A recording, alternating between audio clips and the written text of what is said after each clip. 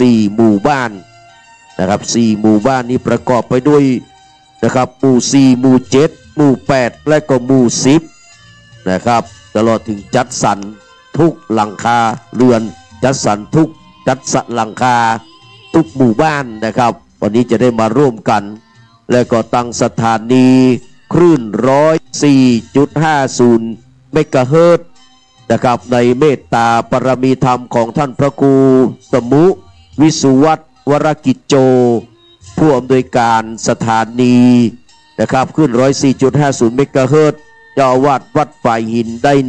ส่งทีมงานเจ้าหน้าที่พระภิกษุสามเณรนะครับได้มาทำการไลฟ์สดถ่ายทอดสดทั้งวันนะครับดังนั้นก็ขอเรียนเชิญเนอะในช่วงกลางคืนก็จะมีมหรสพตุยนะครับ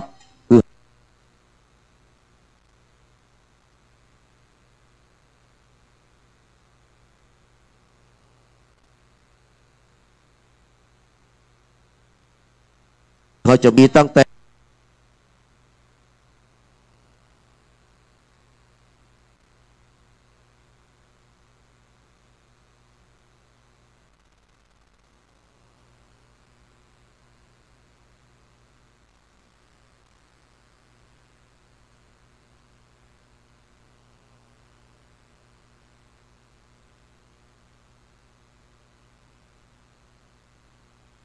วันนี้รักครั้งนี่ก็โอ้ยนะครับเป็นเนติแบบแผนนะครับด้วยความพร้อมเพรียงด้วยการกินใหญ่ตาลหลวงนี่คือแบบฉบับนะครับที่ครูบานะครับครูบาเลิศนะครับท่านพระครูโอภาสมงคลกิจอีกครับโอภาสนอกวิหารกิจหลวงพ่อเลิศเนี่ยนะครับอาสโพเนี่ยเพิ่นได้สร้างเป็นเนติเป็นแบบแผนที่ดีคือท่านพระครูสถิตุราธรรวมทั้งท่านพระครูปรกิติพงศ์กิติโสพโน2-4 พี่น้องพร้อมกับพระสงฆ์องค์เนนและศรัทธาวัดสันขยอมได้ปฏิบัติกันมาด้วยดีมาตลอดในช่วงหลายปีที่ผ่านมาหลังจากที่หลวงพ่อได้มรณภาพไปแล้วแต่คุณงามความดีปรมีธรรมที่หลวงพ่อได้สร้างไว้นะครับยังประทับตาตรึงใจของหมู่เฮาท่านทั้งหลายป้ายอาคารวันนี้จึงได้ชื่อว่าอาสภะมหาเถรานุสรณ์กตัญญูอาจาริยบูชาคุณคือได้บูชาคุณของอาจารย์นะครับได้รู้ความกตัญญูรู้คุณนะครับของอาสภะมหาเถรานุสรณ์บุญเลิศอาสโพเนี่ยนะครับนับว่าผู้เฮาท่านทั้งหลายนะครับได้สร้างสมคุณงามความดีได้ระลึกถึงบารมีธรรมของหลวงพ่อบุญเลิศนะครับที่ได้สร้างเอามานะครับก็จะบ่มีวันลืมเลือนจากหัวจิตหัวใจนะครับของพี่น้องศรัทธาจนถึงลูกศิษย์ลูกหาของท่านพระคุณเจ้านะครับวันนี้ก็เป็นวันที่เราจะได้นะครับชื่นชมโสมนัสโปธนาสาธุการในบุญกุศลอันไพศาลที่หมู่เฮาได้กตธิการมาในช่วงหลายวันที่ผ่านมาตั้งแต่12 กุมภาเป็นต้นมาหลังที่เขาได้ตานจ่อตานตุงอย่างเรียบร้อยแล้วนะครับเขาก็เริ่มดำเนินการมาอาจจะย้างเป็นช่วงในวันที่22 23ได้ทำพิธีทักษิณาแล้วก็พุทธาพิเศษเสกซ่อมย้อมยศยอยื่นถวายไว้เป็นสมบัติของพระพุทธศาสนาเรียบร้อยแล้ววันนี้จะได้มาเฉลิมฉลองเปิดป้ายประกาศให้คนทั้งหลายได้รับทราบว่าบัดนี้นะครับอาคารหรือว่าศาลาปฏิบัติธรรมอาสภะมหาเถรานุสรณ์กตัญญูอาจาริยบูชาคุณได้สำเร็จเสร็จสิ้นเป็นที่เรียบร้อยได้กราบอาราธนาพระสงฆ์องค์เจ้าเป็นพระราชาคณะจันธรรมตามรายชื่อนี่ก็มีตั้งแต่พระเดชพระคุณพระธรรมเสนาบดีนะครับรองเจ้าคณะภาค7เจ้าอาวาสวัดพระธาตุโดยสุเทพราชวรวิหารนะครับมาเป็นประธานสงฆ์นะครับพระเทพ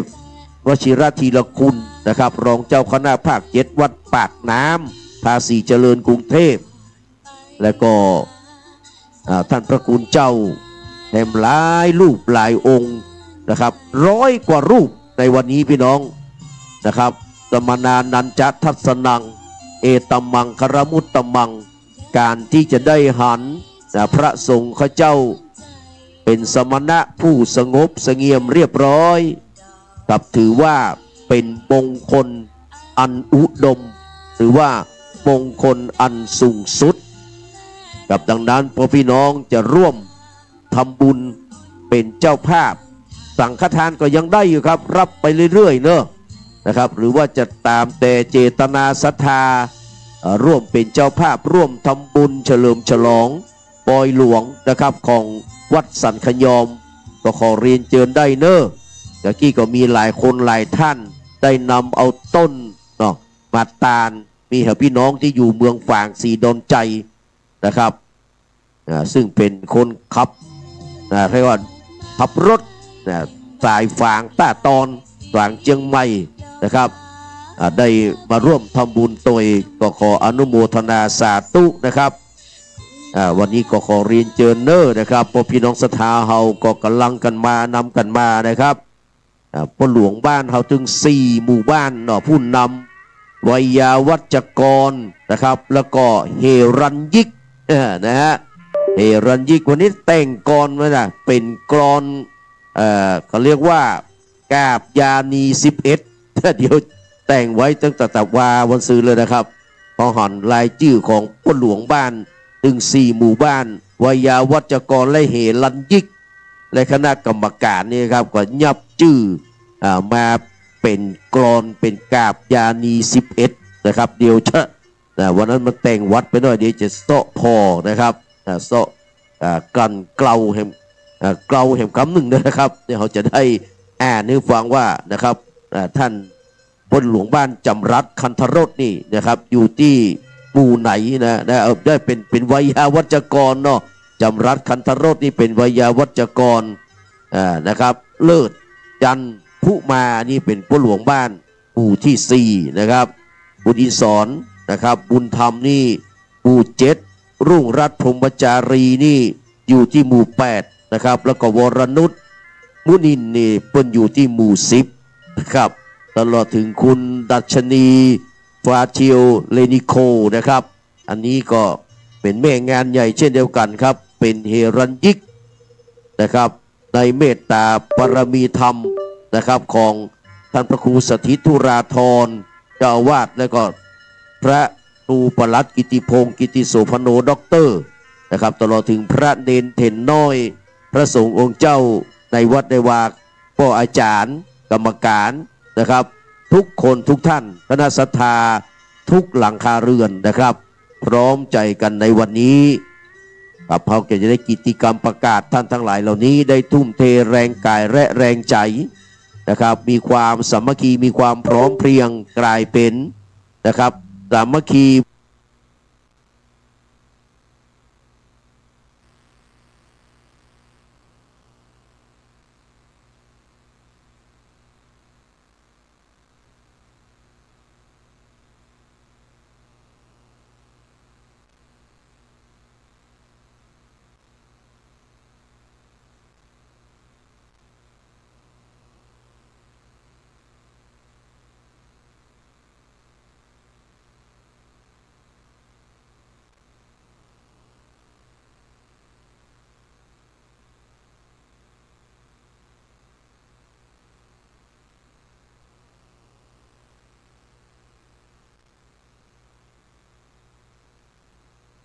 วุฒิสาธิกาความพร้อมเวลาบ่าย2ก่อนเวลาบ่าย2นะครับเวลาบ่าย3ก็จะได้พร้อมเพรียงเรียงหน้าคือการต้อนรับประธานในพิธีซึ่งเป็นราชนิกุลนะครับนี่ก็เป็นความโชคดีของหมู่เฮาท่านทั้งหลายเนี่ยท่านที่จะได้มารับพระนะครับพระที่เฮาได้จัดเตรียมมาไว้ที่ทุกคนพร้อมใจกันเป็นเจ้าภาพนะครับก็ขอเรียนเชิญเนอะถึง30-40 กว่าท่านนะครับ วันนั้นที่เหลือ5นั้นน่าจะเต็มไปแล้วเนาะนะครับเพราะว่าพี่น้องศรัทธาวัดสันขยอมนี่โอ้นะครับอย่างดีๆมานี่นะครับเปิ้นบัลละเปิ้นบัดทิ้งนะครับพร้อมกันเป็นเจ้าภาพในทันทีและเจ้าภาพสังฆทานนะครับที่มาได้ถวายในวันที่22 23ยังตกค้างอยู่วันนี้ก็จะได้เข้ามาถวายพระสงฆ์ถึง100 กว่ารูปนะครับอันนั้นเปิ้นบอกว่านะครับที่สุดของลาภคือการบ่มีโรคที่สุดของโชคคือความสันโดษประขาดที่สุดของญาติก็คือความคุ้นเคยนะครับเขาครุกที่สุดของสุขก็คือพระนิพพาน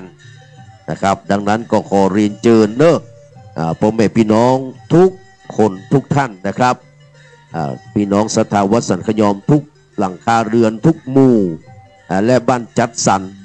ทุกที่นะครับที่อยู่ใกล้ๆบริเวณนี้นะครับก็ขอเรียนเชิญเนอะเมื่อเจ้าเขาก็มาช่วยกันตกแต่งดาจัดสถานที่คือมันเข้าที่เขาทางซึ่งก็จัดไว้แล้วครับประมาณ 85% ละเหลือแหม 15% เป็นการประดับตกแต่งนะครับคือมันเหมาะสมคือมันงดงามยิ่งขึ้นไปนะครับดังนั้นก็ขอเรียนเชิญแบบนี้เป็นการลองไม้นะครับลองทุกไม้แล้วครับโอเคใจได้เลยต้องกราบนมัสการขอบพระคุณไปยังนะครับสถานีวิทยุนะครับพุทธศาสนานะครับศิลปะวัฒนธรรมนะครับและการศึกษานะครับคลื่นฝ่ายหิน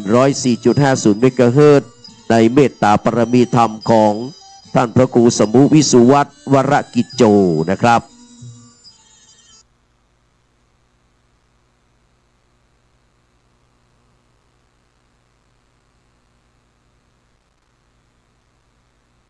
ได้น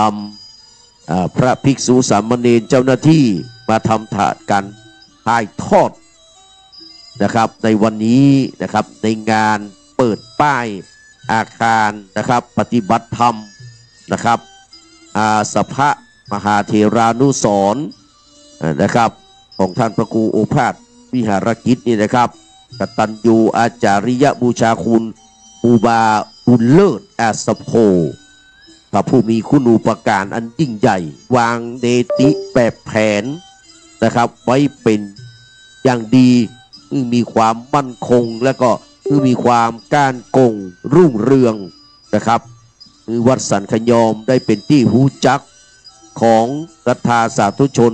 ทั้งหลายและเป็นที่กราบไหว้บูชา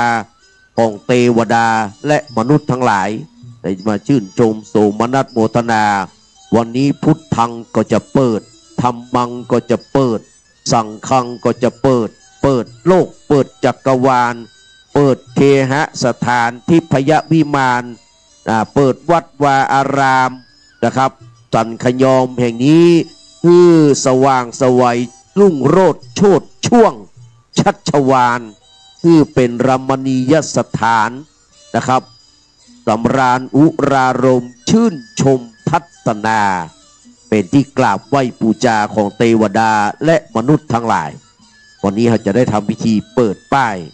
พระสงฆ์องค์เจ้าก็เป็นพระราชาคณะนะครับคนที่จะมาเป็นประธานในพิธีก็เป็นราชนิกุลนับว่าเป็นมหามงคลเป็นมหาบุญที่พร้อมแล้วนะครับสำหรับวันนี้ก็เรียนเชิญบรรดาพี่น้องศรัทธาสาธุชนแล้วก็เป็นวันดีเป็นวันครูเนี่ยเขาเชิดชูอาจาริยะก็คือครูนี่แหละครับนะครับครูคนแรกก็เปิ้นฮ้องเป็นพ่อเป็นแม่นะครับเปิ้นว่า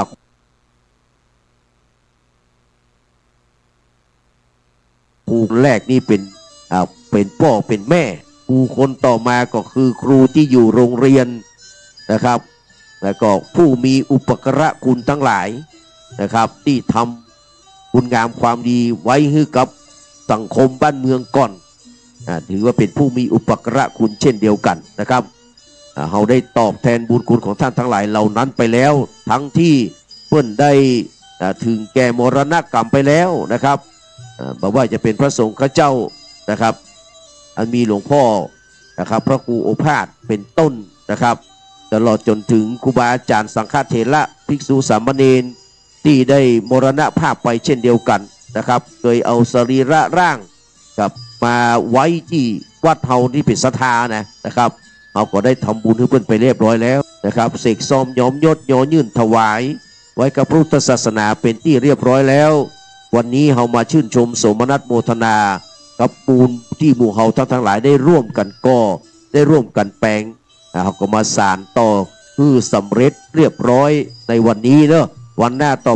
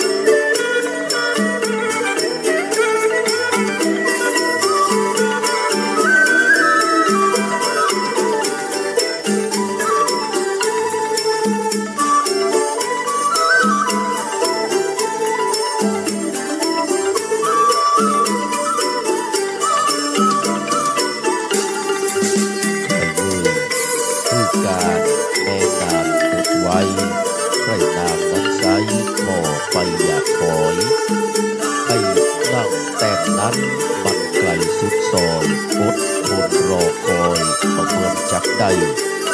เปลี่ยนยะเปลี่ยนทำลำบากแต่ใส่ก้อยก็ลอยไปเอื้อน้อยสิ่งที่เฮาหวังก็จักเรียบร้อยได้นับจากน้อยเพิ่มพูนสิ่งที่หวังไว้เริ่มต้นจากศูนย์จักทวีคุณมีก้ามากกว่าแต้นคำสีเหลืองจักมาเคียงข้างเขาจัดแต่งวางไว้ฮับเพราะความอดทนมีผลมากนับสำหรับสิ่งที่รอคอยเมื่อทำอย่างแล้วก้าวหน้าอย่าถอยเหมือนเบี่ยงขึ้นดอยเฮียน้อยเต็มหน้าเฮียน้อยเต็มหน้ากับไวสาปุญญาบารมีเมตตาธรรมในท่านพระครูสถิตธุราธรกับเจ้าวาดวัดสันขยอมพร้อมด้วยท่านพระครูปรัตน์กิติพงศ์กิติโสพโนด็อกเตอร์ผู้ช่วยเจ้าวาดในการุการเจ้าคณะตำบลสันทรายน้อยนะครับและก็ขอนะครับกราบสวัสดีกับพ่อพี่น้องคณะศรัทธาสาธุชนทุกคนทุกท่านนะครับทั้งที่อยู่ในวัดสันขยอมแห่งนี้พี่น้องถึง4 หมู่บ้านพร้อมกับบ้านจันสันตลอดถึงนะครับกราบสวัสดีกับบรรดาพ่อพี่น้องศรัทธาสาธุชนทั้งหลายที่ได้รับฟังจากทางคลื่น 104.50 เมกะเฮิรตซ์คลื่นวัดฝ่ายหินเมตตาปรมีธรรมในท่านพระครูสมุวิสุวัฒน์วรกิจโจผู้อำนวยการสถานีและเจ้าวาดวัดฝ่ายหินนะครับ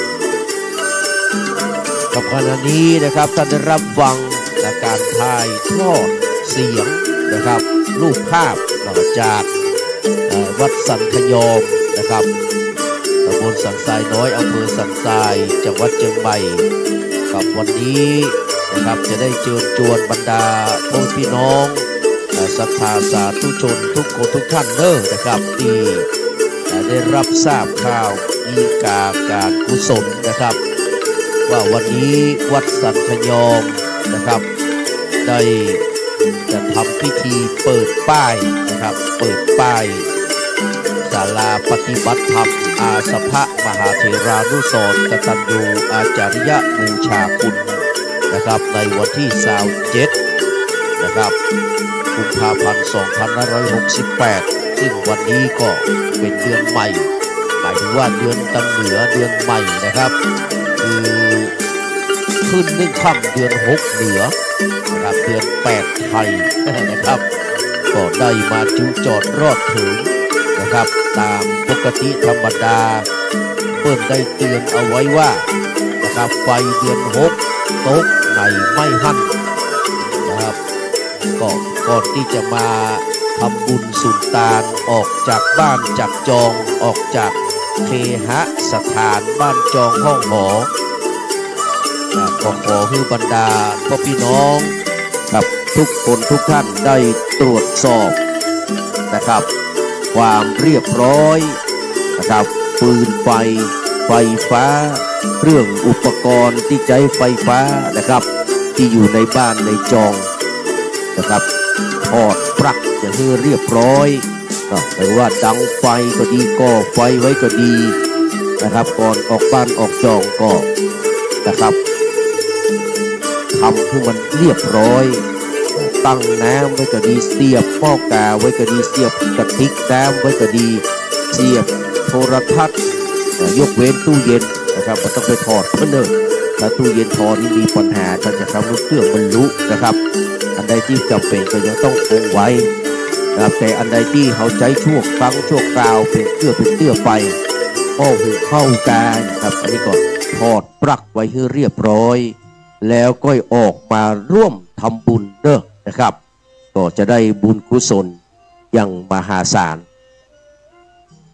แต่วันนี้เป็นวันกินวันตาลใหญ่นะครับเราได้ไปกราบรัตนาพระคุณเจ้าตามที่ได้หันในป้ายนะครับป้ายที่หน้าทางเข้าศาลาปฏิบัติธรรมแห่งนี้มีตั้งแต่พระเดชพระคุณหลวงพ่อท่านเจ้าคุณพระธรรมเสนาบดี นะครับหลวงพ่อธงชัยสุวรรณศิรินะครับรองเจ้าคณะภาค7เจ้าอาวาสวัดพระธาตุโดยสุเทพราชวรวิหารเพิ่นถามว่าภาค7นี่มีกี่จังหวัดมี3จังหวัด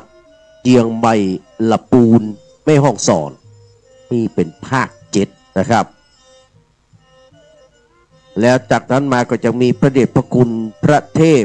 ปริยัตินะครับสะอาดขันติโก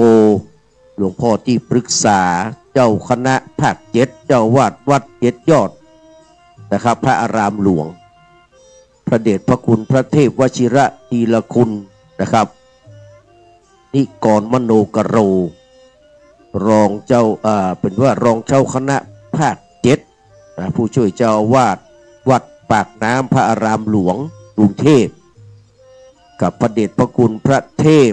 รัตนนายกจำรัดทัตตศิรินะครับเจ้าคณะจังหวัดลำพูนเจ้าวาดวัดพระธาตุหริพูนชัยวรมหาวิหารพระเดชพระคุณพระเทพจิงหวราจารย์ด็อกเตอร์โสพลโสพโนรองเจ้าคณะจังหวัดเชียงใหม่เจ้าวาดวัดพระสิงห์วรมหาวิหารภายในพระมหาเถระนะครับพระราชาคณะทั้ง 4-5 รูปที่ได้ราชทินนามานี้นะครับมีปรริยนธรรม7ประโยค3รูปคือพระเดชพระคุณพระธรรมเสนาบดีนะครับพระเดชพระคุณท่านเจ้าคุณพระเทพปริยัติและพระเดชพระคุณพระเทพรัตนนายก3รูปนี้จบปรริยนธรรม7ประโยคส่วนนะครับพระเดชพระคุณพระเทพวชิระทีละคุณปรริยนธรรม9ประโยคนะครับดังนั้นก็คือ7 9นะครับ9 7เป็นเลขมงคลในครั้งนี้กับเวลา 15 นาฬิกาหรือว่าบ่าย 3 โมงก็จะได้ทำพิธีเจริญพระพุทธมนต์และก็ทำพิธีเปิดป้ายโดยได้รับเกียรตินะครับจากนะครับด็อกเตอร์หม่อมหลวงสรารีนะครับกิติยากรจะมาเป็นประธานในพิธีในวันนี้ครับเวลาพระสงฆ์ที่จะมาพร้อมกันนั้นก็คือก่อนเวลา 14 นาฬิกาก่อนบ่าย 2เพราะว่าพระสงฆ์องค์เจ้าจำนวน100 กว่ารูปนะครับปัจจัยของน้อยเขาก็จัดสถานที่ไว้ถวายการต้อนรับสมนะครับแล้วก็ท่านพระคุณเจ้าพระสงฆ์ทรงสมณศักดิ์กับเจ้าคณะพระสังฆาธิการทั้งหลายจัดไว้อยู่3ที่ด้วยกันกับที่กับพื้นศาลาปฏิบัติธรรมอาสภะมหาเถรานุสรณ์แห่งนี้จุด1นะครับแล้วก็ที่หน้าศาลานะครับทางด้านนู้นนะครับแห่งที่1นะครับดังนั้นก็เวลาพระสงฆ์ข้าเจ้ามาศรัทธาสาธุชนมหาทลายก็ถวายการต้อนรับกับพายุพเนกอย่างต่างๆในก็นะครับได้มาทำหน้าที่ของตัวเก่าเนอะนะครับก็ขอขอบคุณอนุโมทนากับศรัทธาสาธุชนทุกคนทุกท่านนะครับที่ได้พร้อมใจกันนะครับได้ประกอบได้สร้างนะครับกุศลอันยิ่งใหญ่กับจนสำเร็จรุ่ร่วงมาถึงเรียกว่าถ้าวันนี้ก็ถือว่าเกินต่างป่ายแล้วนะครับวันนี้ก็เป็นไฮไลท์ของงานแห่งวันหนึ่งนะครับที่เราจะได้ทำพิธีเปิดป้ายอย่างเป็นทางการครับและจากนั้นนะครับก็จะได้ถวายจตุปัจจัยทายธรรมแด่พระสงฆ์องค์ข้าเจ้าที่เราได้กราบอาราธนามานะครับรับทายธรรมรับทายทานในวันนี้ในวันเปิดป้ายพระสงฆ์ถึง100 กว่ารูปนี่ไม่ใช่ธรรมดาแน่นอนนะครับเพราะนั้นเราต้องพร้อมที่จะต้อนรับท่านพระคุณเจ้าทั้งหลายเหล่านี้ นะครับ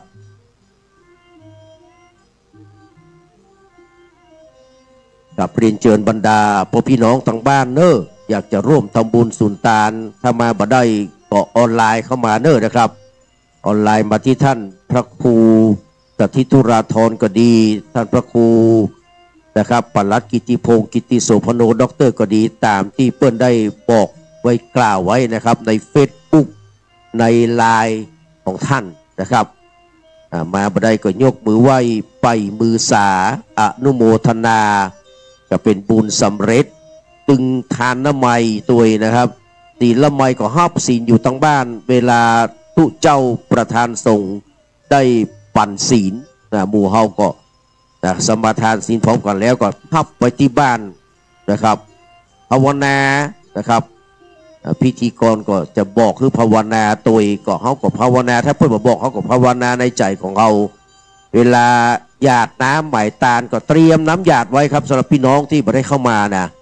ครับเตรียมน้ำหยาดเวลาตู้เจ้าพระนายฮือปอนเขาก็กรวดน้ำหมายตาลนะครับก็จะได้บุญกุศลในบุญกิริยาวัตถุทั้ง3ประการในเบื้องต้นนะครับส่วนที่ท่านบางคนบางท่านฟังอยู่บ่ได้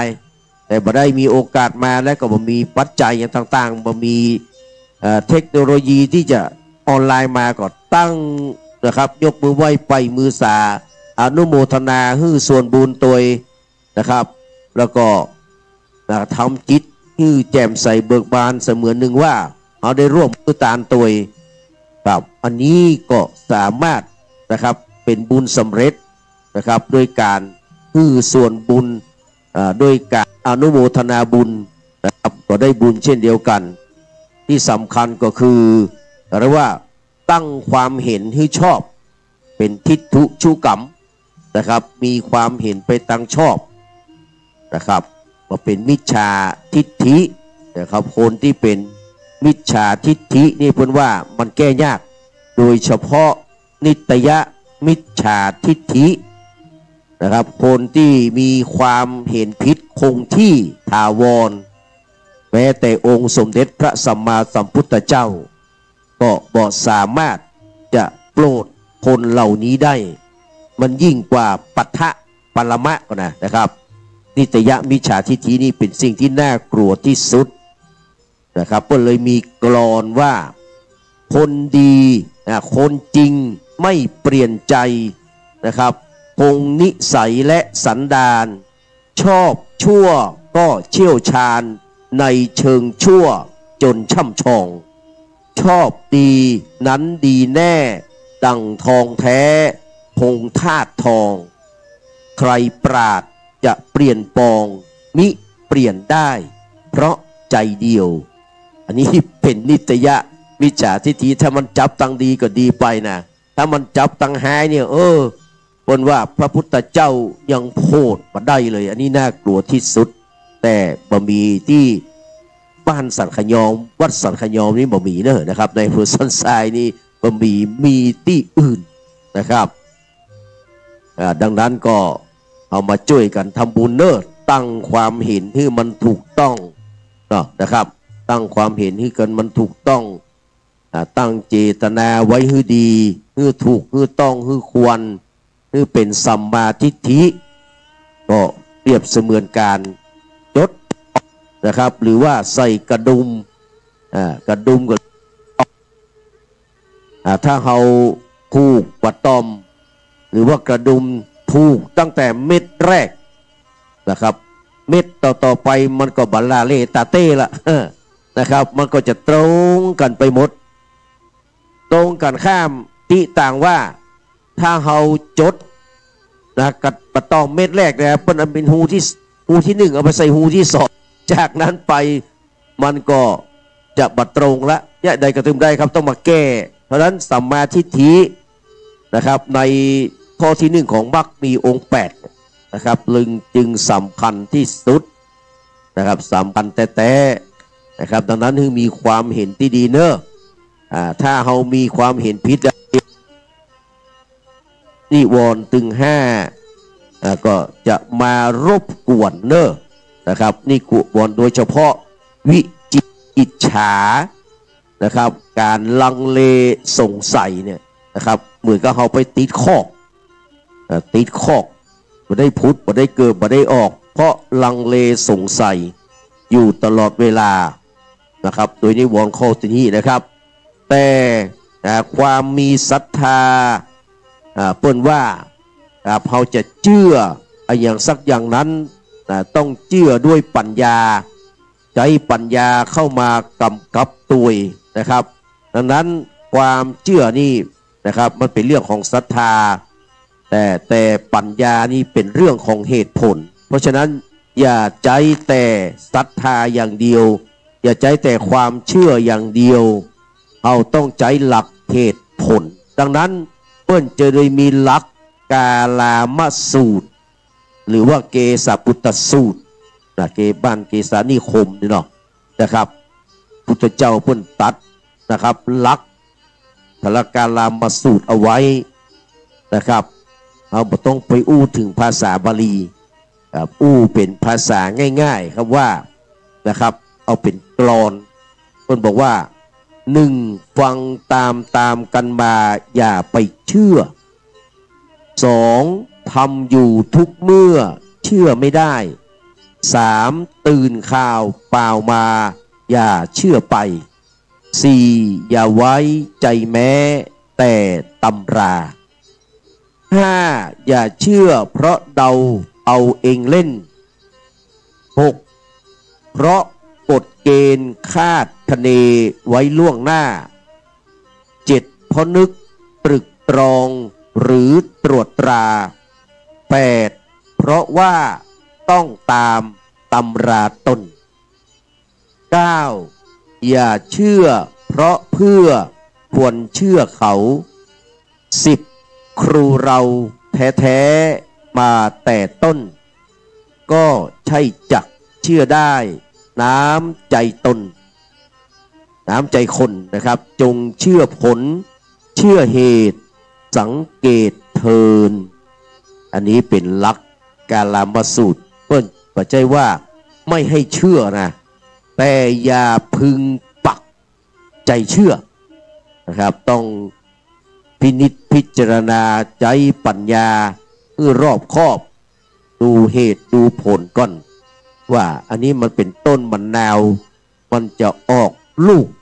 นะครับเป็นมะม่วงนั้นมันเป็นไปบ่ได้อะเนาะนะครับมันผสมเหตุผสมผลนะครับมันพิษลักเปิ้นอันนี้เป็นต้นมะหนุนจะออกลูกเป็นมะโออันนี้ก็บ่ใจแน่นอนนะครับดังนั้นมะหนุนก็จะต้องออกเป็นลูกมะหนุนมันจะเฮียงไปก่อนกามันจะเป็นซาไปก่อนกาอันนี้ก็เป็นไปตามเนื้อไปตามสภาพของมันมะนาวมันก็ต้องออกลูกเป็นมะนาวนะครับแต่บางครั้งอาจจะคล้ายบะกูดเพราะมันเป็นใกล้เคียงกันนะครับอย่างต้นผักเฮือดกับต้นไม้สลีเนี่ยแล้วก็ต้นไฮต้นไทรนะครับมันเป็นประเภทเดียวกันหรอนะครับมันเป็นประเภทเดียวกันนะคือมันพลัดไปออกไปคล้ายๆกันถามว่ากินได้ถึงสองก็ถึงสามก็ความจริงนี่นะครับนอกจากผักเฮือดแล้วเนี่ยนะครับผักต้นไม้สลีนี่ถามว่ากินได้นะครับแต่มันจะจืดกว่าผักเฮือดนะครับผมเคยกินมาแล้วครับเอาต้นอะจ่อที่มันเป็นดอกที่เป็นใบมันนี่ครับนุ่มๆเนี่ยนะครับมันก็เหมือนผักเฮือดทุกอย่างนะครับถ้าเราเอาแกบมันใส่ให้หน่อยมันก็จะส้มนะครับเหมือนกับผักเฮือดนี่แหละคือมันเป็นประเภทเดียวกันนะครับแต่เพื่อนบอกให้กินกันเท่าใดนะฮะถามว่าลำก็พอใจได้เลยนะครับที่ว่าถึงว่าต้นเฮือดต้นผักเฮือดนี่ก็เป็นนึ่งในไม้มงคลนะของการก่อสร้างเมืองเจียงใหม่นพบุรีศรีนครพิงค์เนี่ยครับต้นผักเฮือดนี่ก็เป็นต้นไม้ต้นหนึ่งที่เปิ้นเอาสร้างนะครับสร้างตามหลักชัยมงคลของเมืองเจียงใหม่7 ประการ ทำหันหน้านี่ตั้งแต่เดือนธันวามามกรา ถึงกุมภาเนี่ยผักเฮือดยังอยู่นะผักเฮือดยังอยู่บางที่กำลังปงก็มีนะครับเพราะว่าธันวามกรานี่มันจะเริ่มละใบละใบมันจะละหมดนะครับจะปงขึ้นมาดังนั้นเป็นผักเฮือด1 ใน 7นะครับที่เมืองจังใหม่เพิ่นสร้างมาตามใจมงคล7ประการไทยมงคล7ประการที่เพิ่นสร้างเชียงใหม่เนี่ยก็มีพระธาตุดอยสุเทพหมายถึงว่าดอยสุเทพนะครับดอยสุเทพเป็นสง่าเป็นตระหง่านอยู่ตำบลนะครับและจากนั้นไทยมงคลที่2ก็คือแม่น้ำปิงแม่น้ำระมิงเนี่ยพี่น้องแม่น้ำปิงนั่นแหละนะครับเป็นชัยมงคลข้อที่2นะครับโอ้เวียงพิงคือปิงสุดงามผู้เวียงพิงคือปิงสุดงามนะครับสวยอยู่ไม่เคยเสื่อมทรามถ้างามซึ้งใจบ่วายนะครับเป็นครูเป็นเพลงที่นะครับตังครูซิดโมรากลานเปิ้นแต่งเอาไว้โดยที่เปิ้นมาได้มาที่เชียงใหม่นะครับครูซิดโมรากลานนี่มาได้มาที่เชียงใหม่แต่ใจจินตนาการในการแต่งเพลงนิราศเพียงนะครับเพื่อทูลทองใจนะครับนักร้องเพียรเสียงทองคำพระราชทานคนที่2นะครับร้องนะครับคือคนที่1นี่คือนะครับครูสมยศทัศนพันธ์ครับทูลทองใจเป็นคนที่2นะครับนิราศเวียงพิงนะครับก็เลยแต่งมาตามจินตนาการของครูซิดโบราการซึ่งก็ตรงนะครับที่มีอยู่ในเชียงใหม่ของเขาก็ถือว่าแม่น้ำปิงนะครับเป็นชัยมงคลที่2ทัดนั้นมาก็ยังมีแม่น้ำแม่ข่าอันนั้นสมัยตะก่อนสมัยนี้บัตตาเนี่ยสมัยตะก่อนแม่น้ำแม่ข่าที่ไหลมาจากดอยสุเทพเนี่ยพี่น้องใส่ก็ไม่ใช่เหมือนสมัยนี้นะครับเพื่อก็เลยเอาเป็นชัยมงคลนะครับที่3จากนั้นมาก็จะมีหนองบัวงามขนาดข้าสมัยแต่ก่อนน่าจะอยู่ตั้งสันทรายนะครับเดี๋ยวนี้ผมเป็นอันนี้หมดแล้วนะครับเพลงของชลินนันทนาครเนี่ยเพิ่นยังแต่งไว้เมื่อร้องไว้เมื่อสัก50 ปีก่อนอะหนองบัวเนี่ยนะครับเป็นจันแมนเป็นอย่างเพิ่นซะอย่างนี้นะครับก็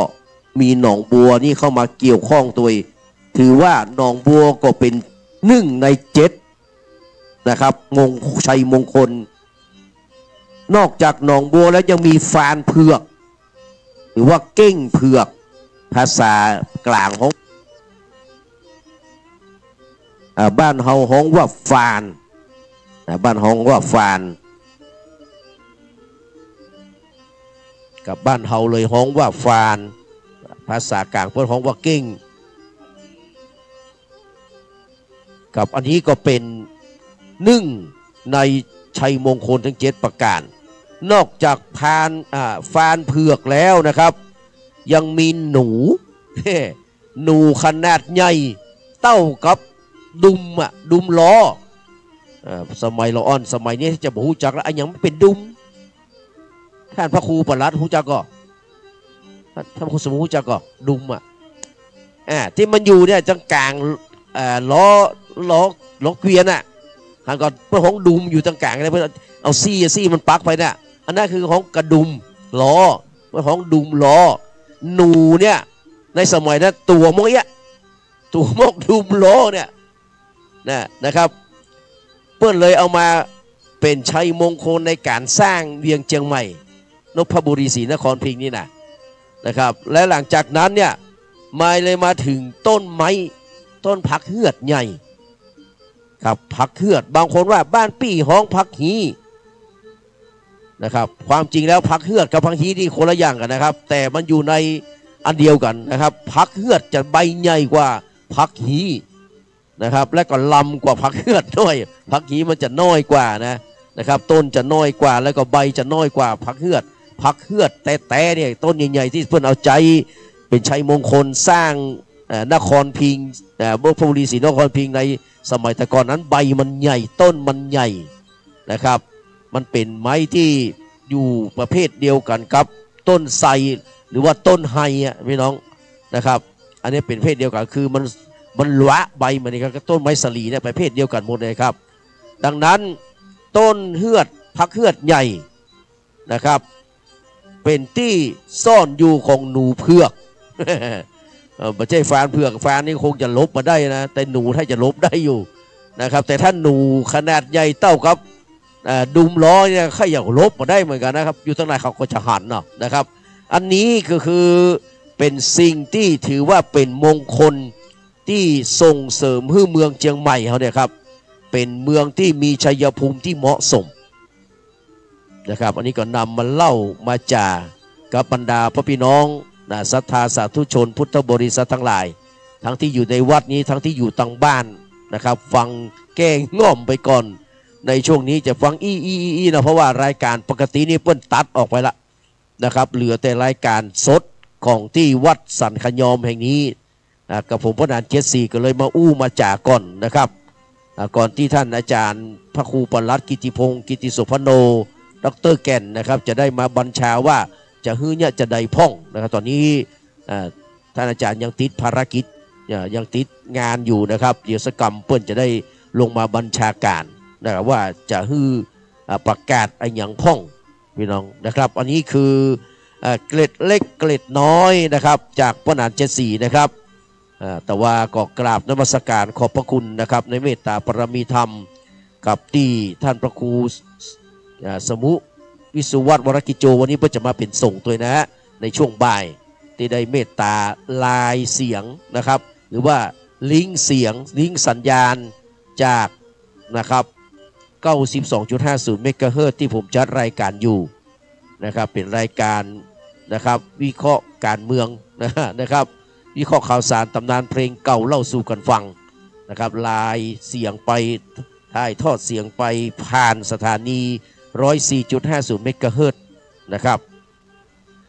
ดังนั้นนะครับก็ขอเชิญชวนบรรดาพ่อพี่น้องนะครับศรัทธาสาธุชนทุกคนทุกท่านเนอะนะครับได้ยินเสียงนี้แล้วนะครับกับไผ่ที่จะมาร่วมทำบุญตัวก็ยังตันนะครับครับเพราะว่าเรามีเวลานะครับในช่วงเวลาตั้งแต่14 นาฬิกาเป็นต้นไปแต่เขาจะประกอบพิธีในช่วง15 นาฬิกาหรือว่าบ่าย 3 โมงนะครับอย่าลืมอย่าพลาดอย่าลืมโอกาสบุญอันดีงามในวันนี้เนอะนะครับก็ถ้าจะทำบุญยังต้องออนไลน์เนี่ยก็มีการออนไลน์มาเรื่อยๆนะครับขอบคุณอนุโมทนาสาธุการกับพี่น้องศรัทธาวัดสันขยอมเฮาทุกหมู่บ้านนะครับและพี่น้องศรัทธาที่นะครับคือการสนับสนุนนะครับในการจัดงานในครั้งนี้นะครับได้ร่วมกินร่วมทานร่วมทำบุญมาตลอดครับเวลาท่านพระครูปลัดกิติพงศ์กิติโสพโนนะครับเปิ้นได้จัดรายการเปิ้นก็จะบอกบุญนะผ่านตั้งคลื่นถึง2คลื่นคลื่น96ตัวของวัดพระธาตุดอยสุเทพนะครับแล้วก็คลื่น 104.50 เมกะเฮิรตซ์ของวัดฝ่ายหินนะครับอันนี้ถือว่าเป็นคุณูปการนะครับกับต่างท่านพระครูปลัดกิติพงศ์นะเพื่อนฝากอนุโมทนาสาธุการนะครับดังนั้นพี่น้องนะครับจะมาร่วมทำบุญก็ขอเรียนเชิญเด้อเนอะนะครับท่านพระคุณเจ้าก็จะได้ปั่นปอนฮือกับบรรดาพระพี่น้องที่มาร่วมทำบุญตอนนี้นี่ 4,000 จันติ๊บจ้างซอชื่อดังนะครับ 4,000 จันติ๊บนี่กำลังฮอตฮิตติดชาตินะครับไปตั้งใดก็แปะ2ท่านนี้เนอะนะครับเปิ้นซอม่วนเสียงก็ม่วนไพเราะสนอโสดนะครับวันนั้นไปแปะที่เวียงชัยวุ่นนะครับเพิ่นก็ไปซอกันไปไก่นะโอ้นะครับดังนั้นวันนี้ก็จะมาซอขับขานตำนานซอคือหมู่เฮาท่านทั้งหลายฟังที่เพิ่นบอกว่าน้อยบดีเป็นผู้จานนานบดีเป็นจังซอนั้นมันมีที่มาที่ไปของมันอยู่นะฮะมีน้อยคนหนึ่งเนี่ยมันซึกออกไปเนาะไปซึกออกไปนะครับก็เป็นก่อนจะเข้าบ้านเข้าจองนี่ก็ไปนอนที่ใต้ต้นไม้ต้นหนึ่งนี่นะครับลำพึงลำพันไอ้อย่างสักอย่างเนี้ยนะครับแล้วก็มีแม่ไม้ไปแปะเข้าใส่ ดังนั้นเนี่ยน้อยเนี่ยเป็นจ้างซอได้นะเพื่อกับลำพึงลำพันซอท่องกันเพื่อนห้องจังซอนะก็อำนวยกำลังพักเพื่อนสองว่าไม่ใช่จ้างซอเพื่อนห้องจังซอนะครับเป็นจังซอนะครับอันนี้พ่ออำนวยกำลังพักเพื่อนเขียนไว้ในหนังสือนะครับเพราะว่าความจริงแล้วมันไม่ใช่จ้างซอเพื่อนห้องจังซอความหมายของเพื่อนเป็นจะได้บ่นะครับเอาก็เสียดายที่พ่อน้อยอำนวยกำลังพักนะครับศิลปินล้านนาผู้ยิ่งใหญ่มาจากนครสวรรค์แล้วก็มาใหญ่ครับที่เชียงใหม่เขาเนี่ยนะครับแล้วก็ไปอยู่ที่เวียงหนองล่องเปิ้นได้ล้มหายตายจากไปเมื่อ 3-4 ปีก่อนนะมาวัดพระสิงห์แล้วก็ปิกไปโอ้บ่ถึงบ้านสกำไปเสียชีวิตประมาณที่กลางต่างเนี่ยบ้านเปิ้นอยู่ที่เวียงหนองล่องสมัยแต่ก่อนนี่นะโอ้ป้าน้อยอำนวยกำลังพักนี่เปิ้นจึงข้าวห่ำกำซอมีมดนะครับมีมดสอนซอตัวนะครับสอนซอตัวกับป้าน้อยป้าอำนวยกำลังพักนี่นะครับเอาก็ยังส่งเสริมว่าลุ้นให้เปิ้นได้เป็นศิลปินแห่งชาติคนเขานี่มันอยู่ที่วาสนาเนาะวาสนาคนที่ว่าอยากจะให้ได้เป็นเนี่ยบางเตื้อเปิ้นกับมาตันได้เป็นจะได้เหตุผลคนใดก็แล้วแต่นะครับอย่างพ่อน้อยอำนวยกำลังพักเนี่ยนะครับเปิ้นเป็นซีลเดียวกับแม่ผมนะครับหูจักมักคุ้นกันเป็นอย่างดีละนะครับแต่ก่อนเปิ้นมีวงดนตรีนะครับไออำนาจเขาเนี่ยก็เป็นลูกบ่าวเปิ้นนะครับแข่งครับวงดนตรีสีสมเพชรแต่ก่อนนี้นะครับโอ้ดังขนาดนะครับแต่ก็อย่างว่านะครับทุกสิ่งทุกอย่างเป็นอนิจจังทุกขังอนัตตากับมันบ่ยั่งบ่ยืนมันมีเกิดขึ้นตั้งอยู่แล้วก็ดับไปถึงแม้จะเป็นสังขารเป็นแค่นามเป็นนามสังขารแต่มันก็มีอันดับไปเป็นธรรมดาครับจากนั้นพ่อน้อยอำนวยเพื่อก็มาเป็นเขาเรียกว่าแต่งข้าวแต่งกรอย่างต่างๆนะครับข้าวพวกนี้สุดยอดคำสอนอย่างต่างๆนะครับมาแล้วพี่น้อยอำนวยกำลังพักนะครับเลยมีชื่อเสียงโด่งดังเกยลงแผ่วสอพุ่นนะครับพ่อน้อยบอกว่าจ้างซอเนี่ยไม่ใช่จ้างซอพูดว่าเดี๋ยว 4,000 ครับจันทิพย์จะได้ที่บายต่อละพี่น้องมันเป็นหน้าที่ของปนาเช็ดสีเป็นหน้าที่ของ 4,000 กับจันทิพย์จะเป็นผู้อธิบายต่อตกลงผู้ของจ้างซอหรือว่าจ้างซอน้อยบัดนี้เป็นผู้จานนานบัดนี้เป็นจ้างซอก็ว่ากันไปนะครับวันนี้เพื่อก็จะมีหลายอย่างนะพี่น้องเนอะการแสดงการประกวดอย่างต่างๆนี่โอ้ม่วนนะครับสังขยอนี่เพิ่นจัดงานแล้วเพิ่นจัดยิ่งใหญ่อลังการได้ยินเขาว่าครูบาฟุกว่านะครับมีหัววัดเข้ามาตาลหัววัดเกือบจะเตี้ยงคืนเพราะว่าโอ้โหนี่ดีแท้ๆนะครับมันมีที่ไหนเนี่ยกับพวกคงจะไปหลายที่หลายตังเนาะก็หันไปตังผ่านกับมาแวะเหียกรรมนะครับขอบคุณท่านพระครูประหลัดนะครับ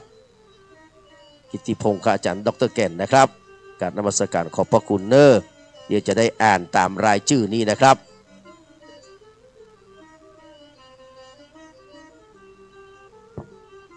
กับขอบพระคุณนะครับตอนนี้ก็จะได้อ่านรายชื่อเนอะท่านที่เป็น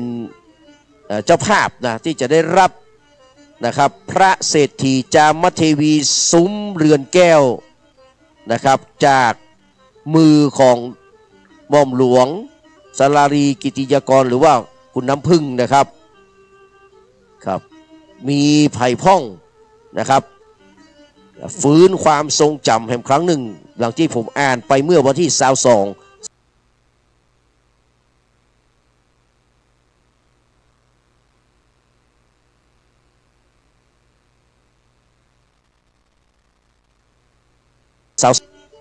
ก็มีคุณอุดพรอุตสาชนะคงถาวรคุณดัชนีฟาเทโอเลนิโคท่านเฮลันยิกนะครับคุณจันฉายชัยมั่นคุณลำดวนคำแสนคุณสุนีแทนกลางคุณสีนวลดวงสร้อยคุณเรือนมูลคันธรสคุณเจริญคันธรสนะครับคุณบุญเพียรจุธาจันทร์คุณสมบูรณ์จิตจันทร์คุณประนอมพรหมสุวรรณดีนะครับ คุณประภัสสรเล็กทำลงคุณสุนันทาชูมณีคุณพินพงษากูลคุณพินชริยานิติประสาทคุณบุษบายศนะครับคุณจรูนสุภมาศมงคลคุณอรพินสุภมาศมงคลคุณวลัยพันธ์โยธาราชคุณเพ็ญจันทร์สุรินแก้วคุณขจรอิริกสันคุณรุ่งอรุณมุนินคุณวรรณากวงคำคุณจตุรพรศรีนวลคุณอรวรรณกรรมใจคุณอรวรรณโยธาราชคุณบัวแก้วกันมใจนะครับคุณอัมพันธ์ดวงสร้อยคุณแสงเดือนโยธาราชคุณยุพินมหานามหม่อมหลวงจริยาสวัสดิ์สุขสวัสดิ์คุณลำจวนมุนินนะครับคุณมลิวันอิริจาคุณพันนีเลื่อนยศคุณจันฟองโยธาราชแม่ครูเหรียญทองจันทีนะครับคุณพิมพันธ์ทองงามคุณนิลุบลโสมิยะคุณกฤษณาพิงขยางกูลคุณยุพินโอทากิคุณวันเพ็ญทรงน้อยคุณปรานอมพุทธาคุณอัมพรอาสากิจท่านผอ.ฉัตรพงศ์บ่อแก้วแม่ไขสือสาแก้วนะครับคุณพิสมัยศรีดาวเรืองคุณแม่คำออนชัยวันคุณอรพินธรรมชัยคุณไข่แก้วศรีวิชัยคุณเรนูสมหวังคุณปิยะธิดาตียาพรคุณดวงจันทร์ดวงดีคุณพันธิพาอิ่มใจและคุณประภัยชัยวงศ์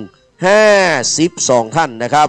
เตรียมตัวไว้แต่งกายให้เรียบร้อยนะครับมารับพระเศรษฐีจามเทวีซุ้มเรือนแก้วนะครับจากมือนะครับของดร.หม่อมหลวงสรารีกิติยากรนะครับ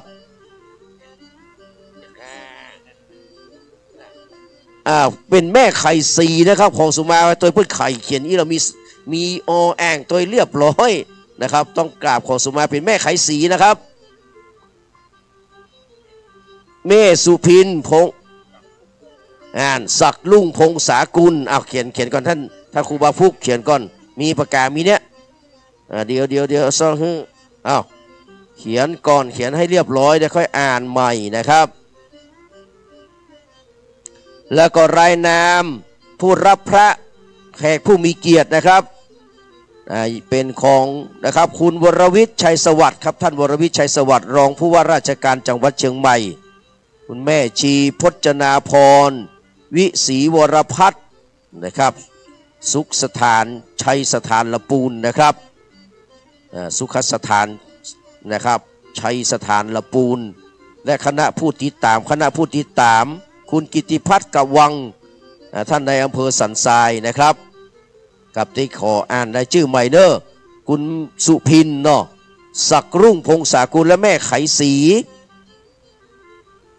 นะครับแม่ไขศรีเนอะสะแก้วไม่ใช่แม่ไขสือนะครับสมัยเนอะเพื่อเขียนอย่างอี้แต่เลยนะครับตามรายชื่อนี้นะครับแล้วก็คุณวิชานนท์เกษตรอันนี้มานะครับสมาชิกสภาจังหวัดเชียงใหม่เนาะคณะผู้ติดตามคุณอารีท่านผอ.อารีปัญจันนะครับผู้อำนวยการสำนักงานพระพุทธศาสนาจังหวัดเชียงใหม่คุณพิชิตชัยเกลิดคูนะครับเกลิดดูเนาะวัฒนธรรมจังหวัดเชียงใหม่นะครับคณะผู้ติดตามพันตำรวจเอกสัมพันธ์สิริมาผู้กำกับการสถานีตำรวจภูธรสันทรายท่านพันตำรวจโทธเนศวิบูลย์เกียรติครับรองผู้กำกับการสถานีตำรวจภูธรสันทรายนะครับแล้วก็มีคณะผู้ติดตาม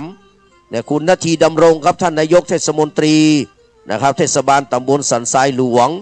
คุณสวัสดิ์โกชุมนายกเทศมนตรีเทศบาลสันนาเมงขวนฤทัยสังสมบูรณ์ผู้ติดตามแม่ชีศรีไพรบุตรสาริศนะครับผู้ติดตามแม่ชีคุณชัชวรรณเล็กทำลงครับนายกเทศมนตรีเทศบาลตำบลหนองจอมคุณประภัสสร เล็กทำลงที่ปรึกษานายกเทศมนตรีเทศบาลตำบลหนองจอมคุณมะยุราตุนแก้วนะครับอดีตนะครับสมาชิกสภาจังหวัดเชียงใหม่นะครับอันนี้เป็นคนบ้านเดียวกับพนัน74นะครับแล้วก็คุณสุนทรีวิศีปัตย์ผู้ติดตามแม่ชีนะครับคุณอิทธิพัฒน์นะครับทองวรันกรกำนันตำบลสันทรายน้อยคุณฉัตรพงษ์บ่อแก้วผู้อำนวยการโรงเรียนวัดสันขยอมคุณพิทยาธาตุอินจันทร์ผู้อำนวยการสกรนะครับอำเภอสันทรายคุณสุนันทาชูมณีผู้อำนวยการโรงพยาบาลส่งเสริมสุขภาพประจำตำบลหรือว่ารพสตสันทรายน้อยคุณเลิศจันทุมาผู้ใหญ่บ้านหมู่ที่4คุณอินสอนบุญธรรมผู้ใหญ่บ้านหมู่ที่7คุณรุ่งรัตน์พรหมจารีนะครับผู้ใหญ่บ้านหมู่ที่8จากนั้นก็ยังมีนะครับคุณวรนุชมุนินนะไม่หลวงบ้านนะครับหมู่ที่10คุณนิตยาพงพิกุลนะครับผู้รับใบอนุญาตและผู้อำนวยการโรงเรียนพงพิกุลเชียงใหม่คุณพิมพันธ์ทองงามผู้รับใบอนุญาตผู้อำนวยการโรงเรียนวีรยาเชียงใหม่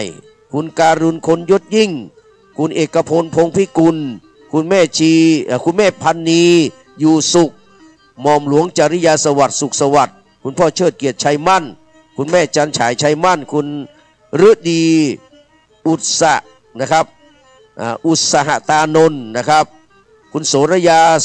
ใสสาคุณไพบุญตรีการจนานันท์คุณเฉลิมพงษ์แสงพันธ์นะครับคุณแดงสุริยาหรือว่าช่างดุลนะครับคุณศรีวันตุ่นแก้วร้อยตำรวจเอกวิชัยฟูปิงคุณจำรัดคันธรสนะครับคุณดัชนีฟราเทลลินิโคอันนี้อ่านไปแล้วนะครับสำหรับชุดที่นี่เนาะชุดนี้นี่อ่านไปเรียบร้อยแล้วนะครับ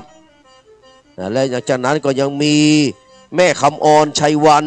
คุณนิรุบลโสมิยะนี่ก็อ่านแล้วนะครับคุณวันเพ็ญสาน้อยคุณประนอมพุทธาคุณจรุตรุพรศรีนวลจตุรพรนะครับพันนีเลื่อนยศรุ่งอรุณมุนินประภัยชัยวงศ์บุญเทียนจุธาจันทร์พรอุษาชนะคงถาวรกฤษณาพิงนะครับพิงขยางกูลยุพินโอทากิรำจวนมุนินจรูนสุภมาศมงคลกุลออนสุภมาศมงคลอรพินธรรมชัยเรือนมูลคันธรสเจริญคันธรสอันนี้ก็อ่านไปแล้วนะครับอัมพรอาสากิจเพ็ญจันทร์สุรินแก้วลำดวนคำแสนสุนีแทนกลางบุษบายศนี่ก็อ่านไปแล้วครับบัวแก้วกันมาใจก็อ่านไปแล้วอรวรรณโยธาราชเรนูสมหวังนะครับวลัยพันธ์โยธาราชสมบูรณ์จิตจันทร์พินชริยานิติประสาทนี่ก็อ่านแล้วครับพิสมัยสีดาวเรืองคำมูลแสนคำสีนวลดวงสร้อยอัมพันธ์ดวงสร้อยนะครับจันฟองโยธาราชก็อ่านไปแล้วครับนิกรทุงยูแสงจันบุญธรรมพันเทพจีนาธีระโรจน์นะครับอันนี้ก็รายชื่อนะครับของท่านนะครับที่จะเข้านะครับรับพระของขวัญนะครับจามเทวีเศรษฐีจามเทวีซุ้มเรือนแก้วนะครับสำหรับนะครับกำหนดการนะครับในวันนี้นะครับกำหนดการพิธีเปิดป้ายอาคารศาลาปฏิบัติธรรมอาสภามหาเถรานุสรณ์กตัญญูอาจาริยบูชาคุณนะครับวันพฤหัสบดีที่27กุมภาพันธ์2568เวลา 15:00 นาฬิกาวัดสันขยอมอำเภอสันทรายน้อยตำบลสันทรายน้อยอำเภอสันทรายจังหวัดเชียงใหม่นะครับตามกำหนดการครับเวลา 15:00 นาฬิกาดร.หม่อมหลวงสรารีกิติยากรพร้อมคู่สมรสนะครับพร้อมคู่สมรสนะครับจะได้เดินทางมานะครับจะได้เดินทางมาถึงที่วัดสันขยอมข้าราชการประชาชนคณะกรรมการวัดคือการต้อนรับจากนั้นก็เข้าไปยังวิหารไม้สักทองทรงล้านนากราบสักการะพระประธาน แล้วก็จะได้ออกจากวิหารไม้สักทองรับชมการแสดง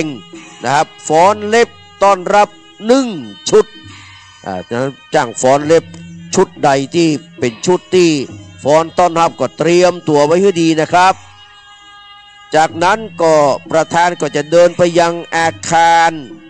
ศาลาปฏิบัติธรรมเข้าสู่พิธีครับจะได้มีการจุดธูปเทียนบูชาพระรัตนตรัย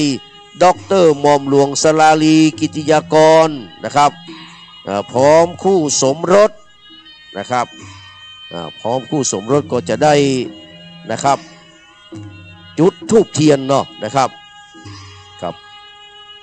แล้วก็มีคุณวุฒิศักดิ์รัตนสุวรรณที่ปรึกษารองนายกรัฐมนตรี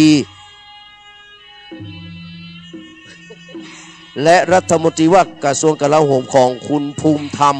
เวชยชัยนะครับอันนี้คุณวุฒิศักดิ์กุยกมาตุยนะครับจากนั้นประธานจะได้เปิดกรวยถวายราชสักการะที่พระบรมฉายาลักษณ์นะครับพระบาทสมเด็จพระปรเมนทรรามาธิบดีศรีสินมหาวชิราลงกรณ์มหิศรภูมิพลราชวรางคูลกิติสิริสมบูรณ์อดุลยเดชนะครับสยามินทราธิเบศรราชวรดมบรมนาถบพิตรพระวชิรเกล้าเจ้าอยู่หัวนะครับแล้วก็พระรูปพระเจ้าวรวงศ์เธอพระองค์เจ้าสมสวรีกรมหมื่นสุทธนารีนาถพร้อมด้วยนะครับสมเด็จนะครับพระเจ้าลูกเธอนะครับสมเด็จเจ้าลูกเธอเจ้าฟ้าพัชรกิติยาภานเรนทิราเทพยบดีนะครับกรมหลวงราชสารินีสิริพัฒน์มหาวัชรราชธิดานะครับจากแล้วดร.หม่อมหลวงสรารีกิติยากรพร้อมผู้สมรสคุณวุฒิศักดิ์รัตนสุวรรณที่ปรึกษารองนายกรัฐมนตรีและรัฐมนตรีว่าการกระทรวงกลาโหมภูมิธรรมเวชยชัยจะได้ถวายเครื่องสักการะพระเดชพระคุณพระธรรมเสนาบดีรองเจ้าคณะภาค7เจ้าอาวาสนะครับวัดพระธาตุโดยสุเทพราชวรวิหารรองผู้ว่าราชการจังหวัดเชียงใหม่นะครับจะได้ถวายเครื่องสักการะประธานสงฆ์จากนั้นพิธีกรจะได้นำเข้าสู่การอาราธนาศีลพระภิกษุสงฆ์ฮื้อศีลนะครับประธานนะครับฮื้อศีลเนาะนะครับประธานสงฆ์จะฮื้อศีลเสร็จแล้วพระภิกษุสงฆ์ก็จะเจริญพระพุทธมนต์ประธานออกยังแท่นครองสายนะครับครองสายสูตรเนาะเปิดป้ายอาคารศาลาปฏิบัติธรรมกับพระสงฆ์ทั้งหมดทั้งมวลก็จะได้เจริญชยมงคลคาถาจยันโตนั่นก็ประธานจะได้ปลูกต้นไม้ต้นพยอมนะพี่น้องเนอะต้นพยอมเหมาะกับวัดสันขยอมภาษาเมืองฮ้องขยอมภาษาไทยฮ้องว่าพระยอมนะครับแล้วก็มีต้นพิกุลตุยนะครับประธานจะได้ถวายเครื่องไทยธรรมแด่พระภิกษุสงฆ์จำนวน10 รูปที่นั่งนะครับอาสนะนะครับท่านผู้มีเกียรตินะครับถวายเครื่องไทยธรรมแด่พระสงฆ์จำนวน15 รูปนี่นั่งรับรองเก้าอี้จะได้กรวดน้ำรับพรเป็นเซตพิธีประธานมอบของที่ระลึกแก่ผู้มีจิตศรัทธาสร้างอาคารจำนวน100 รายประธานจะได้กราบลาพระรัตนตรัยกราบลาประธานสงฆ์นะครับและพระสงฆ์เจ้าอาวาสท่านพระครูสถิตุราธรก็จะมอบของที่ระลึกแด่ประธานจะเข้าห้องพักรับรองอิริยาบถพอได้เวลาอันสมควรแล้วก็จะเดินทางกลับไปยังที่โรงแรมสิริปันนาเจียงใหม่นะครับส่วนการแต่งกายนั้นเพิ่นบอกว่า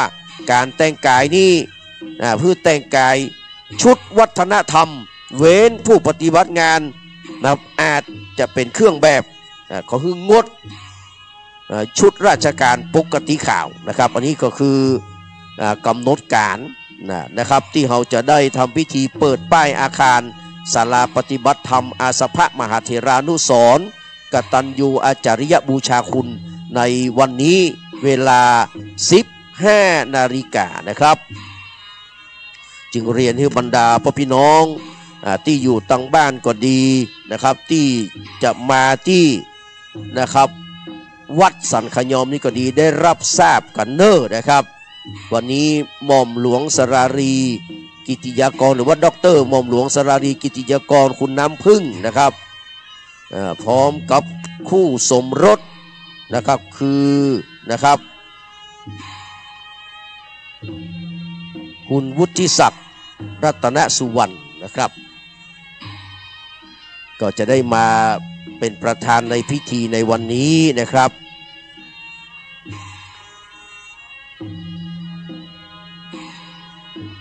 แล้วก็ขอประกาศรายนามนะครับพระสงฆ์องค์เจ้านะครับ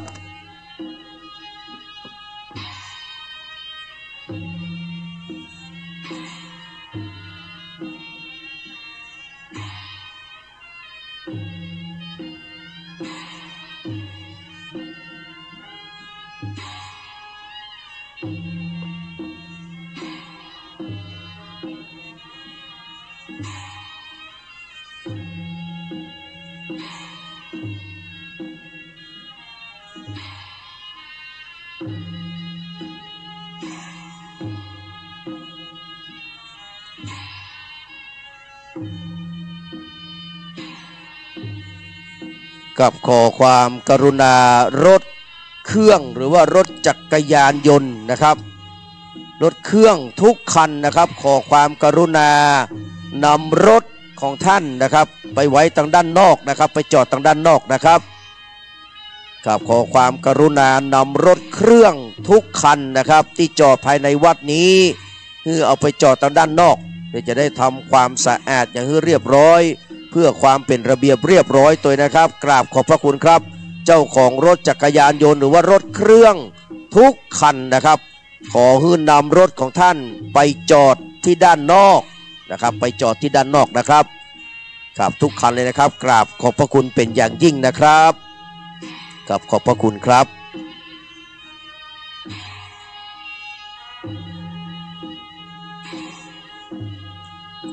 กับวันนี้ขออนุญาตประกาศรายนามของพระสงฆ์ที่จะได้มาเจริญพระพุทธมนต์เจริญชยมงคลคาถารับทายทานงานฉลองสมโภชปล่อยหลวงศาลาปฏิบัติธรรมอาสภะมหาเถรานุสรณ์กตัญญูอาจาริยบูชาคุณและเสนาสนะที่วัดสันขยอมในวันพฤหัสบดีนะครับที่27 เดือนกุมภาพันธ์พุทธศักราช 2568 เวลา 15 นาฬิกานะครับครับขอความกรุณานะครับท่านเจ้าของรถเครื่องหรือว่ารถจักรยานยนต์ทุกคันนะครับนำรถของท่านไปจอดบริเวณด้านนอกนะครับวันนี้ดังในวัดดังบริเวณพิธีเขาขอสงวนไว้ว่าบ่ให้มีรถมาจอดทุกชนิดนะครับครับขอความกรุณาด้วยนะครับขอบพระคุณเป็นอย่างยิ่งนะครับกับสำหรับพระสงฆ์ข้าเจ้านะครับประกอบไปด้วยนะครับพระเดชพระคุณนะครับพระธรรมเสนาบดีรองเจ้าคณะภาค7เจ้าคณะเจ้าอาวาสวัดพระธาตุดอยสุเทพราชวรวิหารพระเดชพระคุณพระเทพปริยัติที่ปรึกษาเจ้าคณะภาค7เจ้าวาดวัด7ยอดพระอารามหลวงพระเดชพระคุณพระเทพสิงหวราจารย์ด็อกเตอร์รองเจ้าคณะจังหวัดเชียงใหม่เจ้าวาดวัดพระสิงห์วรมหาวิหารพระเดชพระคุณพระเทพรัตนานายกเจ้าคณะจังหวัดลำพูนนะครับเจ้าวาดวัดพระธาตุหริพูนชัยวรมหาวิหารนะครับท่านเจ้าคุณพระศรีธรรมโสพลรองเจ้าคณะจังหวัดลำพูนนะครับผู้ช่วยเจ้าวาดวัดพระธาตุหริพูนชัยวรมหาวิหารท่านเจ้าคุณพระศรีศิลปาจารย์ที่ปรึกษาเจ้าคณะภาค7ผู้ช่วยเจ้าวาดวัดพระธาตุสีจอมทองวรวิหารท่านเจ้าคุณพระภาวนาธรรมาภิรัตน์วิปัสสนานะครับเจ้าคณะอำเภอเมืองนะครับเชียงใหม่นะครับเจ้าอาวาสวัดร่ำเปิงตะโปธาราม พระ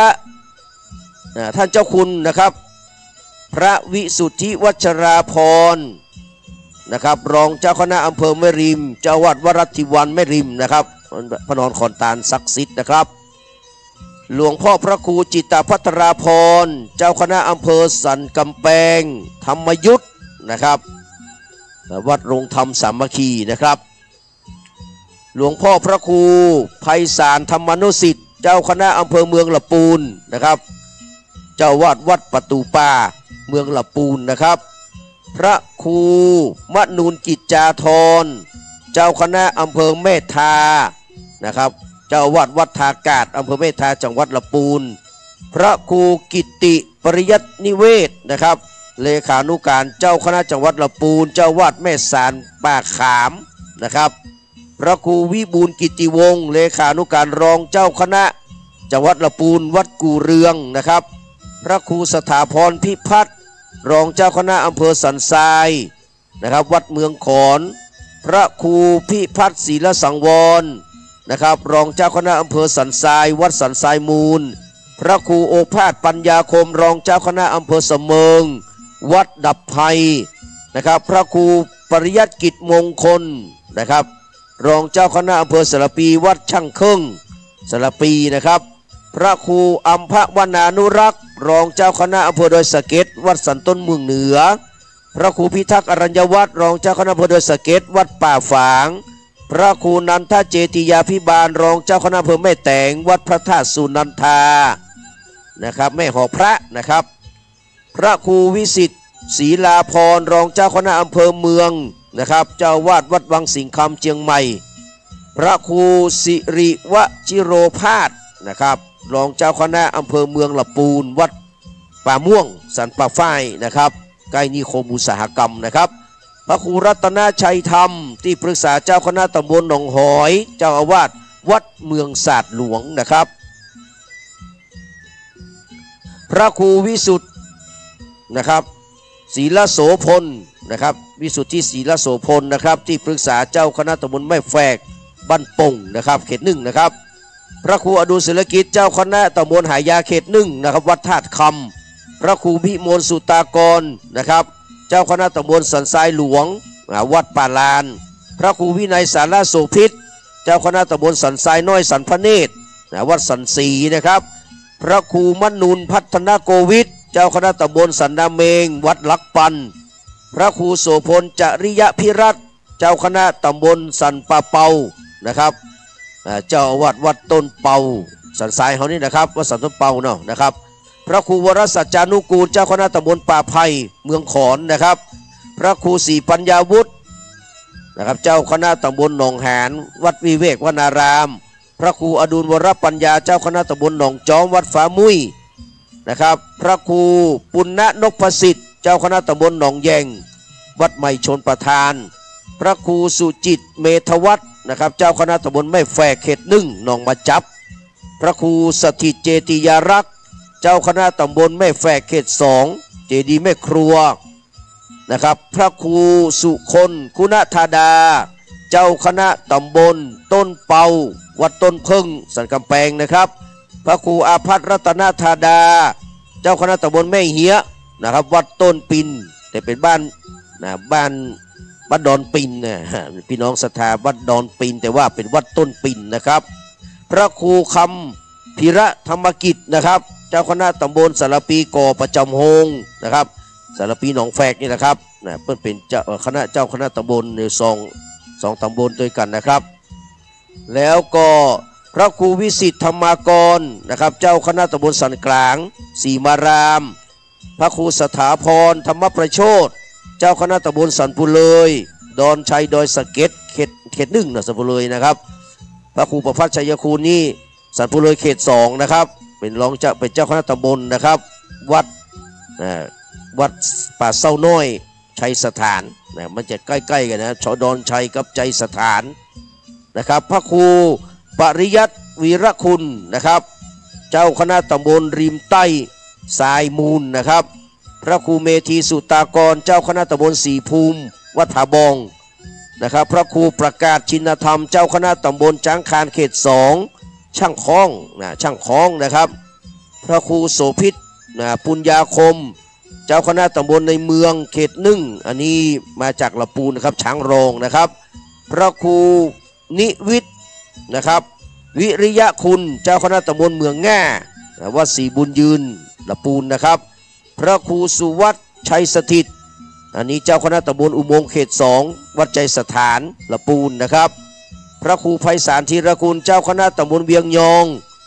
นี่ต้นแก้วเมืองลำพูนนะครับพระครูอนุสรณ์จารุวรรณเจ้าคณะตำบลแม่ฮีนี่มาไก่นะครับแม่ปิงปายนะครับจังหวัดแม่ฮ่องสอนเจ้าที่การประดิษฐ์อาภากโรเจ้าคณะตำบลมะเขือแจ้สีดอนตันนะครับเมืองลำพูนนะครับพระครูไพศาลสุตากรนะครับรองเจ้าคณะตำบลหนองหานทุ่งปากเก็ตนะครับพระครูสุตปัญญาวิทิตรองเจ้าคณะตำบลต้นเป่านะครับอันนี้สันมะฮกฟ้าสันกำแพงนะครับ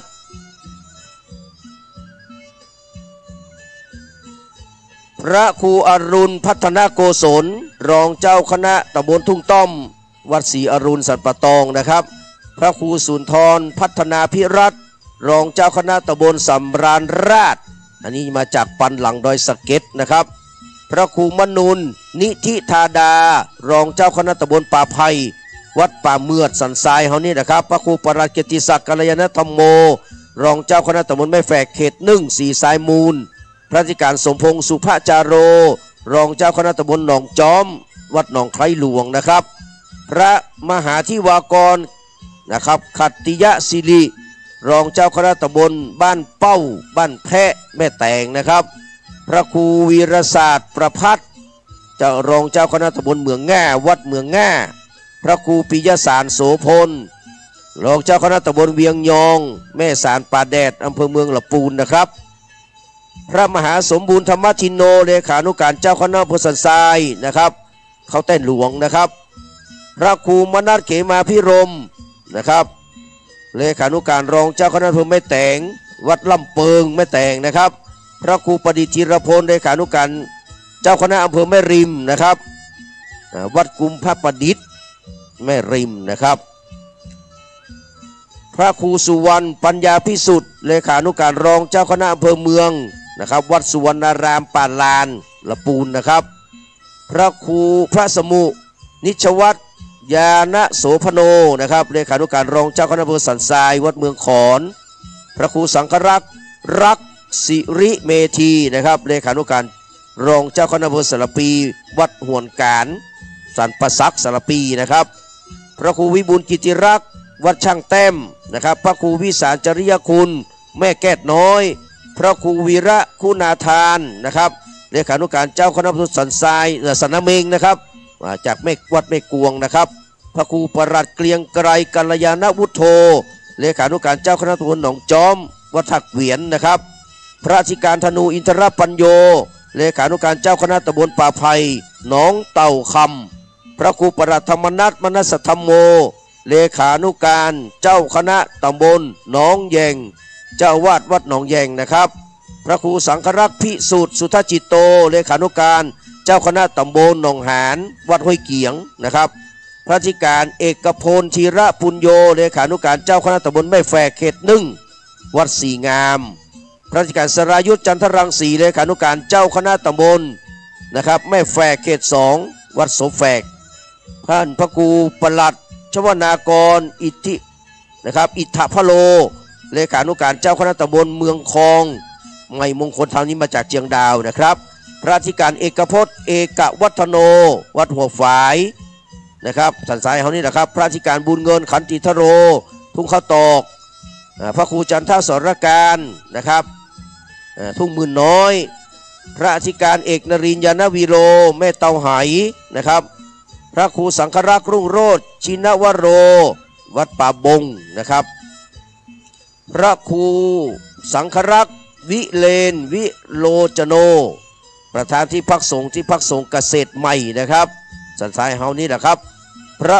อธิการทิศวีระอิทธิวโรสิริมงคลบุญญารามพระวินัยทรกล้าธรรมโชติสิโปทุดงคสถานล้านนานะครับพระอธิการวิเศษสุด วิสุทธสีโลวังขุมเงินพระอมรินทร์ชนะธรรมโมนะครับหรือว่าชวนะธรรมโมนะครับที่ที่ประธานที่พักสงฆ์เนาะที่พักสงฆ์ของดอยม่อนถ้วยนะครับพระครูนิพัฒน์สังวรคุณล้านนาสันนาเมงนะครับพระครูสังวรเขมกิจอันนี้สันหลวงพระธิการประสิทธิ์อภิวัฒโนจากร้องศักดิ์นี่ในสันทรายนะครับแล้วก็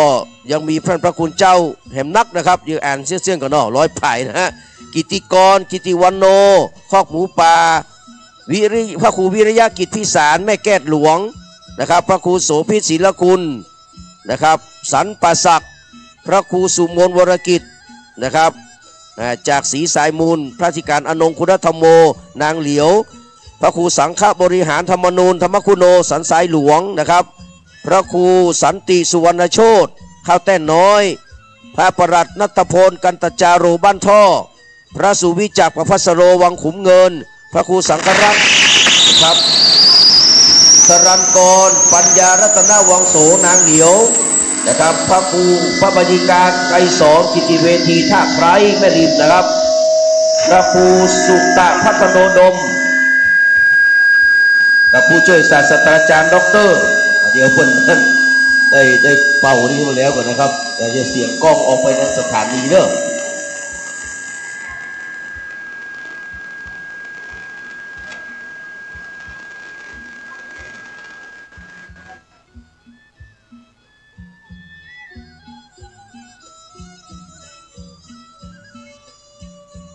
กับท่านพระครู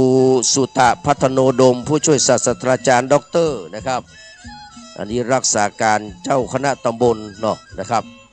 วัดดอนใจแม่ริมนะครับพระครูปิยะอวสวัตปิยารามแม่ริมนะครับพระครูประภัสบวรกิจแม่แอนพระครูสมุดวงสอนทิตธรรมโมเจ้าวาดวัดท่าไคร้พระครูวรคุณพิพัฒน์ดอกแดงโดยสเก็ตนะครับพระครูปรัตนิวัฒน์สิริวัฒโนฉลิมพีวันชิมพรีวันป่างิ้วนะครับโดยสเก็ตพระประหลัดพานรินนะครับภูริยาโนวังทานพระครูธรรมธรสุนัทนะครับมหาปัญโยรัตนปัญญารังสิตนะครับพระอธิการนะครับบารเมศสุพัทโทหนองโค้งอันนี้จากสันกำแพงนะครับพระธิการประดิษฐ์ชินวังโสย่าปายนะครับพระธิการณรงค์วิสุทธสีโลบ่อสร้างพระครูวรธรรมธีรพงศ์โอ้นี่มาไกลครับทูตท่าจำปีเนาะท่าจำปีสันปะตองนะครับลูกศิษย์ครูบาเจ้าดวงดีนะครับพระครูสุทธิชัยทัศน์นะครับชัยทัศน์นะครับม่วงพี่น้องพระครูประหลัดดาวดึงธีรสังวโรบุญนาคสันปะตองนะครับพระสมุมานพอภัสโรบ้านปงพระครูสมุวรชัดสุจิตโตปากเมืองสระปีนะครับพระสมุสุรเดชสุรเตโชรักษาการวัดศรีโพธารามสระปีนะครับพระครูเมธาธรรมประยุทธ์พ่นซ้อยพระมหาสกุลมหาวีโรผู้ช่วยศาสตราจารย์ด็อกเตอร์ผ้าขาวพระมหาวิษณุจารุธรรมโมวัดเจ็ดลินพระครูบดิกากันตพงษ์จันทสโลป่าป้าวในพระครูประหลัดพัฒพงษ์เตชะปุญโยดับภัยนะครับพระสมุกฤษดาประพัสโลปกคกน้อยพระครูสมุวิสุวัตวรกิจโจนะครับเจ้าวาดวัดฝ่ายหินผู้อำนวยการสถานี 104.50 เมกะเฮิรตซ์นะครับพระครูสุจิตวรยานวัดป่าตันพระครูสุวิมลธรรมรักษ์วัดลอยเคราะห์พระครูสุวรรณเจติยคุณกู่คำพระบดีกาสมพรโอภาโสรักษาการเจ้าคณะตำบลวัดเกตนะครับวัดศรีโขงพระธิการอุเทนสุจิตโตวัดป่าคอยเหนือพระสมุสุทธิชาติอจินธรรมโมชัยศรีภูมิพระครูบดีกาธีรพลธรรมวโรเมืองศาสตร์หลวงนะครับพระประหลัดอนุรักษ์สุชีโวสันปะคอยนะครับพระบดีกาชัยวริศนะครับอิทธิวรยาโนอันนี้เวียงชัยคีรีวงศ์ดงปาลันมาจากฝางนะครับพระมหาพิสดารปิยวันโนผู้ช่วยเจ้าวาดวัดพระธาตุธิพุนชัยพระครูโสภิตเจติยานุรักษ์ผู้ช่วยเจ้าวาดวัดนะครับพระธาตุ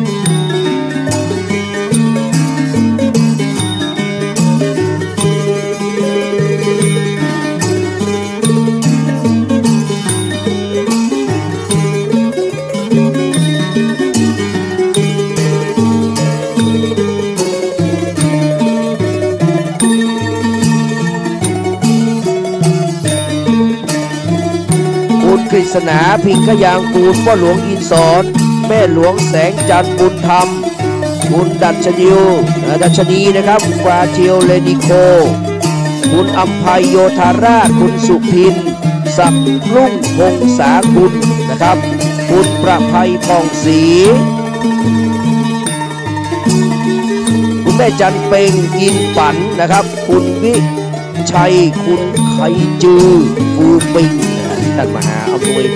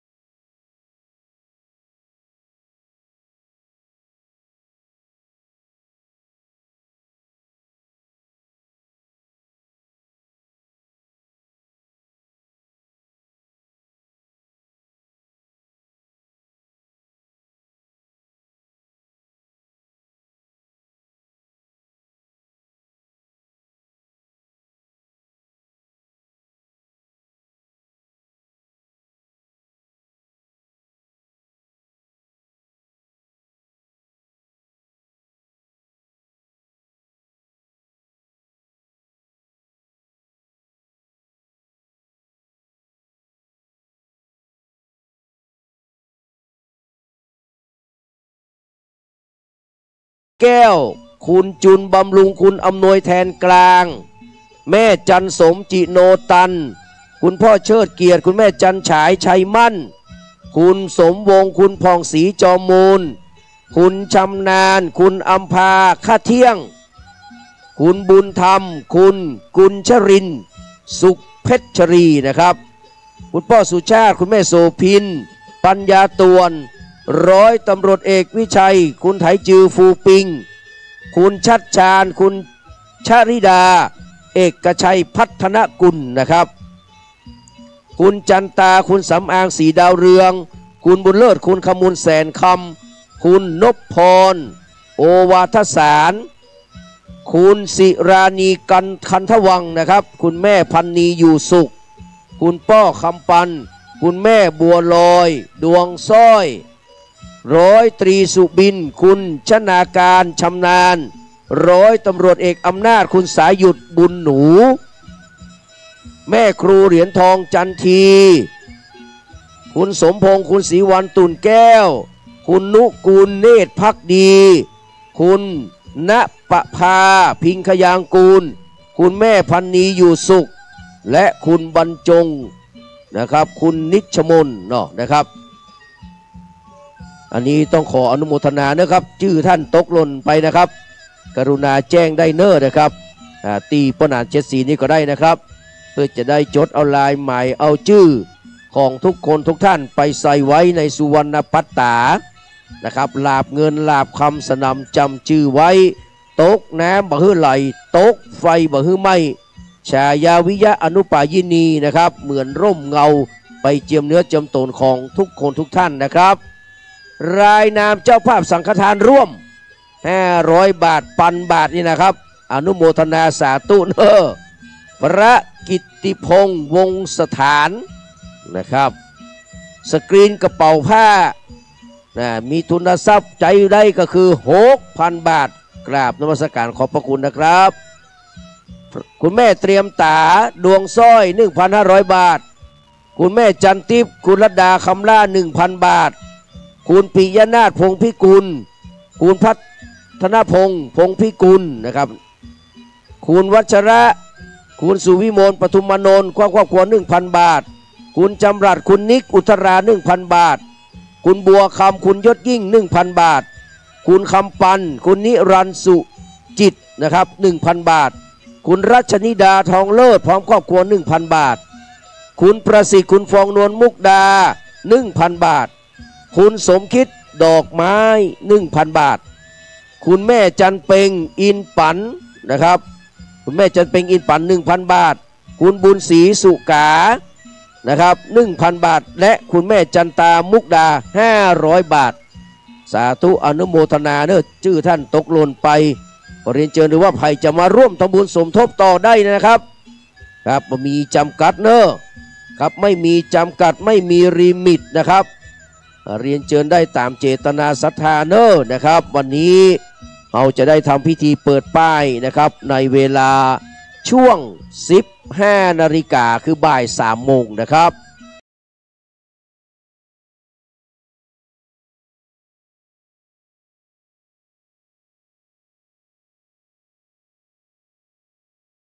นำเรียนประวัตินำเรียนประวัติของวัดสันขยอมกับวัดสันขยอมแห่งนี้มีที่มาที่ไปดังนี้พี่น้องปัจจุบันนี้ตั้งอยู่ตำบลสันทรายน้อยอำเภอสันทรายจังหวัดเชียงใหม่ตั้งอยู่บ้านสันขยอมเลขที่148หมู่ที่8ตำบลสันทรายน้อยนะครับอำเภอสันทรายจังหวัดเชียงใหม่สังกัดคณะสงฆ์มหานิกายนะครับที่ดินตั้งวัดนี้มีเนื้อที่6 ไร่ 44 ตารางวานะครับมีนส3เลขที่นะครับ304อาณาเขตทิศเหนือประมาณ74 เมตรจดทางที่ใต้ได้ประมาณ78 เมตรจดคันเมืองทิศตะวันออกประมาณ33 เมตรจดทางเดินทิศตะวันตกประมาณ30 เมตรจดลำเหมืองมีที่ดินธรณีสงฆ์1 แปลงเนื้อที่1 งาน20 ตารางวามีเสนาสนะและถาวรวัตถุประกอบด้วยอุโบสถวิหารเจดีย์ศาลาอเนกประสงค์ศาลาการประเรียนกุฏิสงฆ์หอระฆังหงครัวปูชนียวัตถุ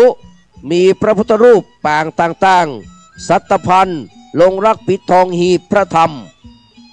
วัดสันขยอมตั้งอยู่ที่บ้านสันขยอมตำบลสันทรายน้อยอำเภอสันทรายจังหวัดเชียงใหม่เดิมมีชื่อว่าวัดสลีดอนใจหรือว่าวัดศรีดอนใจนะครับสร้างขึ้นเมื่อปี 2343 โดยมีพระครูปัญญาราชครูเนาะเมืองเชียงใหม่ในราชสมัยพระเจ้ากาวิระเก็บผักใส่สาเก็บข้าใส่เมืองนะครับยุคนี้นะครับเป็นปฐมกษัตริย์ราชวงศ์เจ้า7 ตนนะครับต่อมาเปลี่ยนชื่อเป็นวัดสันขยอมตามต้นพยอมที่เขาจะปลูกกันในวันนี้นะครับซึ่งถือเป็นสัญลักษณ์ของวัด ในสมัยนั้นได้รับพระราชทานวิสุงคามสีมาเมื่อวันที่9ต้นพยอมกุมภาพันธ์2516วันนี้นะครับเขตวิสุงคามซึ่งถือเป็นสัญลักษณ์ของวัดในสมัยนั้นได้รับพระราชทานวิสุงคามสีมาเมื่อวันที่9กุมภาพันธ์2516เขตวิสุงคามสีมากว้าง32 เมตร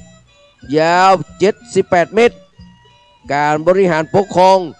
นะครับทำเนียบเจ้าอาวาสว่าจะอันนะครับมีมาตามลำดับดังนี้นะครับ1ครูบาเจ้าปัญญาทโรราชครูเมืองเชียงใหม่ผู้สร้างวัดนะครับตั้งแต่ปี 2343 มาถึง 2359 นะครับมีเป็นรูปที่1รูปที่2พระธิการก้อนแก้วกัลยาโน 2,300 นะครับ49 จนถึงของ 1,380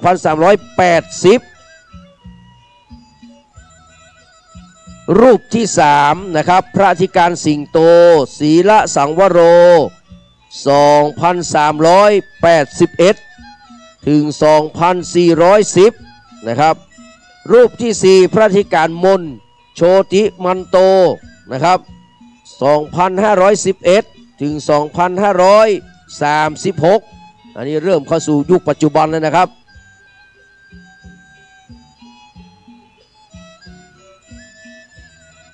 กับคนที่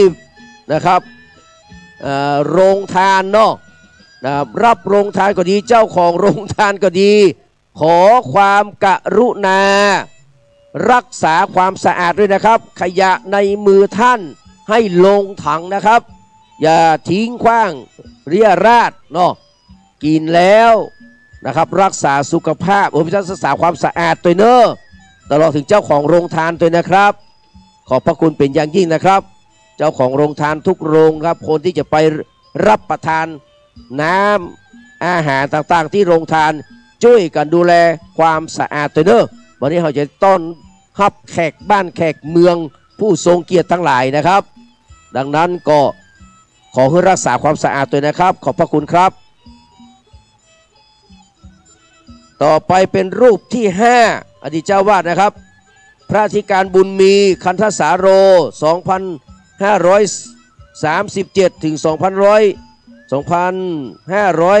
รูปใจนะครับอันนี้ 2,300 อยู่นะฮะ 2,481 เนาะถึง 2,484 รูปที่7พระวีระธรรมธีโรนะครับ 2,485 ถึง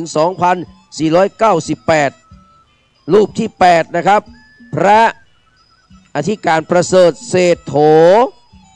2,499 ถึง 2,504 แล้วก็ครูบาบุญเลิศอาสโพอาสภะมหาเถระเฮานี่ก็เป็นรูปที่9ครับนะครับรูปที่9พระครูโอภาสวิหารกิจนี่นะครับตั้งแต่ 2,505 ถึง 2,563 รูปปัจจุบันเป็นรูปที่10ครับท่านพระครูสถิตธุราธรหลวงพ่อประยัตฐานะธรรมโมนะครับครับก็เรียกว่าเปิ้นเป็นเจ้าอาวาสนะครับมาตั้งแต่ 2,563 มาจนถึงปัจจุบันนะครับมาถึงปัจจุบันนี้นะครับก็นี่คือประวัติที่มาของวัดสันขยอมนะครับมีวิหารไม้สักทองเนาะนะครับทรงรูปแบบล้านนาโบราณล้านนาฐานกอด้วยอิฐถือปูนนะครับปูด้วยไม้สักแผ่นฝาผนังลายฟูกเสาวิหารเป็นต้นไม้สักตึงต้นเลยพี่น้อง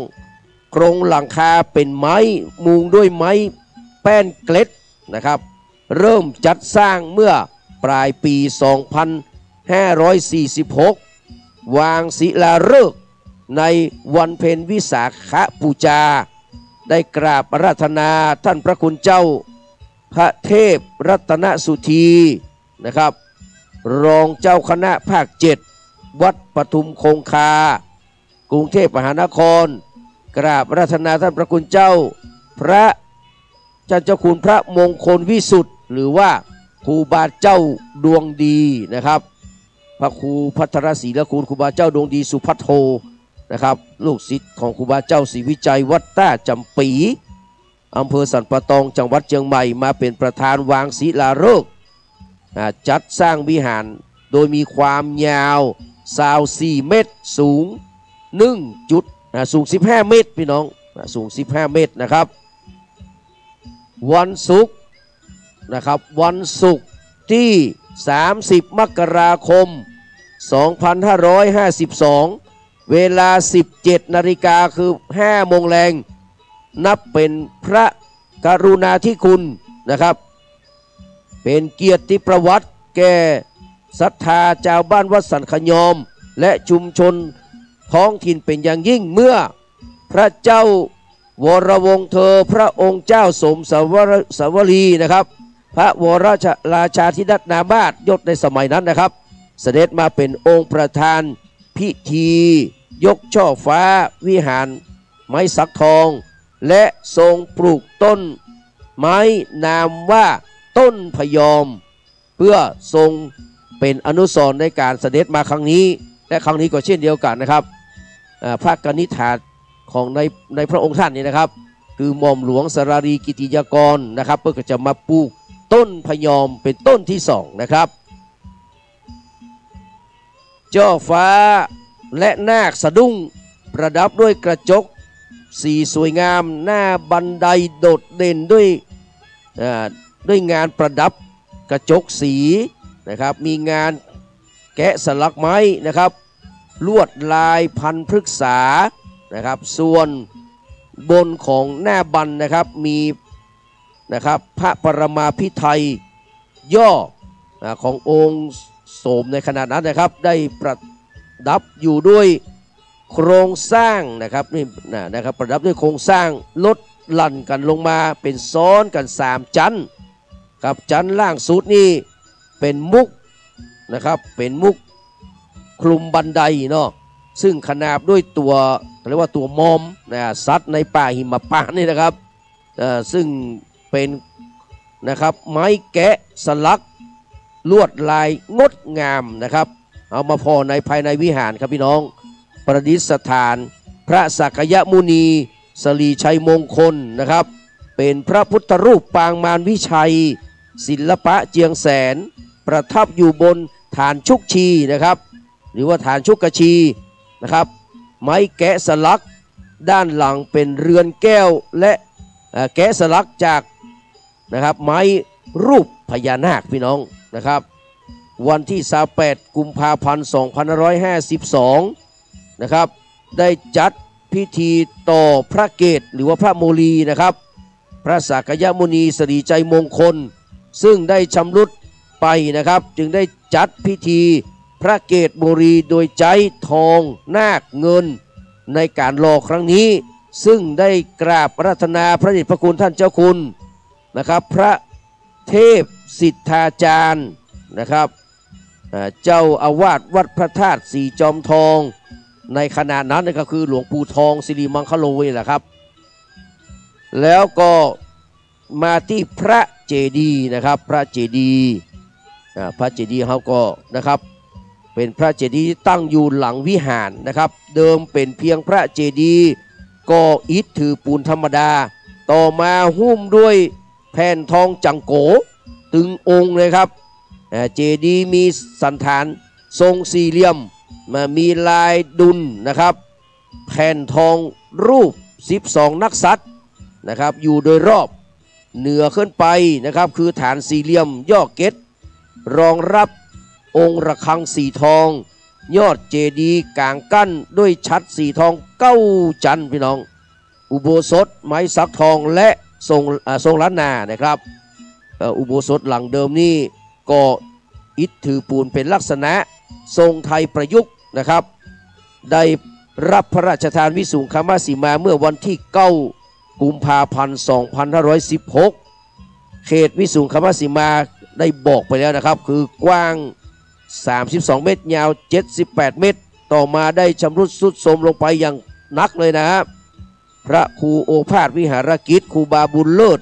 อาสภะคำฟูนะครับ เจ้าอาวาสในขณะนั้นกับจึงสร้างอุโบสถขึ้นมาใหม่ในตำแหน่งเดิมแล้วเสร็จจึงได้กำหนดจัดพิธีฉลองนะครับสมโภชปล่อยหลวงอุโบสถไม้สักทองล้านนาและพระโยกขาวนะครับพระพุทธสมปรารถนานะครับเมื่อวันที่5 ถึง 8 มกราคม 2560 ว่าจะได้ครับจะเพิ่มชื่อนอครับดีจะได้อ่านเถอะเนอะด้านในอุโบสถครับเป็นไม้สักทองและฝาผนังเป็นลายลูกฟักเช่นเดียวกับวิหารไม้สักทองนะครับด้านหน้านะครับและเป็นที่ประดิษฐานพระโยกขาวพระพุทธสมปรารถนานะครับหลังคาอุโบสถเป็นไม้เกล็ดนะครับเป็นเกล็ดเนาะนะครับด้านบนประดับด้วยปราสาทเฟืองเป็นสัตตบริพันธ์นะครับศิลปะล้านจางสปป.ลาวเอาของว่าพุ่นของว่าเจ้าฟ้านี่นะครับมาที่หอพระไตรปิฎกหอพระไตรปิฎกอีกอย่างหนึ่งของวัดนี่ก็คืออุทยานการศึกษาแหล่งเรียนรู้ของชุมชนขนาดย่อมนะครับซึ่งจัดแต่งเป็นส่วนร่มรื่นมีบ่อป่ามีตู้หนังสือและพิพิธภัณฑสถานขนาดเล็กนะครับคือผู้ที่สนใจได้เข้ามาพอมากอยมาเยี่ยมมาชมโดยไม่ต้องเสียค่าใช้จ่ายดูแต่ตานะครับแล้วก็ใจจินตนาการไปนะครับเป็นการให้ทานการศึกษาที่ดีเดียวทีเดียวพี่น้องนอกจากนี้วัดสันขยอมยังเป็นสถานที่จัดกิจกรรมของชุมชนแห่งหลายอย่างทั้งคือการอบรมพระพุทธศาสนาต่อเยาวชนพระและประชาชนที่สนใจเป็นศูนย์การเรียนรู้ชุมชนเพื่อให้เยาวชนได้รู้จักและภาคภูมิใจกับภูมิปัญญาท้องถิ่นตัวนะครับปัจจุบันวัดสันขยอมได้ภายใต้การบริหารของนะครับในสมัยนั้นนะครับพระครูโอภาสวิหารกิจซึ่งต่อมาก็คือท่านพระครูสถิตธุราธรนะครับได้มีการพัฒนาวัดวาด้านต่างๆเพื่อให้เป็นศูนย์การเรียนรู้ของชุมชนใน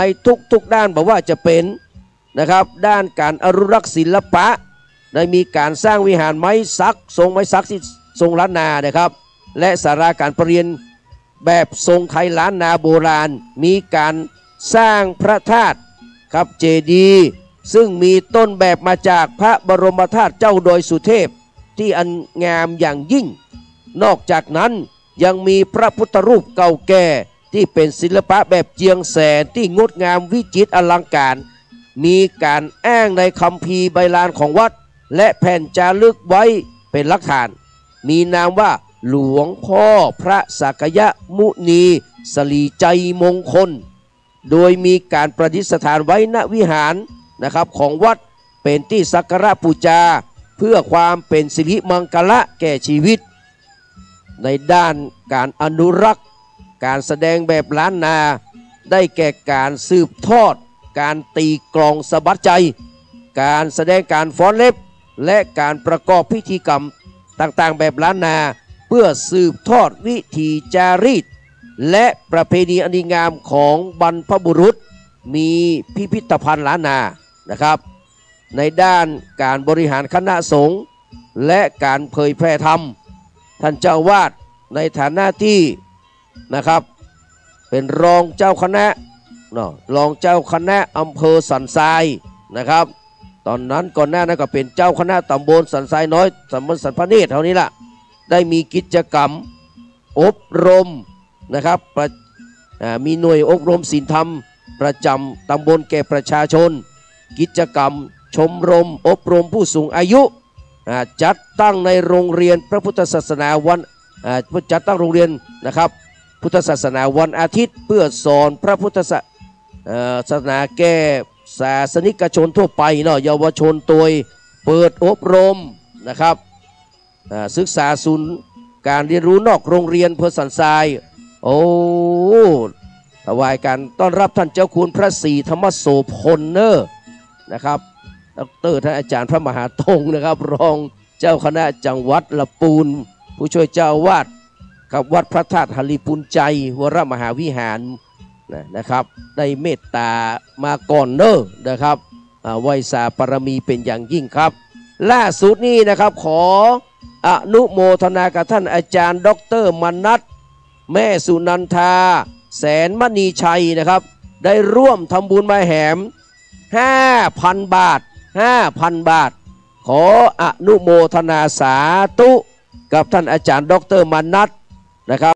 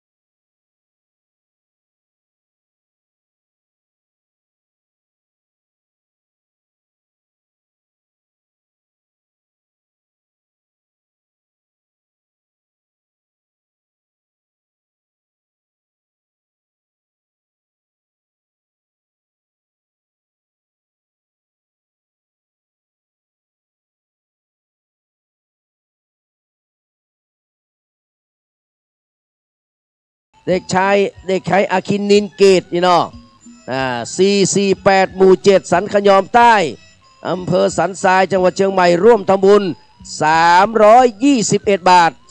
321อนุโมทนาสาธุเนอะสาธุสาธุนะครับขอให้อายุมั่นขวัญยืนเนอะเติบโตมาเป็นนะครับบุคลากรที่มีคุณภาพของประเทศนะครับนี่อาจจะเป็นนายกรัฐมนตรีคนต่อไปก็ได้นะครับสาธุอนุโมทนาเนอะเอาพี่หนานี้ไป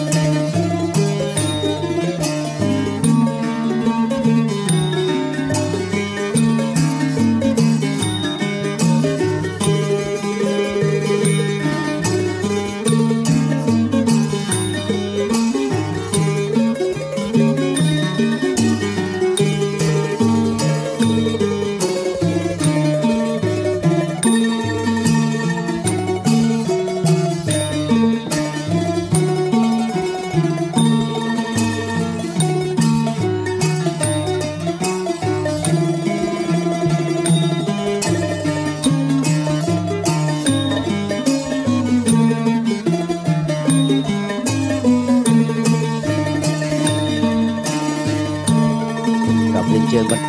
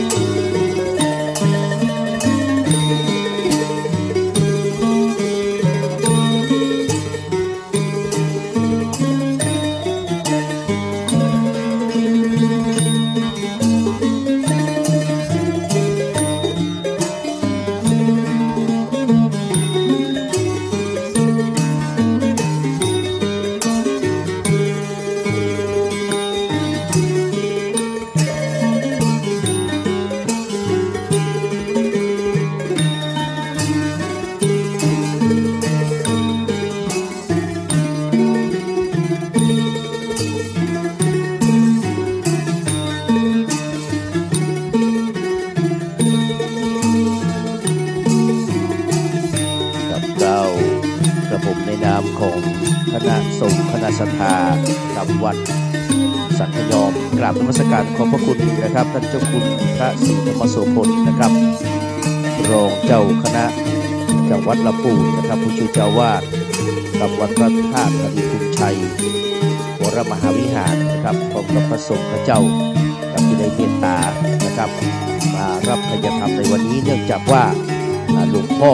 พระเจ้าคุณท่านมีภารกิจที่สปป.ลาวที่หลวงพระบางนะครับจะต้องไปเผยแพร่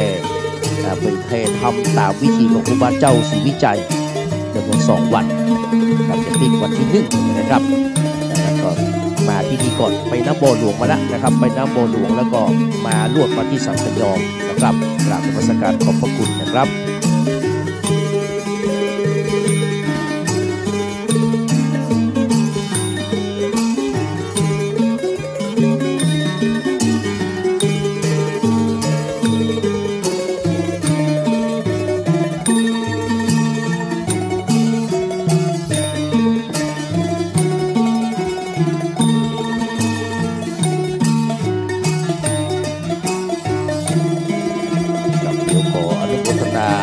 สุดนะครับกับพระเจ้าภาพสังฆทานชุดละ 2,000 บาทนะครับครั้งนึงนะครับล่าสุดนี้ก็คืออาจารย์ด็อกเตอร์นะครับอาจารย์ด็อกเตอร์มนัสคุณแม่สุนันทาแสนมณีชัยกับ 5,000 บาทแล้วก็คุณบรรจงกับคุณนิชมนนะครับ 2,000 บาทคุณแม่พันนียูซุก 2,000 บาทนะครับแล้วก็คุณณปภาปิงขยังกูล1 ชุดนะครับคุณนุกูลเนตรภักดีนะครับคุณสมพงษ์คุณศรีวันตุ่นแก้วนะครับแม่ครูเหรียญทองจันทีนะครับกับอนุโมทนาสาธุการกับทุกคนทุกท่านนะครับท่านใดที่ได้ถวายไปแล้วนะครับก็วันนี้ก็มาดูเนาะนะครับถ้าว่ามันแบบเพียงแบบพอคนมาแบบปุ๊บอาจจะเรียนเชิญท่านทั้งหลายเข้าน้อมถวายต่อแต่ส่วนคนที่ยังไม่ได้ถวายเตื้อนะครับเมื่อวันที่22 23ที่ผ่านมาก็ขอเรียนเชิญเนอร์นะครับขอเรียนเชิญไม่มาถวายพระสงฆ์พระเจ้าจำนวน100 กว่ารูปนะครับที่ได้มาเจริญพระพุทธมนต์เปิดป้ายเจริญชัยมงคลคาถากับเปิดป้ายอาคารปฏิบัติธรรมอาสภะเถระมหานุสรณ์กตัญญูอาจาริยบูชาคุณนะครับในวันนี้นะครับ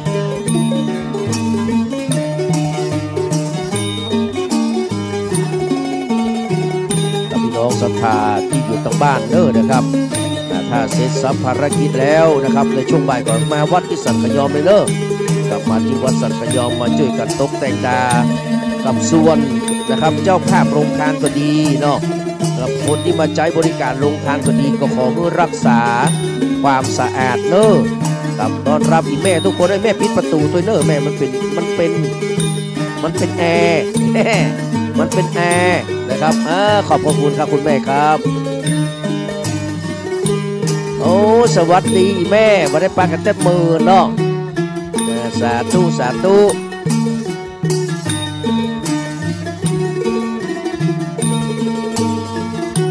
เดี๋ยวแป๊บหนึ่งเอาชื่อมาอ่านก่อนเดี๋ยวผมจะนิมนต์มาปันปอนนิมนต์มาปันปอนคุณแม่เครือวันดวงคำเนาะคุณแม่ธิดาอินตะคุณแม่สีทรนะพูดอย่างก็อาทิตย์คุณแม่สีทรอาทิตย์แล้วก็อย่างทำเนี่ยบ้านหนองเตาคำป่าไผ่สันทรายร่วมทำบุญในวันนี้เดี๋ยวนิมนต์เนอะพระสงฆ์ข้าเจ้าของวัดสันพยอมรูปใดก็ได้เด้อที่มาปั่นปอนกับแม่เครือวันหนองเตาคำกันนะครับแม่คือวันหนองเตาคำนี่วันที่8 ที่ 9นี่เพื่อจะไปเพชรบูรณ์นะครับพร้อมกับท่านอาจารย์พระมหาวิษณุจารุธรรมโมพระอาจารย์ศรีก็ไปเนอะนะครับที่8 ที่ 9นะครับจะไปพุ่นนอกหาซ่อนแก้วนะครับไปนอน1 คืนอนุโมทนาเด้อนี่แม่รอทุกเจ้ามาแล้วก็ทุกคนปั่นบอลเอกครับนะครับขอบพระคุณอนุโมทนาเด้อแม่ครูกัลยาก็รอเปิ้ล มาปั่นฟองนี่ก่อนนะมาพร้อมกับแม่คือวันให้เด้อแม่คือวันกับทีมงานจากน้องเต้าคำนะครับแม่ได้กันเลยกะโอ้แม่คือวันได้กันมึงเลยเนาะ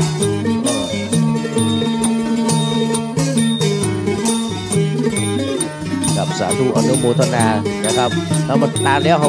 าแยกได้ก็ได้เนาะสาธุอนุโมทนาก็ไม่คือวันเลยนะครับ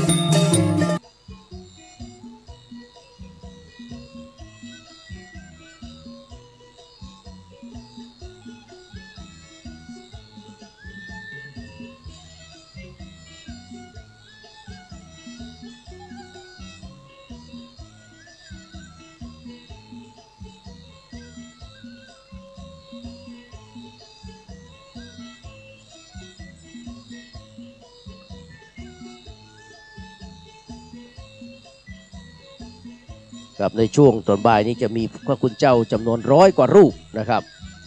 มารับทายทานในงานเปิดป้ายอาคารปฏิบัติธรรมสภมหาเถรานุสรณ์นะครับที่วัดสันขยอมนี้นะครับตั้งแต่เวลาพุทธมกรถึงเวลา14 นาฬิกานะครับคือบ่าย2ทุกพระสงฆ์ข้าเจ้าจะได้มาพร้อมเพรียงเรียงหน้ากันนะครับแต่เวลาบ่าย3นี้นะครับท่านดร.หม่อมหลวงสรารีกิติยากรหรือว่าคุณน้ำพึ่งนะครับพร้อมกับคู่สมรสนะครับก็จะมาถึงในเวลา15 นาฬิกานะครับจากนั้นจะได้เข้าสู่ประลัมพิธีนะครับเลยจะมาจุดธูปเทียนบูชาพระรัตนตรัยนะครับไหว้พระเนาะจากนั้นก็จะได้ศีลต่อแล้วครับแล้วเขาก็จะได้เริ่มทำพิธีเปิดป้ายนะครับปลูกต้นพยอมกับถึงกาลเวลาเหมาะสมนะครับประธานในพิธีก็จะได้กราบลาพระรัตนตรัยกราบลาประธานสงฆ์นะครับกับเสร็จงานแล้วก็จะมอบนะครับสำหรับพระเนาะเสร็จงานแล้วพวกคงจะมอบนะครับเดี๋ยวดูพิธีกรเพื่อจะลำดับนะครับพิธีการแห่งครั้งหนึ่งนะครับในการที่จะมอบพระนะครับมอบพระเศรษฐีจามเทวีซุ้มเรือนแก้วนะครับที่ได้ร่วมทำบุญกันนะครับกับ 3,000 บาทจะได้รับนะครับจะได้รับพระจากมือของนะครับหม่อมหลวงสราลีนะครับครับ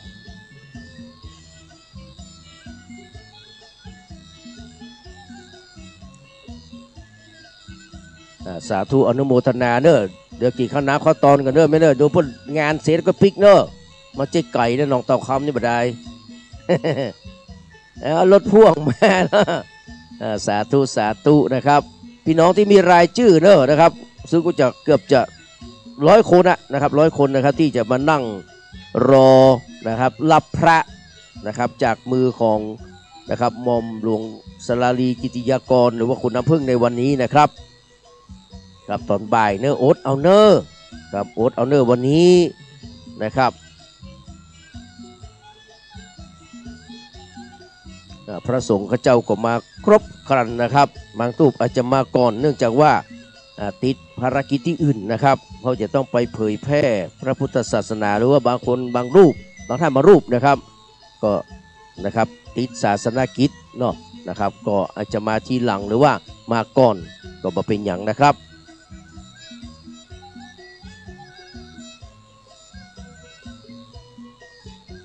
เรียนเชิญเนอะตอนนี้โรงทานบางส่วนก็เปิดแล้วนะครับขอพี่น้องเนอะนะครับไปรับประทานอาหารกันได้เนอะนะครับขอบคุณอนุโมทนากับเจ้าภาพโรงทานทุกท่านนะครับถ้าจะเอาชื่อมาประกาศก็ได้เนอะนะครับเดี๋ยวจะได้กิจกรรมประกาศอนุโมทนานะครับกับท่านเจ้าภาพโรงทานวันนั้นก็หันมีอยู่นะเดี๋ยวซ่อหาแหมคำหนึ่งว่ามีตั้งใดนะครับเจ้าภาพโรงทาน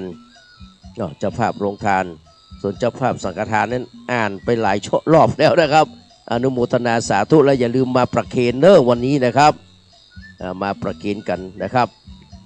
วัดสันขยอมเฮานี่มีเจ้าอาวาสมาแล้วนะครับ10 รูปปัจจุบันนี้คือรูปที่10นะครับท่านพระครูนะครับสถิตุราธรเก่งกาจ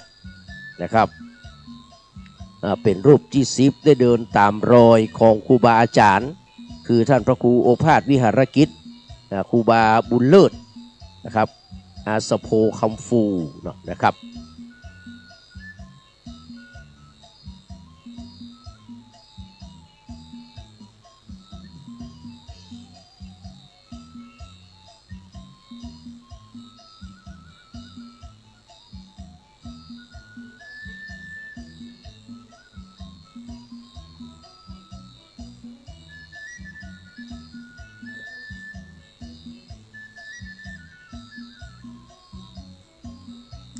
ครับตอนเย็น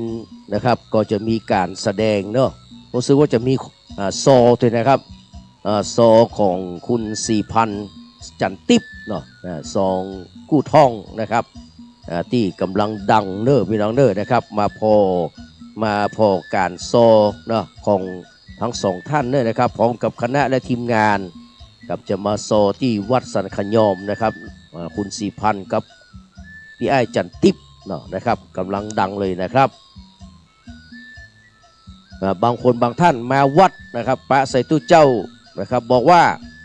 นะครับโยมบอกว่าหลวงพ่อผมขอหวยไปว่าเนี่ยหากพ่อช่วยบอกใบ้ให้สักหนถ้าถูกหวยจะได้หายยากจน2ตัวล่าง3ตัวบนได้ยิ่งดีว่านะครับท่านมูลก็เลยบอกว่าถ้ากูรู้เลขหวยลูกหลานกูคงต้องรวยเป็นเศรษฐีงดกฐินงดผ้าป่าสามัคคีวัดถูกหวยทั้งปีทอดทำไมโยมยังตื้อตามต่อขอไม่เลิกว่าดวงฤกษ์วันนี้ดีตอนไหนท่านมนตอบชอบหาเวลาใดสุดแต่ใจใฝ่คิดจิตตึกตรองอันนี้ว่าใดครับเจ้าภาพโรงทานเนาะครับเจ้าภาพโรงทานแม่สีนวลดวงสร้อย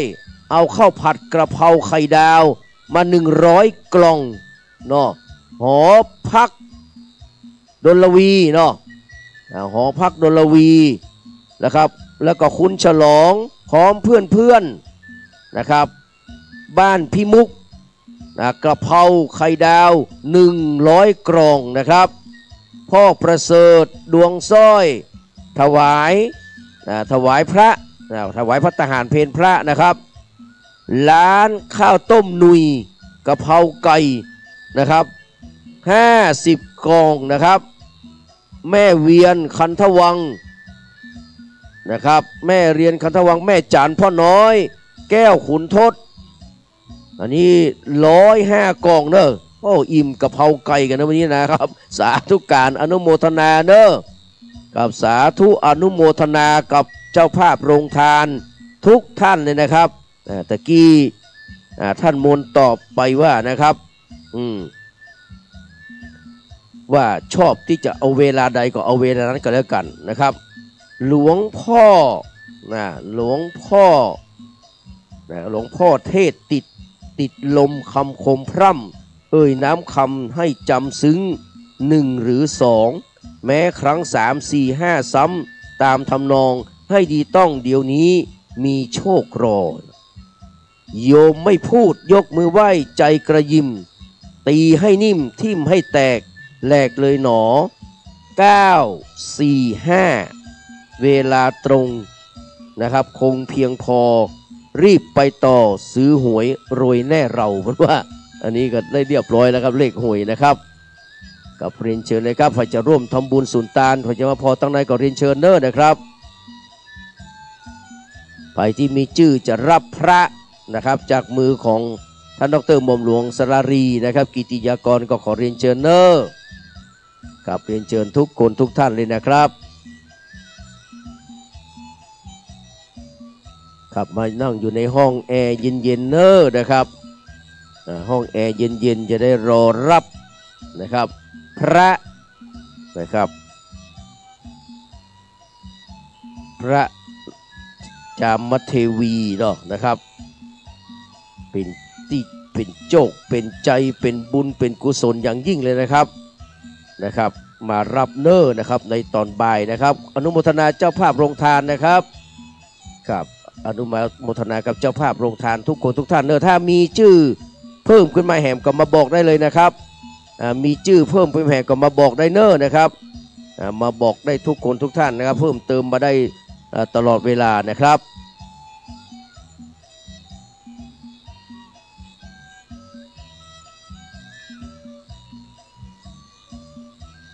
พระที่จะได้รับงวดนี้นะครับเป็นพระเงินอย่างแท้จริงครับเรียกว่าพระเศรษฐีจามเทวี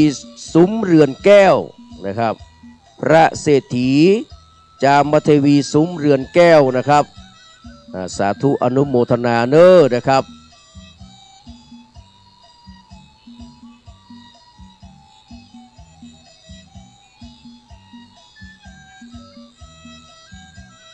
กับขณะนี้เวลา10:56 นาทีนะครับเดี๋ยวจะได้ถวายภัตตาหารเพลแด่พระสงฆ์องค์เจ้านะครับในวัดของเขานะครับอันนี้ท่านพระครูสถิตุราธรท่านพระครูปลัดกิติพงศ์กิติสุพโนนะเป็นต้นนะครับและจากนั้นก็จะได้นะครับเลี้ยงดูปูเสือบรรดาพ่อพี่น้องศรัทธาสาธุชนทุกคนทุกท่านเนอนะครับที่ได้มาช่วยการช่วยงานมาร่วมทำบุญนะครับในวันนี้ตลอดถึงพระสงฆ์ข้าเจ้าที่มาจากนะครับคลื่น 104.50 เมกะเฮิรตซ์ฝ่ายหินนะครับมาท่านอาจารย์ฟุกมาอ่านให้เพื่อนก่อนออกอากาศเนอนี่นะออกอากาศไปตังสถานีเนอครับอนุโมทนาครับคุณอุศนีลือดีพร้อมครอบครัวครับบ้านเลขที่385/81ตำบลสันทรายน้อยอำเภอสันทรายจังหวัดเชียงใหม่ร่วมทำบุญปิดสังฆทานแหม2,000 บาทเดี๋ยวใส่ชื่อตรงนี้เนาะมีแล้วกะอุศนีลือดีมีแล้วเนาะสาธุสาธุครับอนุโมทนาครับคุณอุศนีเนอะ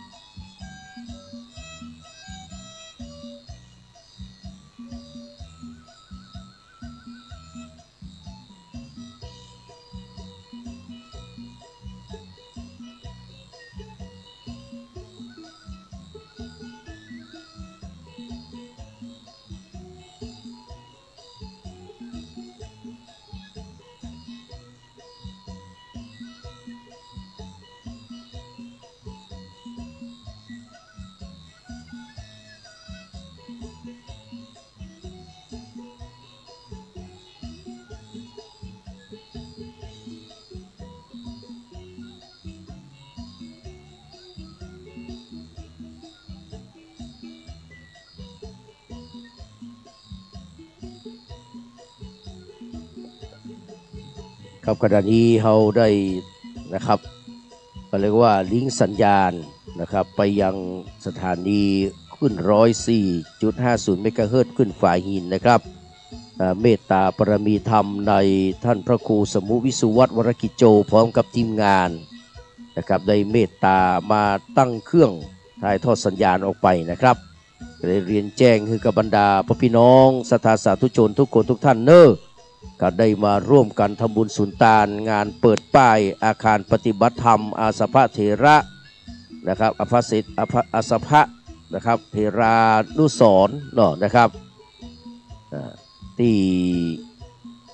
วัดสันขยอมในวันนี้นะครับตามกำหนดการนะครับเวลานะครับ15 นาฬิกานะครับคือบ่าย3 โมงนะครับดร.หม่อมหลวงสรารีกิติยากรพร้อมกับคู่สมรสนะครับได้เดินทางมาถึงยังวัดสันขยอมข้าราชการประชาชนคณะกรรมการวัดคือการต้อนรับจากนั้นจะได้เข้าไปยังวิหารไม้สักทอง ทรงล้านนานะครับกราบสักการะพระประธานและจะออกจากวิหารไม้สักทองรับชมการแสดงฟ้อนเล็บต้อนรับ1 ชุดนะครับเสร็จแล้วก็จะไปยังอาคารปฏิบัติธรรมที่นี่นะครับเข้าสู่พิธีจะได้จุดธูปเทียนบูชาพระรัตนตรัยนะครับดร.หม่อมหลวงสรารีกิติยากรพร้อมผู้สมรสก็คือคุณวุฒิศักดิ์รัตนสุบรรณนะครับซึ่งเป็นที่ปรึกษารองนายกและรัฐมนตรีว่าการกระทรวงกลาโหมของคุณภูมิธรรมเวชยชัยนะหรือว่าเดอะอ้วนนะครับซึ่งเป็นรัฐมนตรีว่าการกระทรวงกลาโหมแห่งตำแหน่งหนึ่งนะครับจะได้นะครับเปิดนะครับกรวยถวายราชสักการะนะครับประธานจะได้เปิดกรวยถวายราชสักการะนะพระบรมฉายาลักษณ์นะครับพระบาทสมเด็จพระปรมินทรรามาธิบดีศรีสินมหาวชิราลงกรณ์นะครับพระวชิรเกล้าเจ้าอยู่หัวพระรูปของพระเจ้าวรวงศ์เธอพระองค์เจ้าสมสวรีนะครับกรมหมื่นสุทธนารีนาถพร้อมด้วยสมเด็จพระเจ้าลูกเธอเจ้าฟ้าพัชรกิติยาภานเรนทิราเทพยวดีนะครับกรมหลวงนะครับราชสารินีสิริพัฒน์มหาวัชรราชธิดานะครับจากนั้นดร.หม่อมหลวงสรารีกิติยากรพร้อมคู่สมรสคุณวุฒิศักดิ์รัตนสุบรรณจะได้ถวายนะครับเครื่องสักการะนะครับแด่พระเดชพระคุณนะครับพระธรรมเสนาบดีรองเจ้าคณะภาค7นะครับเจ้าอาวาสวัดพระธาตุโดยสุเทพราชวรวิหารรองผู้ว่าราชการนะครับจังหวัดเชียงใหม่จะได้ถวายเครื่องสักการะนะครับประธานสงฆ์ก็จะได้อาราธนาศีลนะครับพระสงฆ์ซึ่งเป็นประธานจะได้ฮือศีลนะครับพระภิกษุสงฆ์ทั้งหลายก็จะได้เจริญพระพุทธมนต์ประธานออกไปยังแท่นนะครับครองสายสูตรนะครับเปิดป้ายอาคารปฏิบัติธรรมพระสงฆ์ก็จะได้เจริญชยมงคลคาถาครับเรียนเชิญนะครับเข้ามาได้ครับเข้ามาได้เนอะครับเข้ามาทางด้านในได้นะครับมาเอาแอร์เย็นๆทางในได้นะครับอยากจะมาร่วมทำบุญจะมาชมดูนะครับหลังจากนั้นประธานก็จะได้ปลูกต้นไม้ต้นพยอมนามว่าวัดสันขยอมนะต้นพยอมนามวัดสันขยอมต้นพิกุลตุยนะครับซึ่งเคยปลูกไว้แล้วครั้งหนึ่งนะครับองค์สงฆ์เพิ่นมาปลูกไว้นะครับแล้วก็ประธานก็จะถวายเครื่องทายธรรมแด่พระสงฆ์จำนวน10 รูปที่ได้นั่งอาสน์นะครับนั่งอาสนะเนี่ยครับแล้วก็ท่านผู้มีเกียรติถวายเครื่องทายธรรมแด่พระสงฆ์จำนวน15 รูปที่ได้นั่งรับรองเก้าอี้อยู่ด้านหลังนะครับแล้วก็ประธานก็จะได้มอบของที่ระลึกแก่ผู้มีจิตศรัทธาร่วมสร้างอาคารจำนวน100 ลายนะครับประธานกราบลาพระรัตนตรัยกราบลาพระสงฆ์เจ้าวาดก็จะมอบของที่ระลึกแด่ประธานจะเข้าห้องพักรับรองอิริยาบถนะครับในสมควรแก่เวลาแล้วก็จะเดินทางกลับไปยังที่พักแรมนะครับที่โรงแรมสิริปันนาเชียงใหม่นะครับดังนั้นการแต่งกายวันนี้ก็ขอคือแต่งกายชุดวัฒนธรรมยกเว้นผู้ปฏิบัติงานอาจจะเป็นเครื่องแบบนะครับและก็งดชุดราชการปกติข่าวนะครับ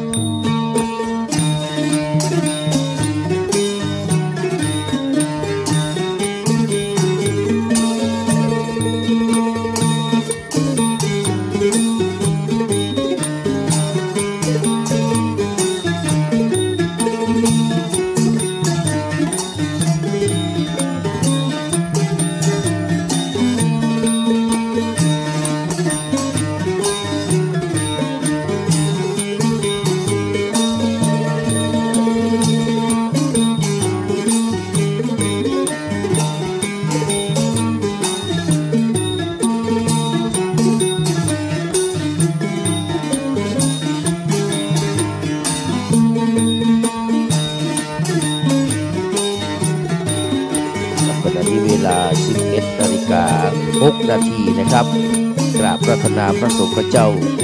พระภิกษุสามเณรนะครับได้ฉันภัตตาหารเพลที่ห้องครัวนะครับ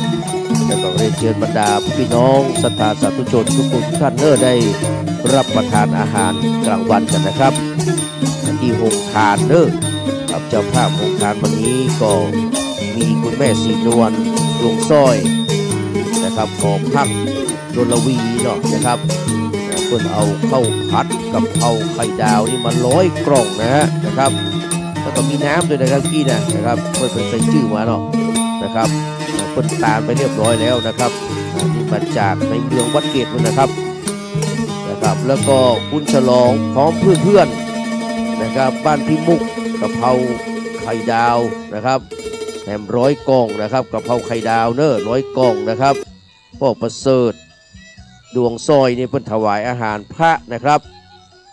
แล้วก็ร้านข้าวต้มนุยกะเพราไก่50 กล่องกับแม่เวียนนะครับขันธวังกับแม่จันป้อน้อยแก้วขุนทดในแหม105 กล่องสาธุอนุโมทนานะครับอนุโมทนาสาธุการครับท่านทั้งหลายที่ได้มาถวายนะครับอาหารแด่พระสงฆ์ข้าเจ้าแล้วก็มาเลี้ยงดูปู่เสือต้อนรับบรรดาพ่อพี่น้องที่ได้มาร่วมทำบุญสุนทานในครั้งนี้นะครับ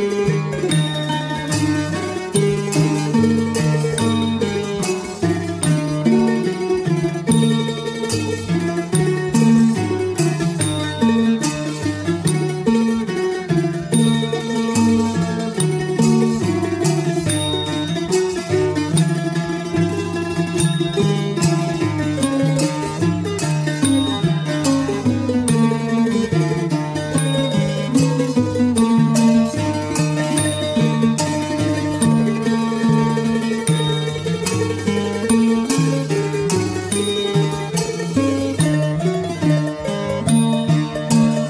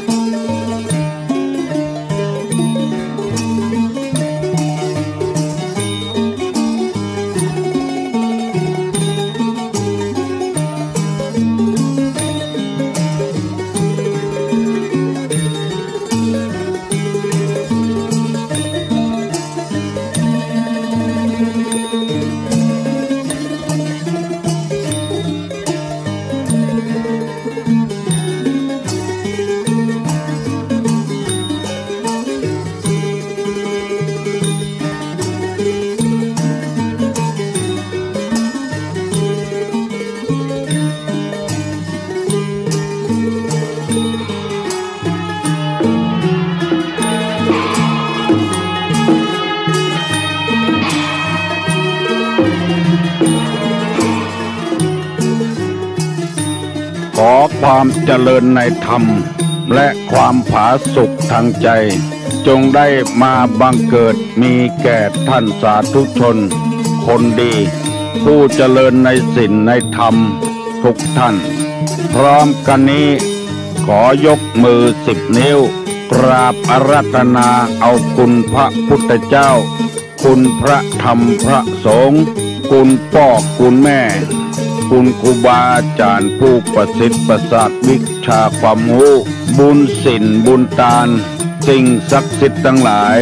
อันมีพระสยามเทวาธิราชพระบรมธาตุดอยสุเทพและครูบาเจ้าศรีวิจัยเป็นต้นขอได้โปรดมาอภิบาลปกปักรักษา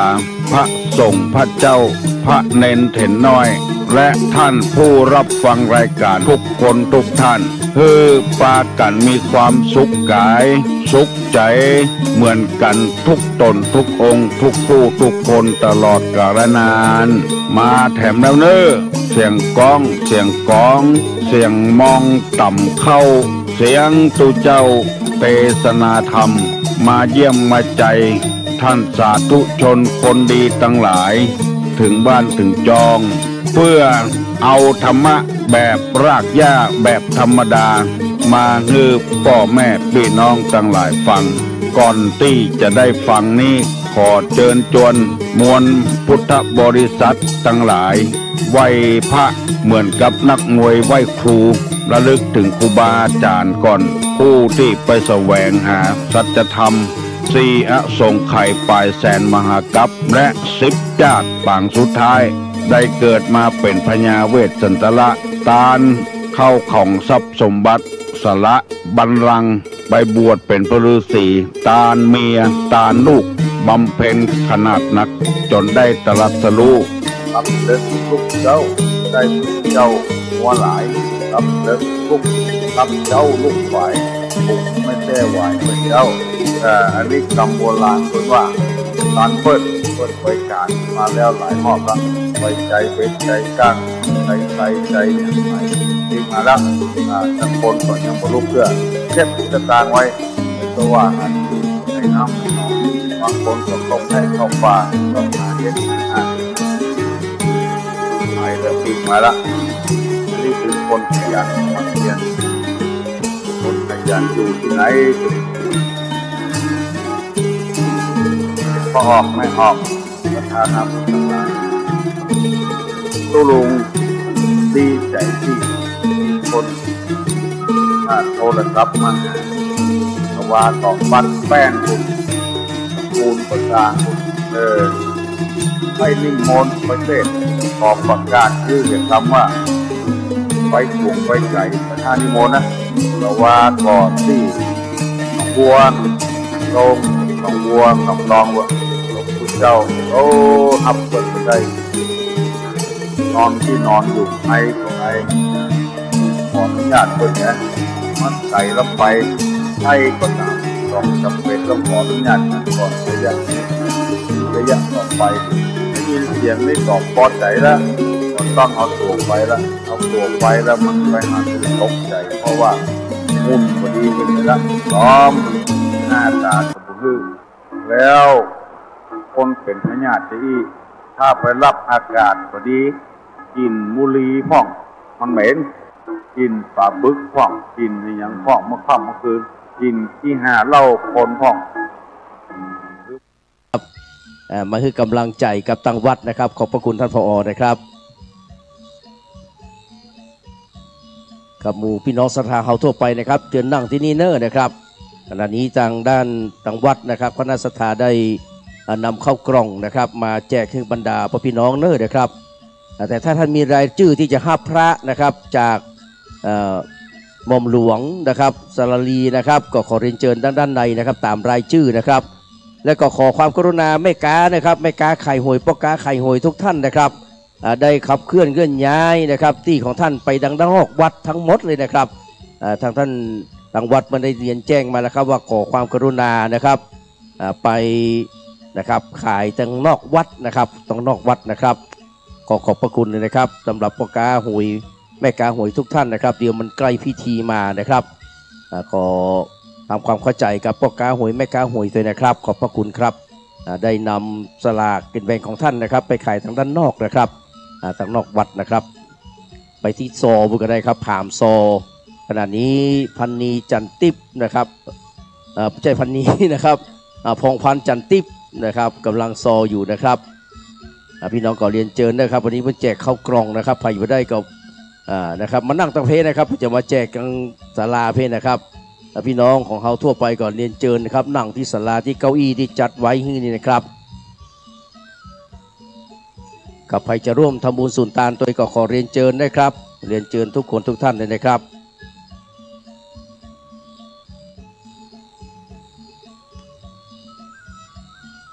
ทางด้านนะครับทางด้านโรงทานนะครับพี่น้องที่เป็นเจ้าภาพโรงทานเอามาแจกทางในเห็นนะครับยังบักครบด้วยนะครับที่เพิ่นมานั่งนี่นะครับยังบักครบตัวนื้อนะครับเอามาแหมข้าวกล่องนะครับกับตอนนี้นะครับยังบักครบด้วยนะครับเอามาแจกคือครบเนื้อนะครับทุกเจ้าได้ฉันพระทหารเสร็จสับเรียบร้อยแล้วก็กลับถึงเวลาที่จะเลี้ยงดูปู่เสือขออ่านรายชื่อก่อนนะมาเอานี่ก่อนกับแม่คุณสุจินดานะครับคทาอนันต์เนาะนะครับคุณสุภกิจคชาอนันต์นะครับก็ร่วมทำบุญแหม500 บาทนะครับสาธุอนุโมทนานะครับและแหมท่านหนึ่งก็คือครับคุณสุภรัตน์เกตบุญเรืองนะครับพร้อมครอบครัว200 บาทนะครับขอสาธุอนุโมทนานะครับในบุญกุศลของท่านครั้งนี้นะครับ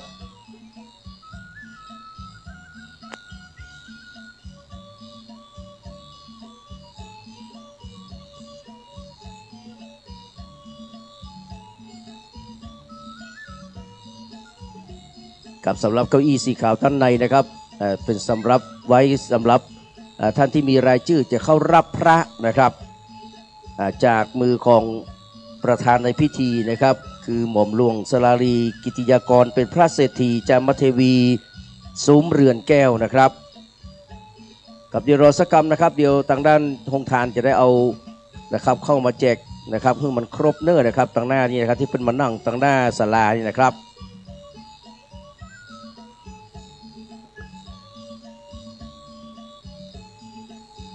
กับขอกราบนมัสการขอบพระคุณนะครับไปยังนะครับเจ้าภาพบรรยากาศขอบพระคุณครับกราบขอบพระคุณหลวงพ่อพระครูสมุวิสุวัฒน์วรกิจโจนะครับที่เป็นผู้อำนวยการสถานีนะครับเขาขึ้น 104.50 เมกะเฮิรตซ์ที่ลายเสียงสัญญาณนะครับถ่ายทอดสดนะครับจากวัดสันขยอมนะครับในพิธีเปิดป้ายอาคารปฏิบัติธรรมนะครับสภะเทรานุสรณ์นะครับกตัญญูจริยบูชาคุณครับเรียนเชิญครับ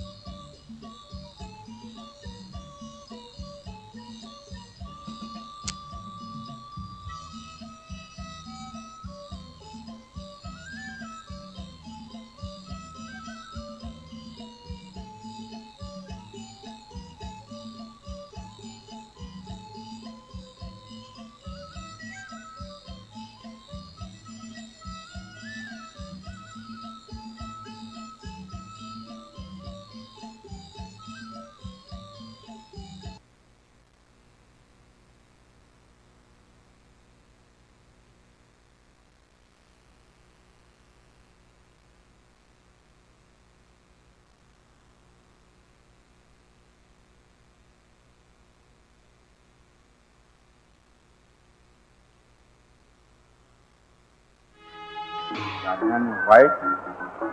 อันนี้นะแกพ่องคือเอาสุภาษิตนี้มาเป็นคำสอนตัวเก่าตกตาเพิ่นเป็นที่ให้หัวตกตาตัวเป็นที่ให้เพิ่นได้ไปก็เพิ่นได้ไปอย่างที่เพิ่นที่หัวไปเหรอตกตาเอานี่ก็พยายามอย่าไปแสดงตัวอย่างอันนั้นเดือด การแสดงตัวอย่างท่านเรียกว่าหันแก่ตัวหันแก่ได้ไม่ได้ตั้งใจเพื่อจะทำงานเพื่อสังคมแต่ใต้ก็จ้างไม่ได้ก็จ้างก็เนี่ยการอย่างเรานะครับเพื่อจะเพื่อนพิสูจน์คุณงามความดีของเราทั้งกรรมเพื่อพิสูจน์คุณงามความดีแล้วก็บ้านจองก็เจริญขึ้นเขาว่าเตอะอย่างมูนี่เป็นต้นให้ดีตัวใดเอาอยู่ในบ้านหันเขาต้องเอาว่าพ่อ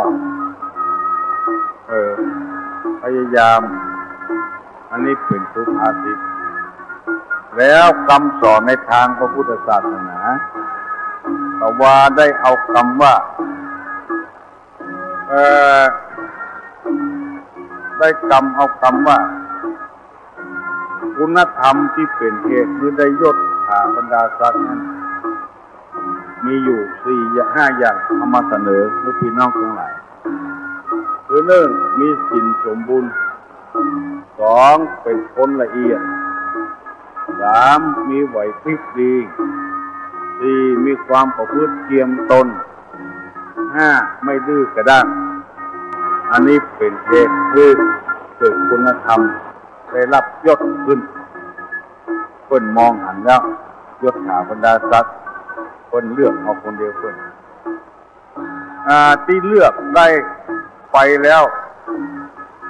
อันนั้นที่เรียกว่าพวกมากรากไปก็เป็นไปแล้วก็มีไผเคารพนับถือตัวไหนศีลดอกจะหาสมบูรณ์บาละเอียดเลยไปพิจารณาดีบอกประพฤติเยี่ยมตนเป็นคนกระด้างกระเดืองไล่ไปแล้วก็อย่างนั้นมีสาระมีประโยชน์หลายอย่างเป็นที่เพิ่งมาได้เอาเป็นประธานนี่คือบุญของพระเจ้าแล้ววันนี้จะได้นำมาเสนอข้อหนึ่งยะสะลาภคาถานี่เป็นนัยยะที่2เป็นข้อที่2ว่าด้วยคุณธรรมที่เป็นเหตุที่คนได้ยศน่ะ1ขยันหมั่นเพียร2บ่ขี้คร้านไม่เกียจคร้าน3ไม่พลั้นพลึงในคราวมีอันตราย4มีความประพฤติไม่บกพร่อง5มีปัญญาเฉียบแหลม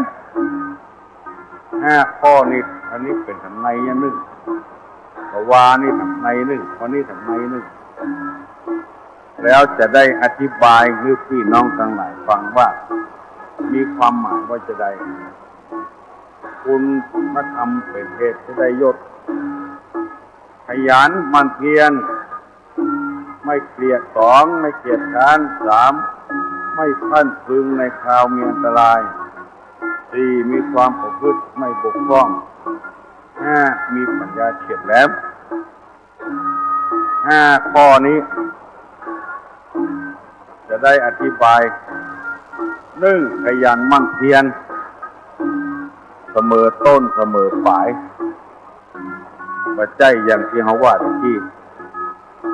มันเนี่ยการกวัตตวากับบันกระจองออกเปิ้นเลือกก็ได้สักคำก็เลยก็ขยันนะครับคุณลำดวนคำแสนคุณแขกคำพกาหรือว่าลัคนาปันวิชัยนะครับคุณวรัยพันธ์โยธาราชนะครับแม่เปงเขียวมาคุณสุดสายเอี่ยมสะอาดนะครับคุณบัวแก้วนะครับกำมใจครับคุณบัวแก้วกันมาใจแล้วก็คุณจรัญคุณสุนีสุภาสีนะครับคุณพัชราพรเรืองวิริยะนันท์นะครับคุณพันนีครภูคุณจำรัด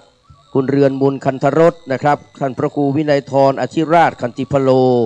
คุณกฤษณาพิงขยางกูลพระหลวงอินสอนนะครับแม่หลวงแสงจันทร์บุญธรรม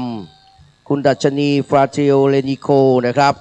คุณอัมภัยโยธาราชนะครับสำหรับท่านที่มีชื่อที่จะไปฮับพระของควรก็จัดคนอื่นมาแทนเนอะครับที่จะเข้าประเคนนี่นะครับที่จะเข้าถวายพระสงฆ์นะครับถ้ามีรายชื่อ2รายชื่อซ้อนกันเนี่ยก็เสาะคนมาแทนที่จะถวายสังฆทานด้วยนะครับ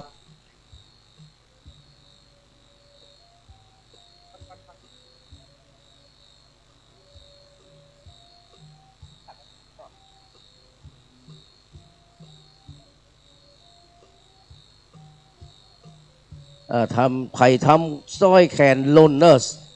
ก็มารับที่คุณจำรัดเนาะคุณจำรัดนะครับกับคุณจำรัดเนี่ยไผ่ทำสร้อยแขนลนตรวจสอบดีๆนะนี่คนบุญก็ได้บุญนะครับโอ้ยดีใจว่าขอบคุณคุณพ่อจำรัดเนอะ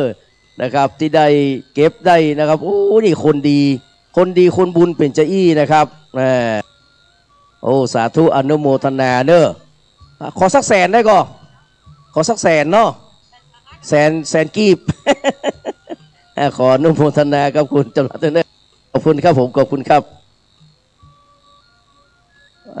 แม่บ้านอยู่บ้านไหนก่อนแม่ย่อยโอ้เปิงบันไดกับพระบับได้กับยนย่อยเหมือนกันเนาะ ขอบคุณอนุโมทนานะครับกับแล้วก็คุณอัมพายโยธราชคุณสุพินศักดิ์รุ่งพงษากุลนะครับคุณประภัยพองศรีนะครับนี่เจ้าภาพสังฆทานนะครับ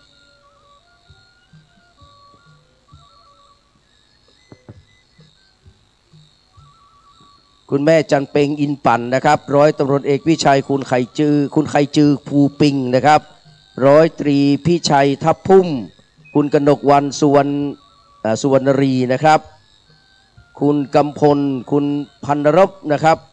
จอมปินทองคุณวันดีจำปาคุณพิมพ์ทองไข่โตคุณสีทรคุณแสงล่าทุงยูนะครับอาวดีนะครับคาวาคามิคุณประมวลคุณยุพินมอนศรีคุณสรัญญาสุภางามคุณแม่จันตาคุณจันดีนะครับคุณวนิดายอแสนแม่จันตาคุณจันดีคุณวนิดายอแสนเพราะเอา2 ชุดนะครับพระนางอินสมเตปินนะครับพระนาง74นะครับพ่อสำราญคุณแม่จันดีโยธาราชคุณยุพินเก่งกาจนะครับคุณอนันต์คุณวันดีอุทรานะครับคุณประเสริฐคุณอัมพันธ์นะครับดวงสร้อยคุณบุญเทียนจุธาจันทร์คุณเกรียงศักดิ์คุณธัญนัทคำฟูร้อยตำรวจเอกพรศักดิ์คุณประนอมพรหมสุวรรณดีคุณแม่ติ๊บจำปาท่านผู้ช่วยศาสตราจารย์สมเกียรติอินตาวงศ์นะครับอนุโมทนาเนี่ยกับปุ่นมาร่วมทำบุญนะครับแม่สาเนาะบัวคำลุงกอเนาะสาธุอนุโมทนาเนอะเอาท่านฟุกเอาจอมเลย นี่คือบุญนิธินะครับที่สั่งสมของบุญนะครับ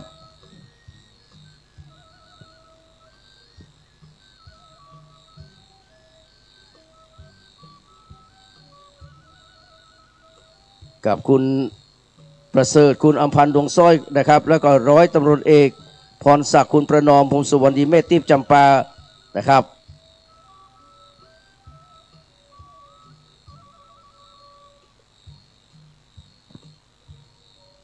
ไหว้สาหลวงพ่ออัมพวนานุรักษ์เนอะนะครับอัมพวนานุรักษ์รองเจ้าคณะอำเภอดอยสะเก็ดสันต้นมุ่งเหนือเนาะนะครับมาก่อนเนาะ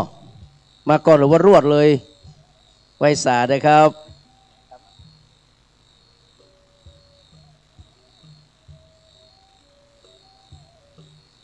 กับหลวงพ่อได้มาร่วมทำบุญตัวนี้นิมนต์ท่านอาจารย์สถิธุราธรหรือว่าท่านพระครูปลัดปั่นปอนก็ได้นะครับเพื่อท่านพระครูอัมพวนานุรักษ์นะครับคุณเล็กคุณอุไรคำฟูนะครับแม่ฟองนวลสุทธกูลพ่อหลวงรุ่งรัตน์แม่หลวงสิริพรหมจารีนะครับคุณบัวคำคุณยศยิ่งนะครับคุณทวีคุณวรัยติ๊บแก้วคุณจุนบำรุงนะครับคุณอำนวยแทนกลางแม่จันโสมจิโนตันคุณพ่อเชิดเกียรติคุณจันฉายชัยมั่นคุณสมวงคุณพองศรีจอมมูลคุณชำนาญคุณอัมพาคัดเที่ยงคุณบุญธรรมคุณกุญชรินสุขเพชรีคุณพ่อสุชาติแม่โสพินนะครับปัญญาตวนร้อยตำรวจเอกวิชัยคุณไข่ไถจือฟูปิงนะครับคุณชัดชาญคุณชริดาเอกชัยพัฒนกุลคุณจันตาคุณสำอางศรีดาวเรืองคุณบุญเลิศคุณคำมูลแสนคำคุณนพพรโอวาทสารโอวัทสารนะครับคุณศิรานีคันทวังคุณแม่พันนีอยู่สุขคุณพ่อคำปันคุณแม่บัวลอยดวงสร้อยคุณสุพินปัตตาโสร้อยตรีสุบินคุณชนาการชำนาญร้อยตำรวจเอก อำนาจคุณสายุทธบุญหนูนะครับแม่ครูเหรียญทองนะครับนะครับคุณสมพงศ์คุณศรีวันตุ่นแก้วคุณนุกูลเนตรภักดีคุณณประภาพิงขยางกูลคุณแม่พันนีอยู่สุขคุณบรรจงนะครับคุณนิชมนนะครับแล้วก็ท่านอาจารย์ดร.มานัทคุณแม่สุนันทาแสนมณีชัยนะครับถ้าชื่อรายท่านของที่ซ้ำนะครับในที่ซ้ำก็ซ้ำกับการรับพระนะครับก็ส่งคนมาแตนเนอร์นะครับตีเก้าอี้ตั้งหน้าศาลาการประเรียนนี้นะครับเพราะเขาจะถวายพระสงฆ์ส่วนมากจะนั่งอยู่ที่นี่ครับดังในนั่งแค่10 กว่านะครับ10 กว่ารูปนะครับประมาณ25 รูปครับนั่งอยู่ตั้งในนะครับตอนนี้ก็100 กว่ารูปจะนั่งอยู่ตั้งด้านนอกนี่ที่ศาลาการประเรียนนี้นะครับเพราะฉะนั้นเจ้าภาพทานนะครับมานั่งตรงนี้นะครับ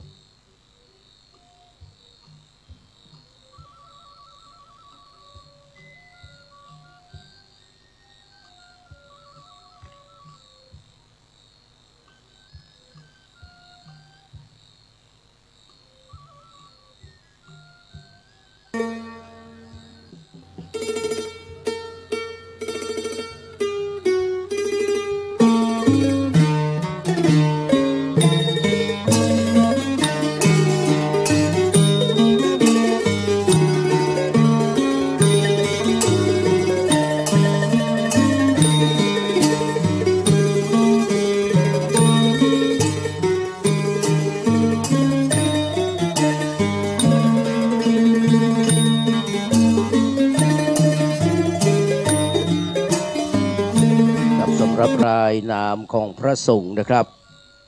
ที่ได้นิมนต์นะครับมาเจริญพระพุทธมนต์นะครับเปิดป้ายอาคารนะครับสภเทรานุสรณ์กตัญญูกตอาจาริยบูชาคุณนะครับในวันนี้นะครับหลักๆก็ได้แก่พระเดชพระคุณพระธรรมเสนาบดีนะครับรองเจ้าคณะภาค7นะครับวัดพระธาตุดอยสุเทพราชวรวิหารนะครับพระเดชพระคุณพระเทพปริยัติที่ปรึกษาเจ้าคณะภาค7นะครับวัด7ยอดพระอารามหลวงครับพระเดชพระคุณพระเทพสิงหวราจารย์ด็อกเตอร์นะครับรองเจ้าคณะจังหวัดเชียงใหม่นะครับเจ้าวาดวัดพระสิงห์วรมหาวิหารนะครับพระเดชพระคุณพระเทพรัตนนายกเจ้าคณะจังหวัดลำพูนนะครับเจ้าวาดวัดพระธาตุหริปุญชัยวรมหาวิหารพระเจ้าคุณนะครับท่านเจ้าคุณพระศรีธรรมโสพลนี่มาแล้วครับรองเจ้าคณะจังหวัดลำพูนนะครับท่านเจ้าคุณพระศรีศิลปาจารย์นะครับที่ปรึกษาเจ้าคณะภาค7นะครับผู้ช่วยเจ้าวาดพระธาตุสีจอมทองวรวิหารครับท่านเจ้าคุณพระภาวนาธรรมาภิรัตน์วิปัสสนานะครับเจ้าคณะอำเภอเมืองเชียงใหม่นะครับเจ้าวาดวัดร่ำเปิงตะโปธารามท่านเจ้าคุณพระวิสุทธิวัชราพรนะครับนัทศักดิ์วิสุทธาจาโรนะครับหรือว่าครูบาขาวนะครับรองเจ้าคณะอำเภอแม่ริมวัดพระนอนขอนตาลศักดิ์สิทธิ์ขปรัติวันนะครับท่านพระครูจิตตภัทราพรนะครับหลวงพ่อเจ้าคณะอำเภอสันกำแพงนะครับธรรมยุทธนะครับวัดโรงธรรมสามัคคีกับหลวงพ่อพระครูไพศาลธรรมานุสิทธิ์เจ้าคณะอำเภอเมืองละปูนวัดประตูป่า ท่านพระครูมนุนกิจจาธรนะครับเจ้าคณะอำเภอแม่ทานะครับเจ้าวาดวัดทากาศกับท่านพระครูกิติปริยัตินิเวศนะครับเลขานุการเจ้าคณะจังหวัดลำพูนนะครับวัดแม่สาดปะขามพระครูวิบูลย์กิติวงศ์เลขานุการเจ้าคณะจังหวัดนะครับเลขานุการรองเจ้าคณะจังหวัดวัดลำพูนนะครับจังหวัดลำพูนวัดกูเรืองท่านพระครูสถาพรพิพัฒน์นะครับรองเจ้าคณะอำเภอสันทรายเมืองขอนนะครับท่านพระครูพิพัฒน์ศิลสังวรรองเจ้าคณะอำเภอสันทรายมูลนะครับพระครูโอภาสปัญญาคมรองเจ้าคณะอำเภอเสมิงนะครับวัดดับไผ่พระครูปริยัติกิจมงคลนะครับรองเจ้าคณะอำเภอสระปีวัดช่างครึ่งพระครูอัมพวนานุรักษ์มาแล้วนะครับหลวงพ่อรองเจ้าคณะอำเภอโดยสะเก็ดวัดสันต้นม่วงเหนือท่านพระครูพิทักษ์อรัญญวัฒน์นะครับรองเจ้าคณะอำเภอโดยสะเก็ดวัดป่าฝางพระครูนันทเจติยาภิบาลนะครับอุบาโตนะครับรองเจ้าคณะอำเภอแม่แตงวัดพระธาตุสุนันทาแม่หอพระนะครับพระครูวิสิตศรีลาภรณ์รองเจ้าคณะอำเภอเมืองเชียงใหม่นะครับวัดวังสิงคำพระครูสิริวชิโรภาสรองเจ้าคณะอำเภอเมืองระปูนนะครับป่าม่วงสันป่าฝ้ายกับใกล้ๆนิคมอุตสาหกรรมนะครับพระครูรัตนชัยธรรมที่ปรึกษาเจ้าคณะตำบลหนองหอยเจ้าวาดวัดเมืองศาสตร์หลวงนะครับอันนี้คือหลักๆนะครับของพระสงฆ์เจ้าจำนวน100 กว่ารูปนะพี่น้องนะครับจะได้เมตตามาเจริญชัยมงคลคาถาเปิดป้ายนะครับอาคารสาราปฏิบัติธรรมอาสภะมหาเถรานุสรณ์กตัญญูอาจาริยบูชาคุณนะครับในวันนี้ครับตอนนี้ก็เกือบจะเที่ยงแล้วนะครับถ้าพระสงฆ์เจ้าองค์ใดมาถึงแล้วกราบรัตนาเน้อนะครับเข้าที่สู่ศาลานะครับตามรายชื่อนะครับตามรายชื่อจะมีรายชื่อติดอยู่ที่นะครับเพื่อจะมีในนิมนต์แล้วใบในมานิบนนะครับพระคุณเจ้าที่จะนั่งอยู่ในศาลานะครับนั่งอยู่ในศาลานะครับจันนึ่งนี่นะครับแล้วก็อยู่ที่ศาลาการประเรียนถึง100 กว่ารูปนะครับดังนั้นก็มาแล้วก็กราบรัตนาเน้อนะครับท่านใดจะไปฟังซอเน้อก็เรียนเชิญนะครับพองพันจันทิพย์นะครับกำลังท่านจะซออยู่นะครับหรือว่าหยางกินเข้าแล้วก็มาแน่ใจนะครับเดี๋ยวผมจะได้แจ้งกำหนดการแห่งครั้งหนึ่งนะครับ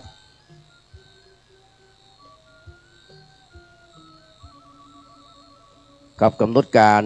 ในรอบบ่ายนี้นะครับเวลาบ่าย3 โมงนะครับ 15:00 น.นะครับดร.หม่อมหลวงสรารีกิติยากรนะครับพร้อมกับคู่สมรสนะครับเดินทางมาถึงยังวัดสันขยอมครับพวงข้าราชการประชาชนคณะกรรมการวัดเพื่อการต้อนรับนะครับจากนั้นนะครับก็จะเข้าไปยังวิหารไม้สักทองทรงล้านนาเพื่อที่จะได้กราบ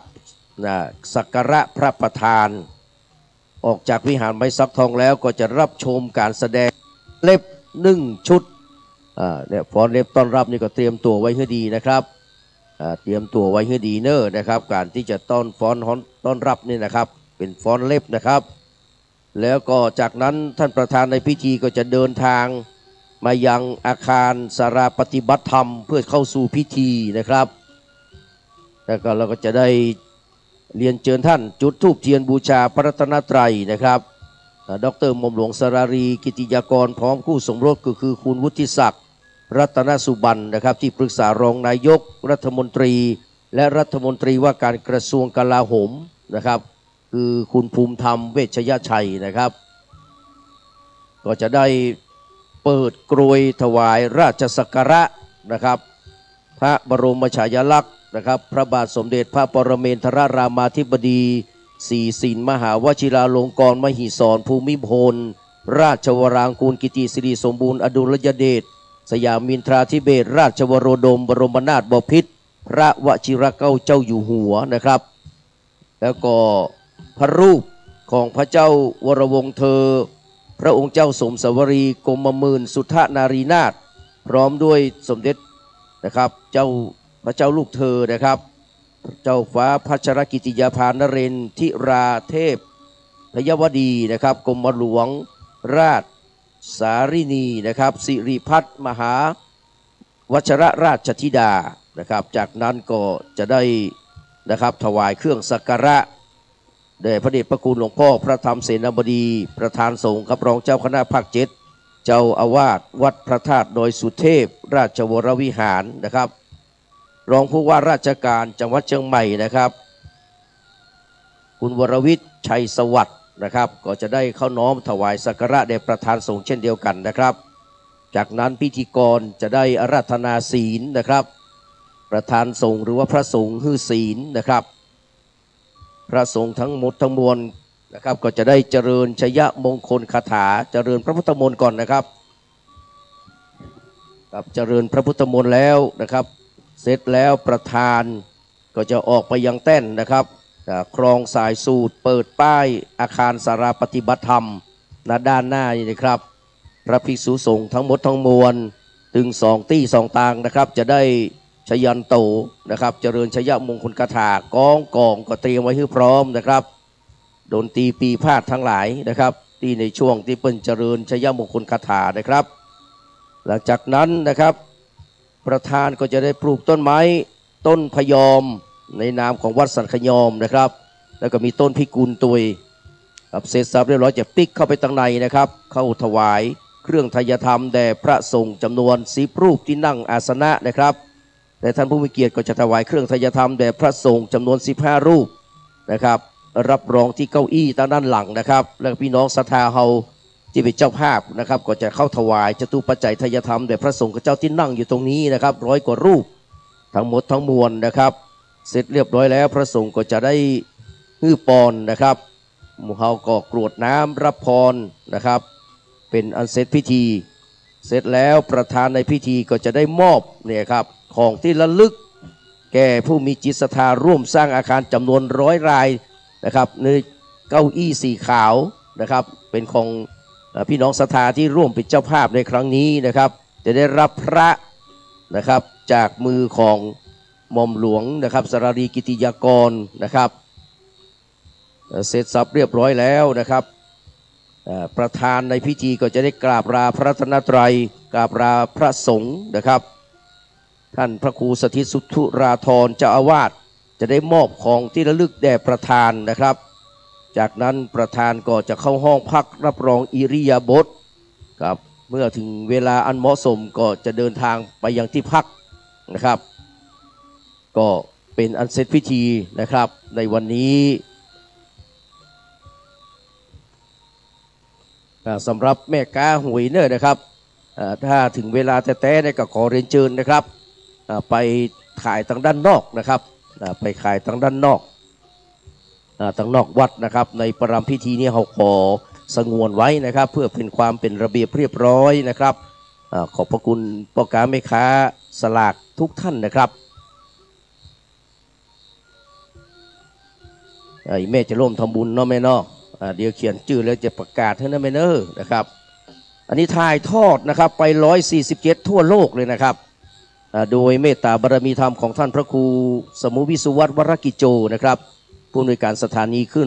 104.50 เมกะเฮิรตซ์นะครับขึ้นวัดฝ่ายหินนะครับเมตตามาถ่ายทอดตั้งแต่วันที่22 23แล้วก็มาวันนี้ตุยนะครับวันผู้ถ่ายกับพระอาจารย์ครับทุกวันจนเหลือวันที่2นะครับจนถึงวันที่2นะอาจารย์แกนว่าถึงวันที่2นะครับวันที่2นี่เป็นวันสุดวันซ้อยนะครับวันเก็บนะครับเพื่อนตกค้างเผื่อว่าหัววัดตกค้างเผื่อว่าพี่น้องศรัทธาประชาชนเดินทางมายังมาถึงจะตกค้างนะครับเขาจะเอาวันที่2เลยนะครับ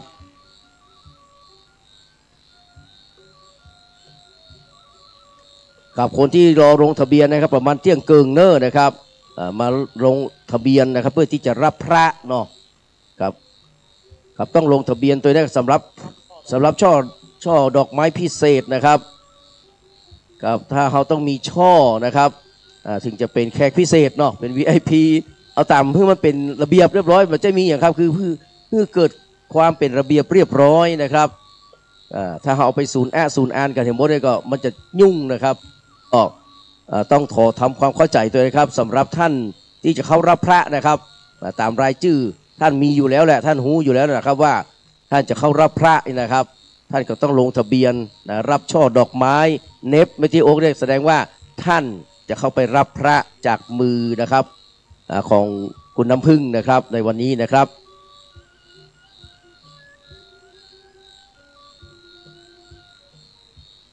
อันครับลงทะเบียนตัวเนอร์นะครับประมาณเที่ยงเกินเดี๋ยวเจ้าหน้าที่เขาจะเอา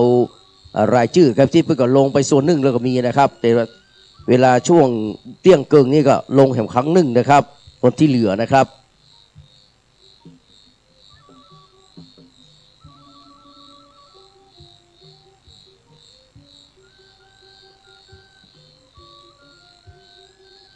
ก็ไปจะร่วมทำบุญสุนทานตัวตามเจตนาศรัทธาเนอร์นะครับขอเรียนเชิญเลยนะครับทำแล้วทำแหมได้นะครับครับตามกำลัง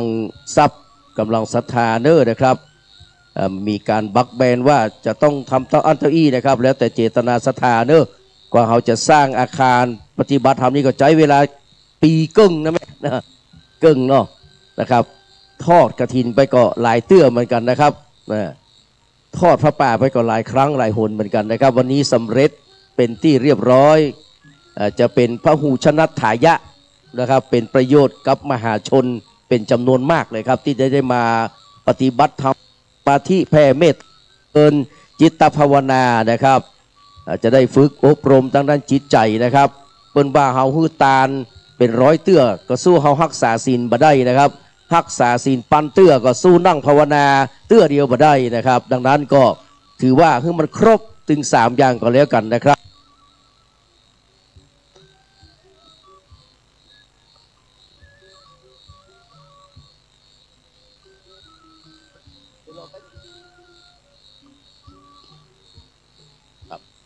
ครับเจ้าหน้าที่เขาที่รับลงทะเบียนในเตรียมตั๋วนะครับประมาณเที่ยงครึ่งเนาะพี่นาเนาะประมาณเที่ยงครึ่งนะครับเอาอยู่จุดไหนดีครับอาจารย์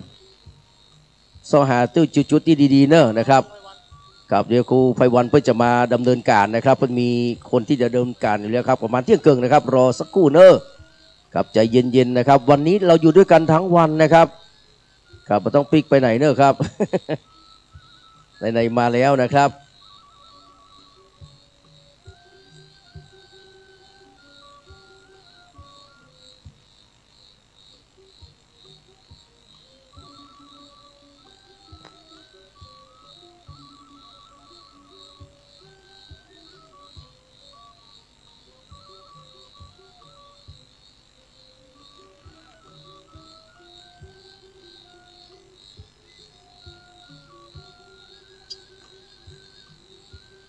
ขออ่านชื่อกันเนาะอนุโมทนากับคุณ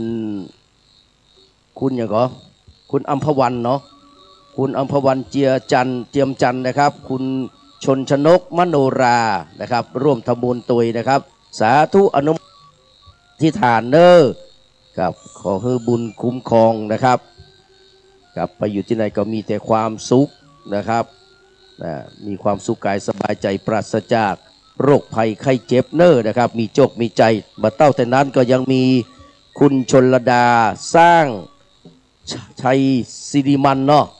สิริมันนะครับช่างใส่สิริมันแล้วก็เด็กชายชลพัฒน์เนาะสร้างชัยสิริมันแล้วก็กัสนะครับแล้วก็กัสนัทเนาะกิษนัทนะครับขันธวุฒิร่วมทำบุญตัวนะครับขออนุโมทนาสาธุกับทุกท่านนะครับที่ร่วมทำบุญในครั้งนี้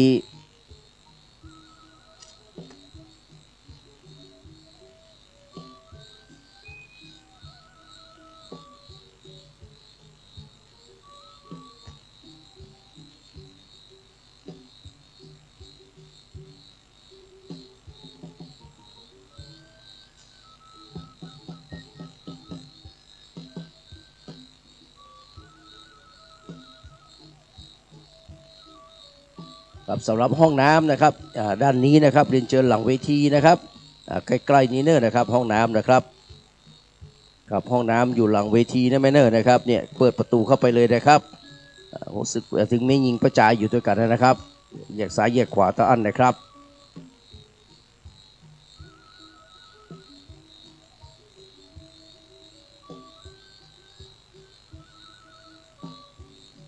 เสาะหาที่นั่งเนอะนะครับ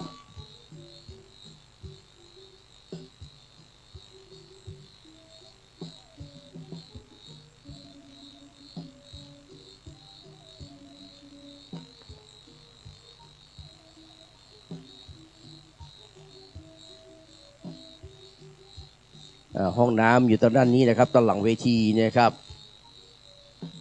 กับห้องน้ำอยู่ตรงหลังเวทีเนอร์นะครับเราจะได้ถวายการต้อนรับพระสงฆ์ถึง100 กว่ารูปในวันนี้นะครับเริ่มทยอยมาแล้วนะครับครับก็ขอบคุณทางจราจรนะครับที่ดูแลความเรียบร้อยนะครับในเรื่องการจอดรถจอดรานะครับถวายการต้อนรับท่านพระคุณเจ้าเนิร์ดทุกวัดเลยครับที่กำลังเดินทางมานะครับกับเสาะหาที่จอดรถด้วยนะครับกับทางในนี้ก็ขอสงวนสิทธิ์นะครับเอาไว้เพื่อความเป็นระเบียบเรียบร้อยนะครับกับถวายการต้อนรับพระมหาเถรานุเถระนะครับเจ้าคณะพระสังฆาธิการนิมนต์ทางในนี่นะครับอันนี้นิมนต์ทางด้านในทางนี้เลยนะครับอาคารปฏิบัติธรรมทางด้านในนี้นะครับตรงเข้ามาเลยนะครับเด็กหญิงคำน้อยจะไม่แต่งยุทธในวันนี้หรอกนะครับ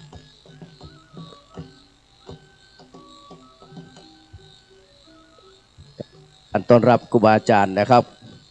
ครูบาเคเนอร์นะครับจากปุ้นสปุงน้อยนะครับมาไก่สปุงน้อยเนาะ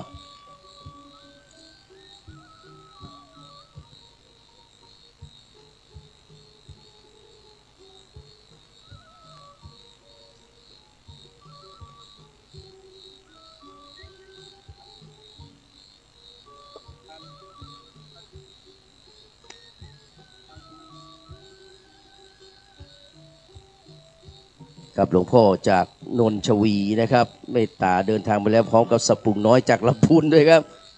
นี่มาจากลำพูนมาก่อนแล้วเด้อนะครับกราบนมัสการขอบพระคุณนะครับ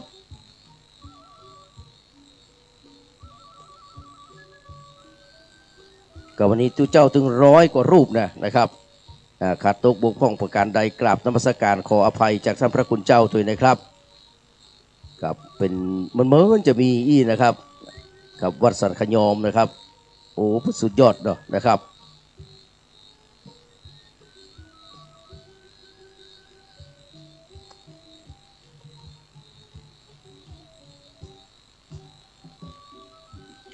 เดี๋ยวก็ค่อยเช็คไปนะครับสำหรับท่านพระคุณเจ้าที่มาเมตตามาในวันนี้นะครับบางรูปก็มาก่อนนะครับบางรูปก็มาก่อนแล้วนะครับเนื่องจากว่าติดภารกิจเนาะนะครับมันเป็นเรื่องธรรมดานะครับครับถวายการต้อนรับท่านพระคุณเจ้าเข้ามาตั้งในนิมนต์เนอร์นะครับห้องน้ำก็มีอยู่หลังเวทีนะครับนิมนต์เลยนะครับครับ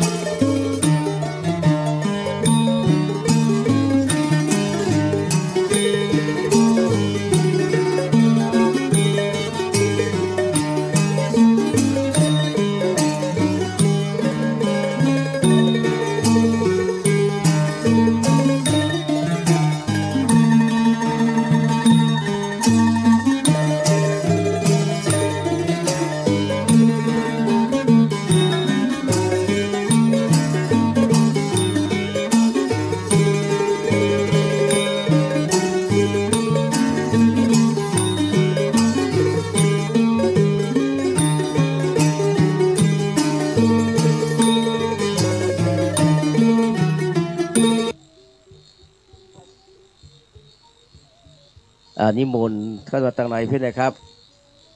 ครับนิมนต์ตั้งในก่อนนะครับไปดูศาลาก่อนนะครับหลวงพ่อครับ นิมนต์นะครับกลับมาดูที่ศาลาปฏิบัติธรรมเพื่อนกันเนอร์นะครับเดี๋ยวก็ออกมานะครับตานก่อนนะครับนิมนต์ครับ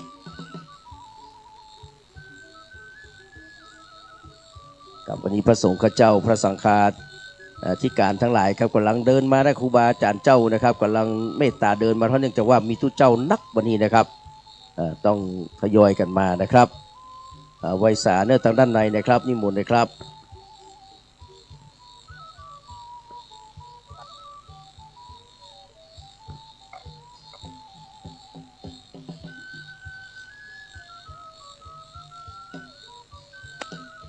ขณะนี้ครูบาสังฆเถระกำลังเดินทางมานะครับครับสวัสดีครับ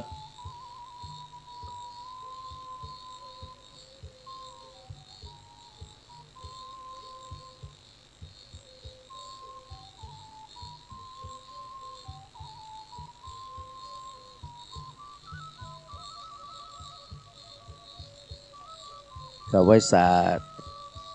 กับครูบาย่าปายเนอร์การประดิษฐ์ชินวังสูนะครับย่าปายสันกำแพงนิมนต์เลยนะครับไปตานก่อนเดี๋ยวก็ออกมาด้านนอกนี่เนอะนะครับออกมาด้านนอกนะครับถ้าจะชมอาคารก่อนเนอะไปกับไปชมอาคารก่อนกับนิมนต์นะครับกรณีครูบาอาจารย์กลับมากันหลายรูปแล้วนะครับ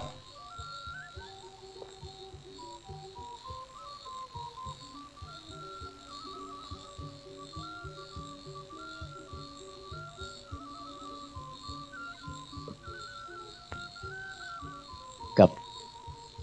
เจียงใหม่ก็นักละปูนก็หลายนะครับสันกำแพงก็ได้แม่กันลึกๆนะครับกำลังเดินทางกันมานะครับสันทรายนี่ไม่ต้องห่วงครับเจ้าตี้นะครับกับไวสาเนอครับหลวงพ่อนะครับนิมนต์ทางในก่อนนะครับเดี๋ยวก็ออกมาทางด้านนอกนะครับทางด้านในนั่ง25 รูปประมาณ25 รูปนะครับทางด้านนอกนี่100 กว่ารูปนะครับแต่นิมนต์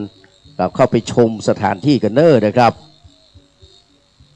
หลวงพ่อนั่งก่อนนะครับนิมนต์นั่งก่อน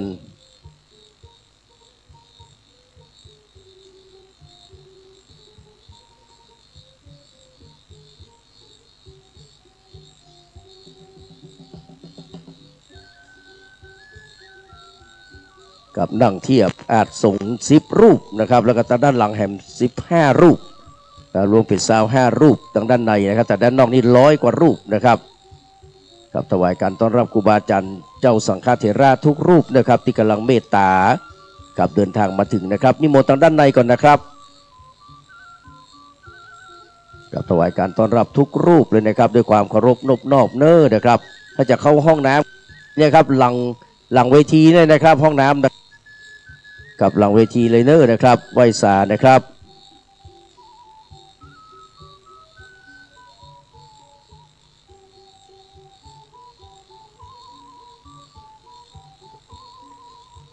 ไวสาเนอกุบัตตีไวสาครับจากสันปะคอยมาแล้วเนอครับไวสานะครับ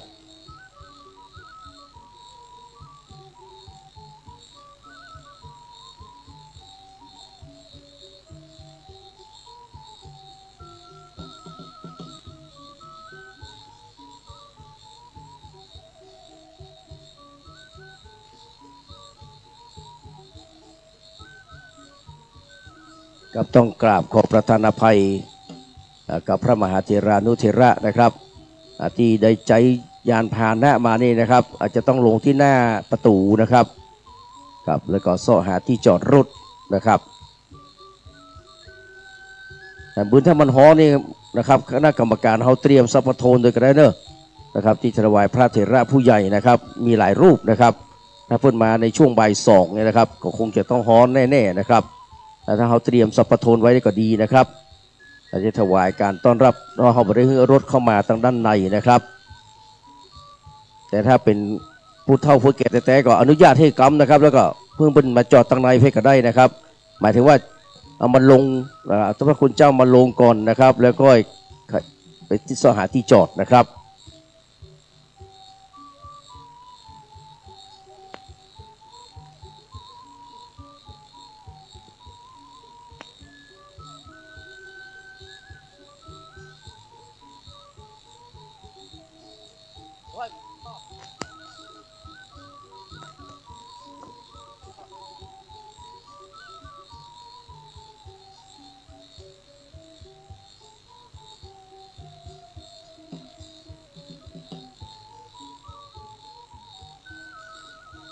กับหลวงพ่อ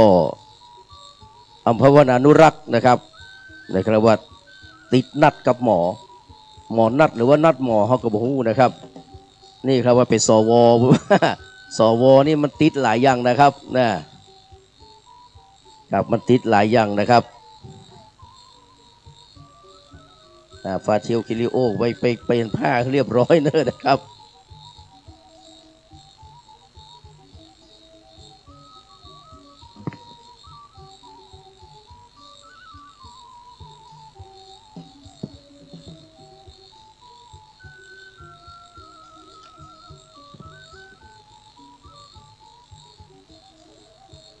กับไวสาเนี่ยถวายการต้อนรับหลวงพ่อพระครูชิโลภาคนะครับรองเจ้าคณะอำเภอเมืองละปูนนะครับสันปะฝ้ายเจ้าของนิคมอุตสาหกรรม มาแล้วนะครับละปูนนะครับมาตามมาแล้วเนี่ยหลวงพ่อนี่ติดข่ายเนาะเดี๋ยวรอครับโดสกรรมนะครับเดี๋ยวคุณครูเพิ่งจะมานะครับรอสกรรมเนอร์ครับใจเย็นๆนะคุณพี่นะครับใจเย็นๆสักครู่หนึ่งนะครับคุณพี่รอสักครู่หนึ่งนะครับ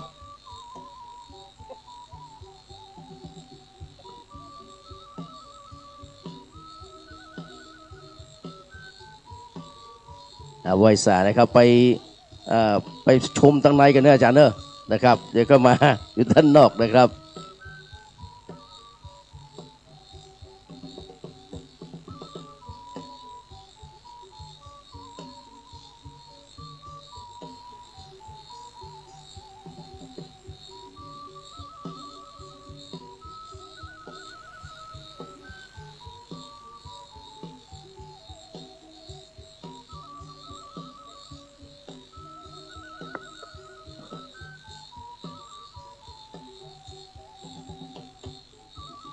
กับถวายการต้อนรับท่านพระคุณเจ้าทุกรูปเนี่ยครับที่กำลังเดินทางมาถึงครับนิมนต์อยู่ทางในเนี่ยนะครับกับนิมนต์เนอครูบาอาจารย์เจ้าสังฆเถระทั้งหลายครับนิมนต์ครับ100 กว่ารูปวันนี้นะครับกับนิมนต์เนอกับเก้าอี้สีขาวพี่น้องศรัทธาเฮานี่นั่งเก้าอี้ทั่วไปนี่นะครับตรงนี้นะครับกับพร้อมกับเจ้าภาพสังฆทานเนอนะครับนี่ที่นั่งอยู่นี่เป็นแม่ของน้องแขกนะครับคำพกาลักษณะปันพิชัยยกมือหน่อยนะโอ้คำพกาไม่ได้ปะคำพกาสักกำ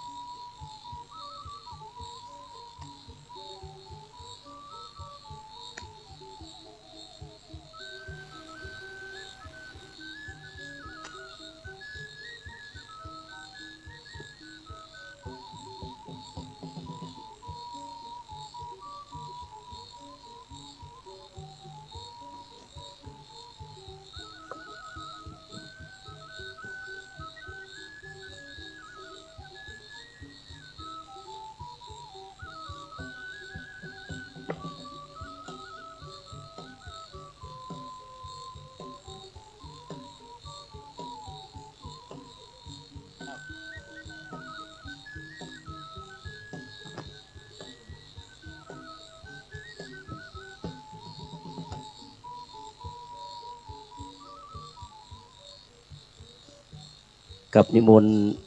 นะครับครูบาอาจารย์เจ้าสังฆเถระทั้งหลายนิมนต์ทางในก่อนเนอะนะครับเดี๋ยวก็ถ้ามันมีชื่อทางในก็ออกมาทางนอกด้วยครับนิมนต์ก่อนนะครับหลวงพ่อเจ้าคณะอำเภอเมืองละปูนนะครับพร้อมกับคณะสงฆ์ก็เมตตาเดินทางมาถึงแล้วนะครับ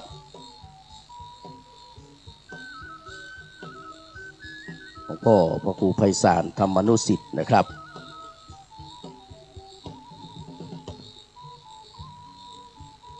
วันนี้ไล่เปิด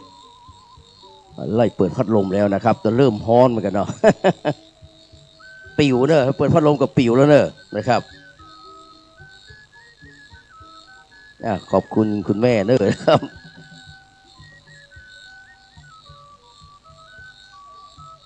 ขอบคุณคุณแม่ครับ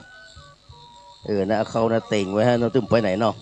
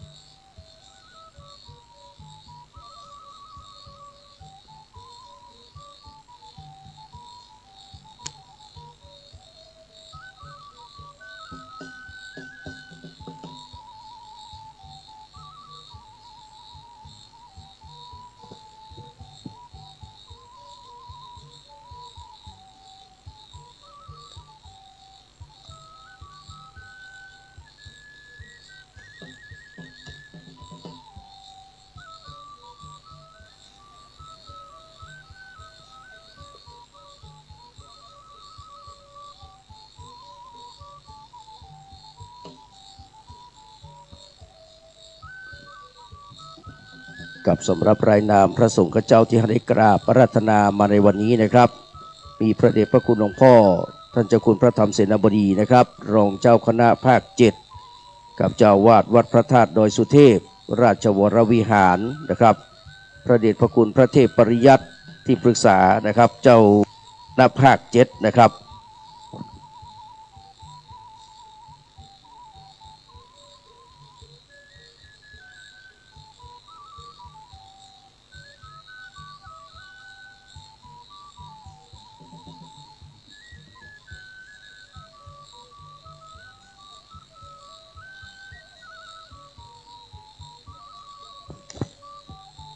กับวัดเจ็ดยอดพระรามหลวงนะครับพระเดชพระคุณสิงหวราจารย์ด็อกเตอร์นะครับ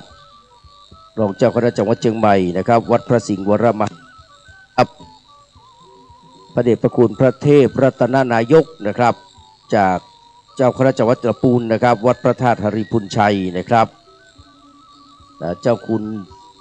พระศรีธรรมสุพลนี่มาแล้วนะครับท่านเจ้าคุณพระศรีศิลปาจารย์นะครับที่ปรึกษาเจ้าคณะภาค7นะครับผู้ช่วยเจ้าวาดวัดพระธาตุสีจอมทองวรวิหารนะครับท่านเจ้าคุณพระนาธรรมพิรัตน์วิปัสสนานะครับอำเภอเมืองเชียงใหม่ลำเพิงตะโพธารามนะครับท่านเจ้าคุณพระวิสุทธิวัชราพรนะครับรองเจ้าคณะอำเภอแม่ริมนะครับรัตติวันคอนตาลศักดิ์สิทธิ์นะครับหลวงพ่อพระครูจิตภัทราพรนะครับเจ้าคณะอำเภอสันกำแพงธรรมยุทธกับวัดโรงธรรมสามัคคีนะครับหลวงพ่อพระครูไพศาลธรรมานุสิทธิ์เป็นเจ้าคณะอำเภอเมืองละปูนประตูป่านะครับพระครูพิทักษ์อรัญญวัฒน์นะครับกับนิมนต์เนอครับเข้ามาตั้งในกับพ่อหลวงพ่อเข้าไปพอตั้งในกันเนอนะครับนิมนต์ไหว้สาครูบาอาจารย์สังฆเถระทุกรูปนะครับกับที่กำลังเดินทางมานะครับหลวงพ่อพระครูมนูนกิจจาธรเมธานะครับเจ้าคณะอำเภอเมธาวัดทากาศนะครับกับไหว้สาครูบาสังฆเถระทุกรูปนะครับนิมนต์ตั้งในก่อนนะครับนิมนต์ตั้งในก่อนเนอไปชมอาคารศาลาการประเรียนก่อนศาลาปฏิบัติธรรมก่อนนะครับ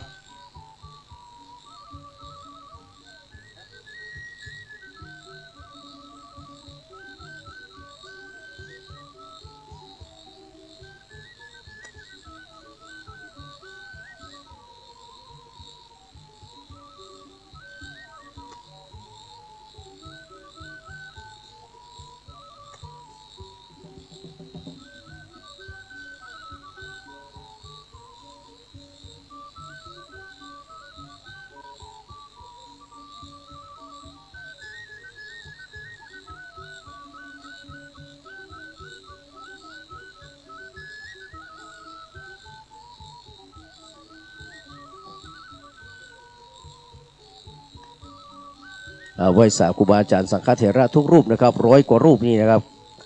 ครับนิมนต์เลยนะครับ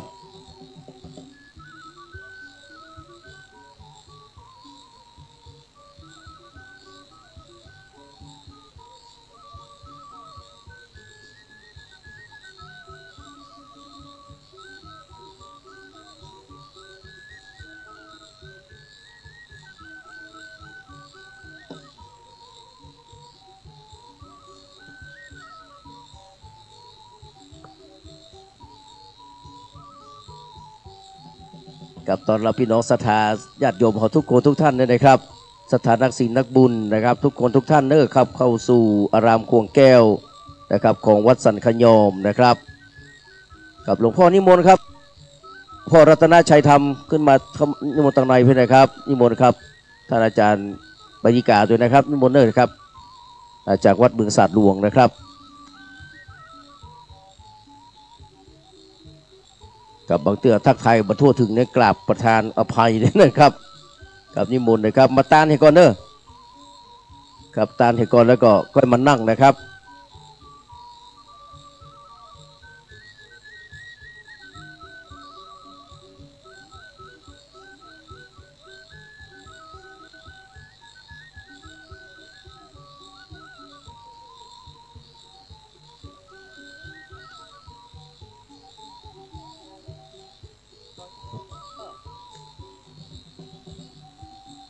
เข้าไปตานก่อนนะซ่อหาเจ้าพรอยู่ทางในเนาะนะครับนิมนต์ครับเข้าไปเอาแอร์เย็นๆทางในนะครับ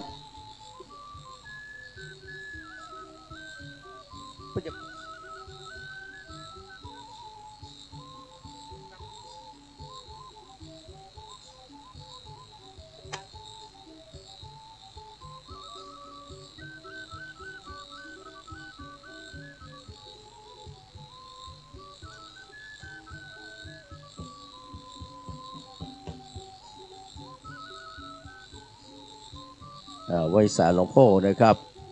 ตานตังในก่อนนะหลวงพ่อเนอะครับตอนตังในเพื่อก่อนเอาแอร์เย็นๆแล้วก็ออกมาหลวงพ่อเนอะครับไว้สาครับกับตานตังในนะนี่จักรละปูนเหมือนกันนะครับนี่ไว้สาเด้อนะครับ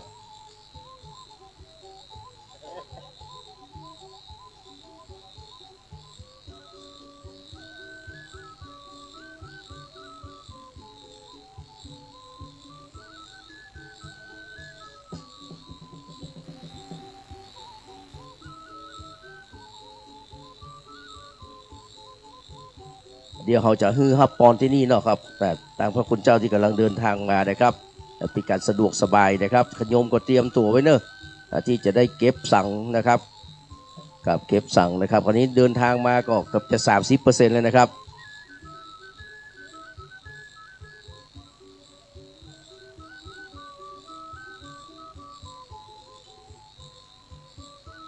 ท่านพระครูบยิกากันตพงษ์จันทสโรนะครับเจ้าวาดวัดป่าเปาในเนอะนิมนต์ครับนิมนต์ด้านนอกเนี่ยนะท่านพระครูบยิกาครับนิมนต์เลยครับท่านพงษ์ครับท่านดานิมนต์เลยครับนี่ครับนิมนต์ด้านนอกนะเดี๋ยวเอาปอนนี่เนาะนอกนี่ก็ได้ครับ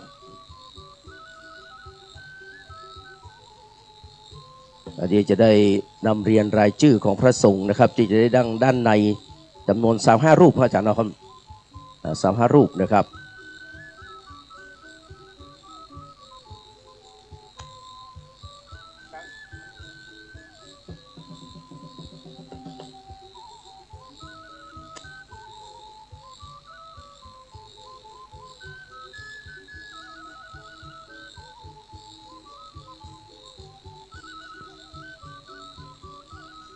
ครับนิมนต์เข้าทางด้านในเลยนะครับเดี๋ยวเขาจะได้เอาปอนเด้อครับกับสำหรับพระสงฆ์เจ้าที่จะได้นั่งด้านในนะครับกับจะได้กราบอาราธนาตามรายชื่อดังนี้นะครับลำดับที่1นะครับพระเดชพระคุณท่านเจ้าคุณพระธรรมเสนาบดีนะครับรองเจ้าคณะภาค7เจ้าวาดวัดพระธาตุดอยสุเทพราชวรวิหารประธานสงฆ์นะครับพระเดชพระคุณพระเทพปริยัติที่ปรึกษาเจ้าคณะภาค7นะครับวัด7ยอดพระเดชพระคุณพระเทพสิงหวราจารย์ด็อกเตอร์นะครับรองเจ้าคณะจังหวัดเชียงใหม่นะครับวัดพระสิงห์วรมหาวิหารครับพระเดชพระคุณพระเทพรัตนนายกนะครับเจ้าคณะจังหวัดลำพูนวัดพระธาตุหริพุนชัยนะครับพระเดชท่านเจ้าคุณพระศิลปาจารย์นะครับที่ปรึกษาเจ้าคณะภาค7นะครับผู้ช่วยเจ้าอาวาสวัดพระธาตุสีจอมทองนะครับท่านเจ้าคุณพระภาวนาธรรมาภิรัตน์วิปัสสนานะครับเจ้าคณะอำเภอเมืองเชียงใหม่วัดรำเพิงตะโพธารามท่านเจ้าคุณพระวิสุทธิวัชราพรนะครับรองเจ้าคณะอำเภอแม่ริมวัดรัตติวันนะครับหลวงพ่อพระครูไพศาลธรรมนุสิทธิ์นะครับเจ้าคณะอำเภอเมืองลำปูนวัดประตูป่าหลวงพ่อพระครูมนูนกิจจาธรนะครับเจ้าคณะอำเภอแม่ทาวัดทากาศนะครับ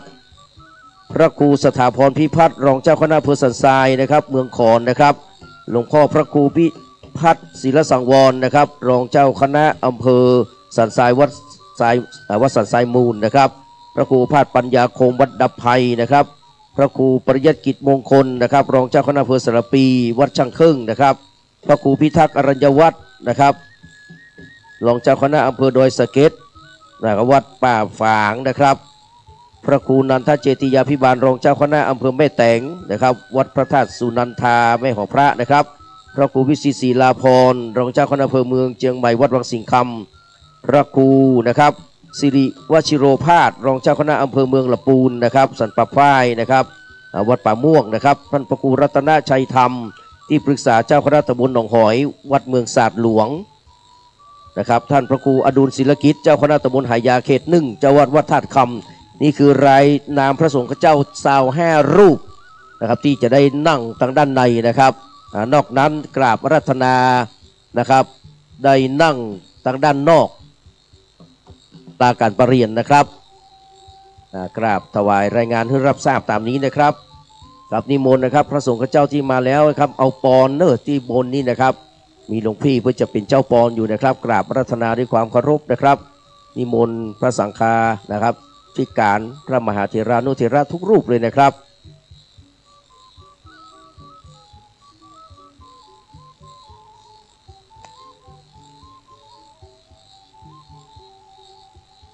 กับทำบุญที่นี่เลยนะครับนิมนต์ทางด้านในเลยนะครับ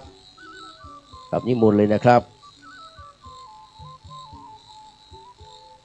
มีด้านบนนะครับผมวัดมีด้านบนเนอมีทุกปีเพื่อจะปั่นปอนที่ว่านะครับที่ว่านี่ท่านอาจารย์แกนว่านั่งอยู่เดินอยู่บนนะครับอยู่ลุ่มบนนะครับกับท่านพระครู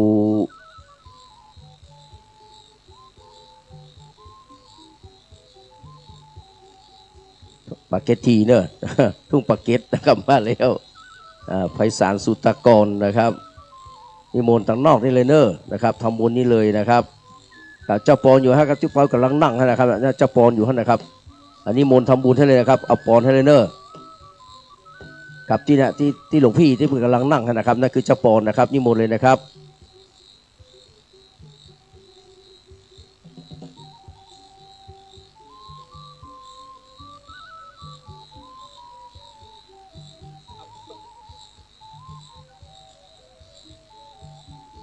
กับนิมนต์ทำบุญทางด้านนอกนะครับเดี๋ยวหลวงพ่อรัตนชัยทำนิมนต์ทางด้านในนะครับทำบุญแล้วนิมนต์ทางด้านในเนี่ย25 รูปเดี๋ยวผมจะได้เรียนแหมครั้งหนึ่งนะครับ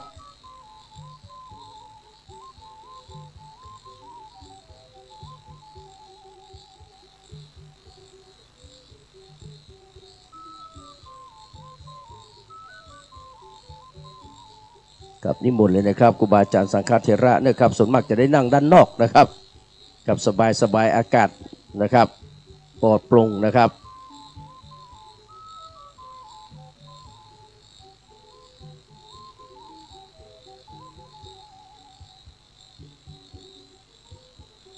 ขณะนี้มีการถ่ายทอดนะครับถึงภาพถึงเสียงนะครับ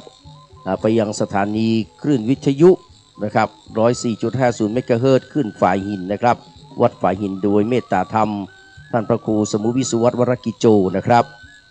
ผู้อำนวยการสถานีและเจ้าอาวาสนะครับนิมนต์นะครับพระสงฆ์เจ้าที่กำลังเดินทางมาถึงครับนิมนต์เอาปอนเนอร์นะครับแล้วก็นิมนต์นะครับนั่งอยู่ที่ด้านนอกนี้นะครับที่เขาจัดไว้ถวายการต้อนรับที่หน้าศาลาการประเรียนนี่นะครับกับอาสโภปธรรมสามัคคีนะครับกับนิมนต์เลยนะครับครูบาอาจารย์สังฆเถระทุกรูปเนื้อห้องน้ำนะครับอยู่ตรงนี้เนอะนะครับอยู่ทางด้านหลังเวทีนี่นะครับห้องน้ำนะครับ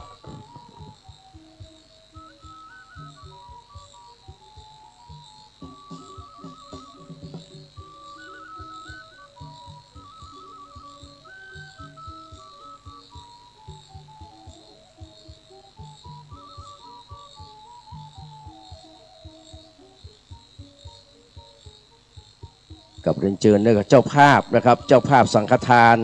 และพี่น้องศรัทธาเขานั่งทางด้านหน้านี้นะครับกับห้องน้ำส่งอยู่ทางขวามือนะครับของพี่น้องศรัทธาประชาชนอยู่ตรงนี้นะครับกับห้องน้ำส่งนี่อ้อมไปทางขวามือนะครับ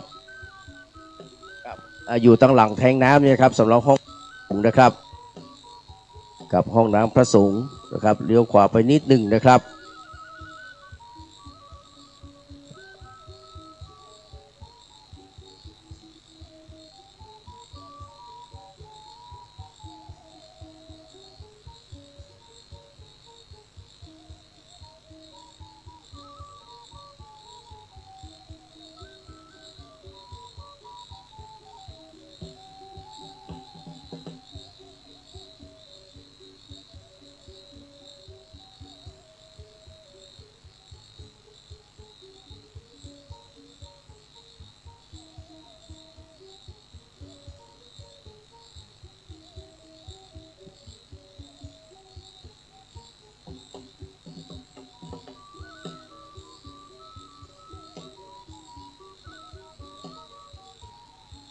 กลับไปจะร่วมทำบุญนะครับมาเรียนเชิญตามเจตนาศรัทธาเนอนะครับ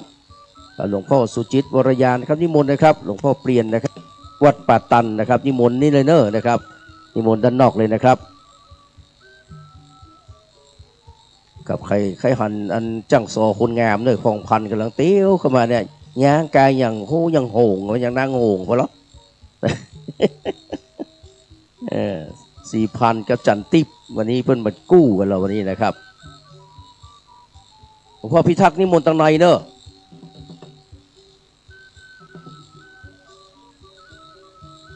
หลวงพ่อกิษดาประภัสโลมาแล้วนะครับจากบุกครุกน้อยนะครับไวสาเนอร์นะครับครูบาเสนิมนต์ตรงนี้นะครับพระครูประหลัดปฐมพงศ์นะครับนิมนต์เนอร์แต่หลวงพ่อโอภาสปัญญาคมอยู่ด้านในนะครับนิมนต์เลยนะครับกับขอผู้อนุโมทนาในปนเนอร์นะครับ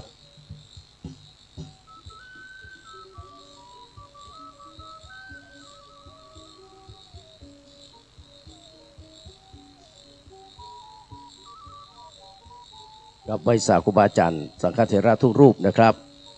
กับนิมนต์เอาปอนตังนอกนี่เลยนะครับถึงแม้จะมีชื่อด้านในก็เอาปอนตังนอกนี่ก่อนเนอร์นะครับเพื่อความสะดวกสบายนะครับ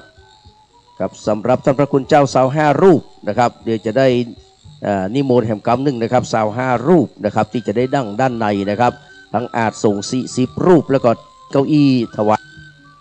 ทั้งด้านหลังแห่ง15 รูปนะครับ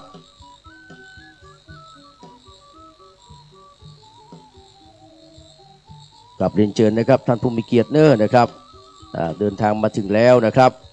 ลงทะเบียนนะครับฝ่ายลงทะเบียนอยู่ทางใดเนาะนะครับ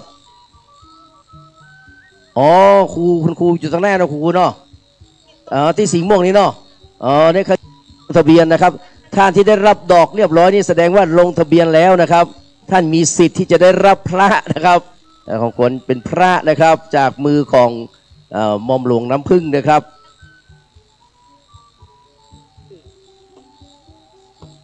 ท่านอาจารย์ชัชวาลครับนั่นนายกเทศบาลเทศมนตรีตำบลดองจอมนะครับเพื่อนมาทุกปีทุกครั้งถ้ามีงานนะครับท่านนายกนะครับ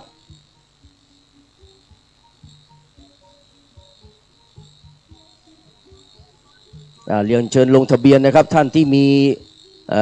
รายชื่อที่จะเข้ารับนะครับเพราะมีหนังสือจากกรรมการคงแจ้งไปแล้วนะครับว่ามีไผ่พ่องนะครับกับลงทะเบียนนะครับถ้า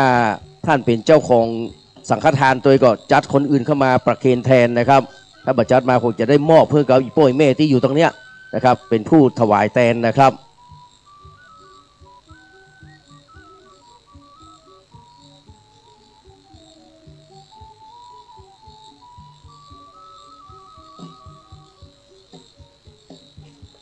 ลงทะเบียนที่โต๊ะหน้านะครับที่เสื้อม่วงทั้งหลายนะครับอันนี้ครับนี่คือเจ้าหน้าที่ที่ลงทะเบียนนะครับที่จะรับพระนะครับเนี่ยครับเนี่ยแน่นี่ครับพ่อครับแน่นี่ครับนี่เลยครับแน่นี่แหละครับที่เสื้อสีม่วงนี่นะครับเอาที่จุดเด่นว่าเนาะนิมนต์ท่านพระคุณเจ้านะครับมาปั่นฮับปอนที่นี่นะครับมาตานที่ด้านหน้านี่นะครับหน้าศาลาการประเรียนนี่เลยนะครับท่านอาจารย์ประเมศนะครับนิมนต์เลยนะครับสุตตพัฒโนดมนะครับผู้ช่วยศาสตราจารย์ด็อกเตอร์นะครับรักษาการเจ้าคณะตำบลนะครับจากแม่ริมนะครับดอนชัยเนาะ ครับลงทะเบียนก่อนนะครับท่านที่มีรายชื่อที่จะรับพระลงทะเบียนรับช่อดอกไม้เป็น VIP มาแล้ว VIP เรามาแล้วนะครับครับเรียนเชิญเลยนะครับ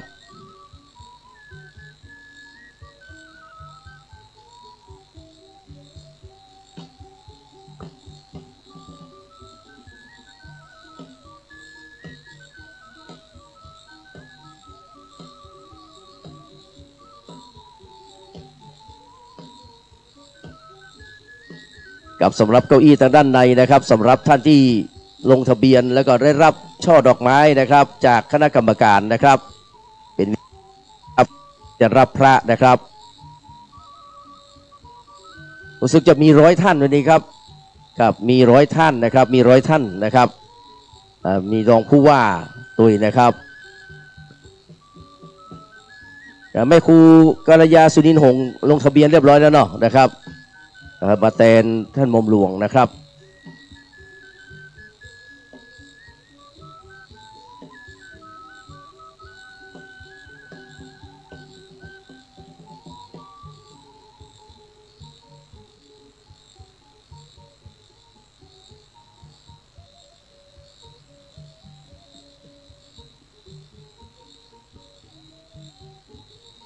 ตอนนี้เรามีสัพพทนคอยต้อนรับหัววัดนะครับ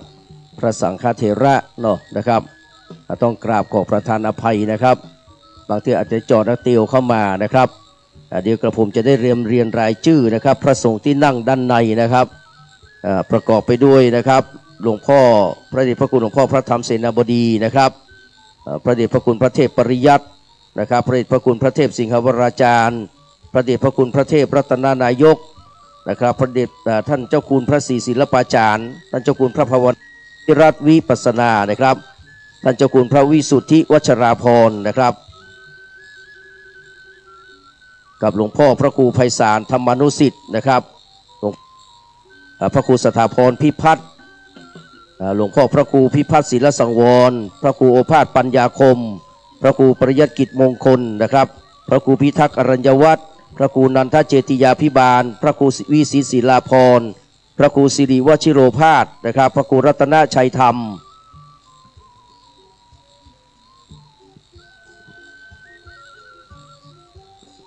พระครูวิสุทธิศิลโสพลนะครับแล้วก็พระครูอดุลศิลกิจนะครับนอกนั้นนี่นะครับมาทางด้านนอกนะครับนิมนต์ด้านนอกนะครับหลวงพ่อวัดรอยเคาะนะครับสุวิมลธรรมรักษ์นะครับมาถึงแล้วกับไวสาได้ข้อนิมนต์นั่งทางด้านนอกเลยครับสบายอากาศสบายนะครับกราบประธานสุมาภัยกับพระมหาเถรานุเถระนะครับในเรื่องการจราจรนะครับในการสัญจรในการต้องเตียวเข้ามานะครับเนื่องจากว่าพื้นที่มันมีจำกัดนะครับเราต้องจัดให้เป็นระเบียบเรียบร้อยท่านที่มีรายชื่อนะครับที่จะเข้ารับพระนะครับขอเรียนเชิญได้ลงทะเบียนให้เรียบร้อยนะครับลงทะเบียนให้เรียบร้อยแล้วเขาจะได้รับพระนะครับจากมือของดร.หม่อมหลวงสราลีนะครับกิติยากรนะครับซึ่งจะได้มาเป็นประธานในพิธีในช่วงเวลา 15 นาฬิกานะครับคือบ่าย 3นะครับนิมนต์อาจารย์นะครับนิมนต์เอาปอนที่นี่เลยนิมนต์นั่นทางนอกนะครับนิมนต์เลยนะครับครับนิมนต์ด้านนอกสบายนะของพ่อครูไพศาลสุตากรบอกว่าม่วนนั่งที่นี่สบายได้หั่นหลายอย่างตัวนะฮะกับนิมนต์ครับครูบาอาจารย์สังฆเถระจากในเมืองนะครับนิมนต์ทางด้านหน้าเลยครับหลวงพ่อเมธานะครับนิมนต์เลยครับครับนิมนต์เลยวัดช่างแต้มนะครับท่านประหลัดนะครับนิมนต์เลยครับทางด้านในนะครับนะครับเจ้าปอนนั่งอยู่ทางหน้าเลยครับนิมนต์เลยครับครับนี่เจ้าปอนนั่งอยู่ทางหน้านะครับนิมนต์เลยครับครับนิมนต์เข้านี้เลยครับนิมนต์เลยนะครับเข้านี้ก็เลี้ยวขวาไปเลยครับเลี้ยวซ้ายไปเลยนั่นแหละกับไวสาด้วยกับพ่อนะครับโอ้รักษาการเจ้าคณะตำบลวัดเกตกับมาแล้วไวสาเข้าตั้งในนะครับเขาไวสาเข้าตั้งในนะครับท่านพระครูนะครับวรัตน์สมพรโอภาโสนะครับด็อกเตอร์นะครับสมพรโอภาโสนะครับรักษาการเจ้าคณะตำบลวัดเกตนะครับวัดสลีหงส์นะครับฝั่งปิงด้านตะวันออกนะครับ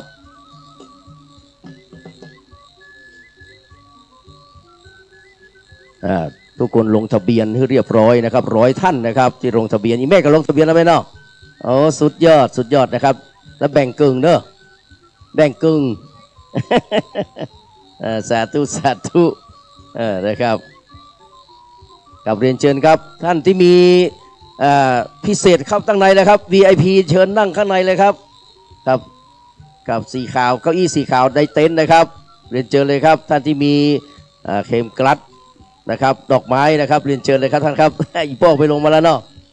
ครับเรียนเชิญเลยครับก็คอยบริการนะครับโรงเรียนสันขยอมกับลูกโรงเรียนวัดสันขยอมเนาะนะครับเยาวชนนะครับอนาคตของชาติกับเรียนเชิญทางด้านในเนี่ยคนที่มีนะครับ VIP เข้าทางในนะครับกับ VIP เข้าไปทางในเลยนะครับ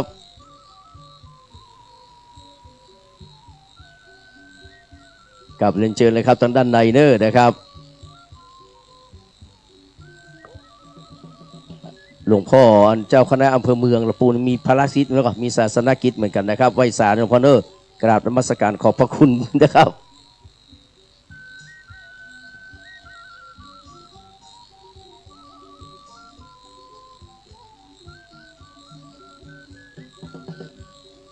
กับว่าอาจารย์สังฆเถระทุกรูปนะครับมาถึงแล้วนิมนต์เนอนะครับกับนิมนต์เลยนะครับ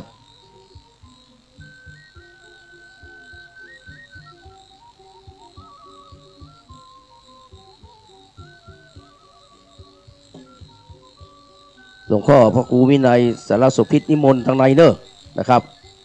นิมนต์ทางในแล้วครับในฐานะนี้เป็นเจ้าถิ่นนะนิมนต์ทางในเนอเอาห้องแอร์เนี่ยหลวงพ่อเนอนะครับนิมนต์เลยครับไปครับนิมนต์ทางในครับ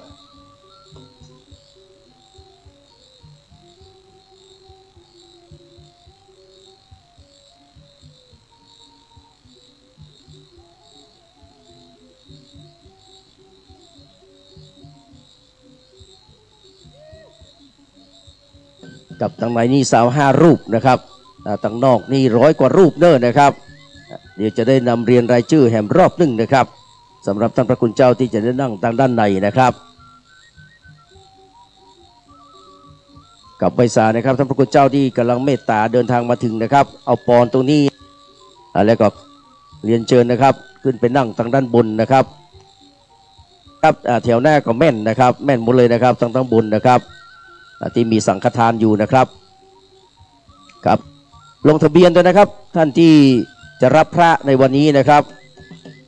ท่านอดีตสจ.มยุรานะครับเรียนเชิญด้านในนะครับเรียนเชิญด้านในเนอนะครับครับสวัสดีครับเรียนเชิญเลยครับ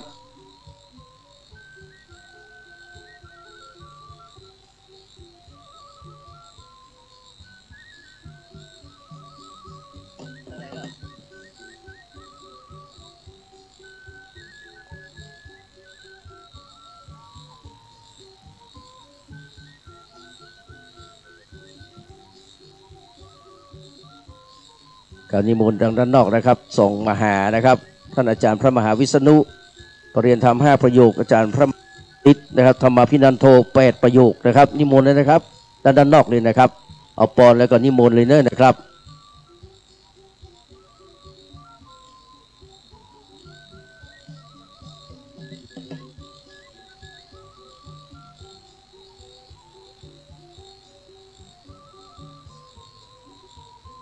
กับนิมนต์ครูบาสังฆเถระเนอร์นะครับนิมนต์เลยนะครับขณะนี้ก็ใกล้เวลาเข้ามาทุกทีแล้วนะครับกับเวลา 12:59 นาทีก็คือ 13 นาฬิกานะครับก็เอาเวลาก่อนนะครับจะได้สบายเนอะท่านที่มีนะครับดอกไม้นะครับเป็น VIP ครับเรียนเชิญทางด้านในนะครับแม่ครับเก้าอี้ด้านในนะครับเก้าอี้สีขาวด้านใน100 ท่านนะครับทางด้านในเนี่ยทางด้านนอกนี่นะครับไม่ใช่ด้านในนะด้านนอกนี่นะครับทางด้านนอกก็มีนะครับ100 ท่านถ้าทางด้านในเต็มก็เชิญด้านนอกนะครับเก้าอี้ในเต็นท์นะครับที่เตรียมไว้นะครับทางนี้ก็เป็นเจ้าภาพสังฆทานกับพี่น้องประชาชนทั่วไปเนอนะครับ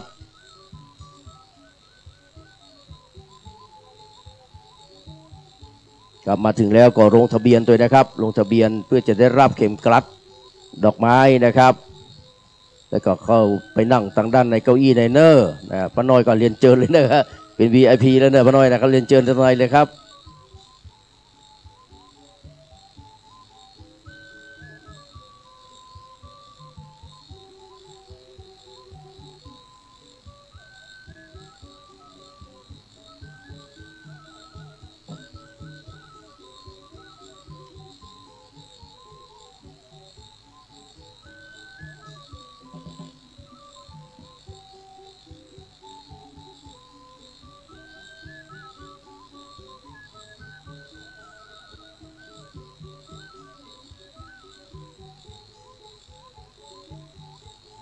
ครับ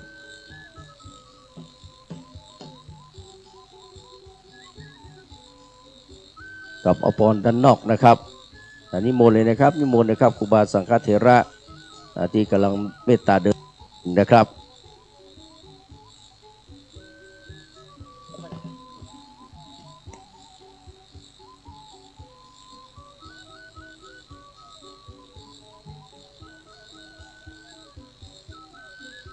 กับครูบาสังฆเถระบางส่วนนะครับก็มีศาสนกิจเนาะมีหลายที่นะครับกับกราบนมัสการขอบพระคุณนะครับ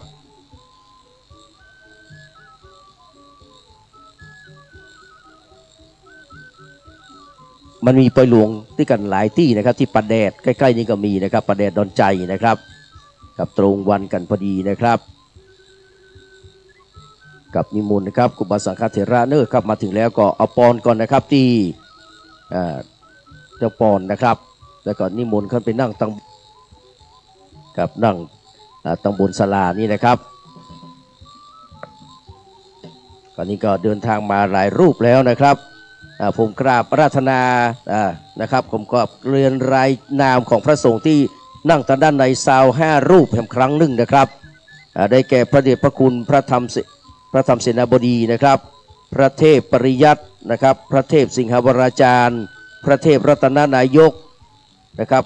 พระศรีศิลปาจารย์นะครับพระภาวนาธรรมภิรัตน์วินะครับพระวิสุทธิวัชราพรนะครับ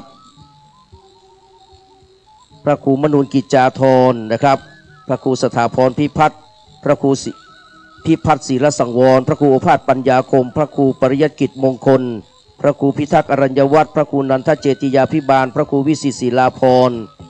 นะครับแล้วก็พระครูสิริวชิโรภาสพระครูรัตนชัยธรรมและพระครูอดุลศิลกิจนะครับหลวงพ่อวินัยสารโสภิตนะครับ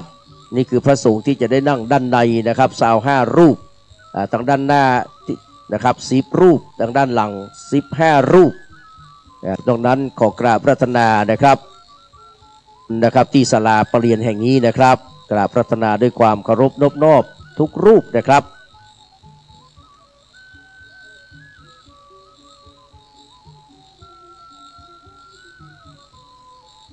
กับท่านใดที่มีศาสนกิจที่จะไปนะครับก็เรียนแจ้งนะครับกับทีมงานนะครับของวัดสันขยอมตุยนะครับจะได้น้อมถวายก่อนนะครับเพราะว่าคนเฮาก็มีภารกิจบอกว่าพระสงฆ์ข้าเจ้าก็ดีบอกว่าคนบ้านนะครับก็มีภารกิจเช่นเดียวกันนะครับเอานี้ท่านผอ.อริปัญจันทร์นะครับเพิ่นก็ได้มาเยี่ยมมาเยือนมาให้กำลังใจกิจนะครับที่จะไปที่อื่นต่อนะครับกับเรียนเชิญนะครับทุกคนทุกท่านเนอนะครับสำหรับท่านที่มีนะครับเข็มกัดนะครับดอกไม้นะครับก็เรียนเชิญนะครับด้านในนะครับคือที่หน้าศาลานะครับศาลาอาคารปฏิบัติธรรมนี่นะครับเพื่อที่จะได้รอรับพระของขวัญจากท่านดร.หม่อมหลวงสลารีนะครับกิติยากรนะครับประธานในพิธีในวันนี้หลวงพ่อนันทเจติยาภิบาลนะครับนิมนต์ตังในเนอครับพระธาตุสุนันทานะครับนิมนต์ตังในนะครับ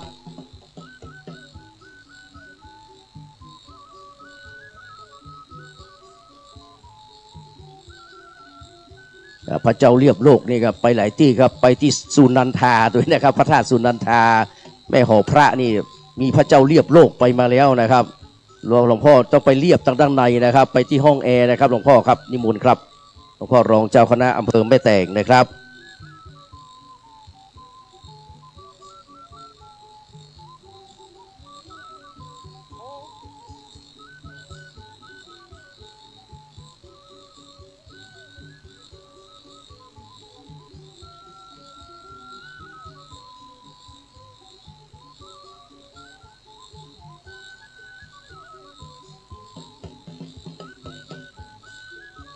ครับนิมนต์ครูบาอาจารย์สังฆเถระนะครับนิมนต์นะครับ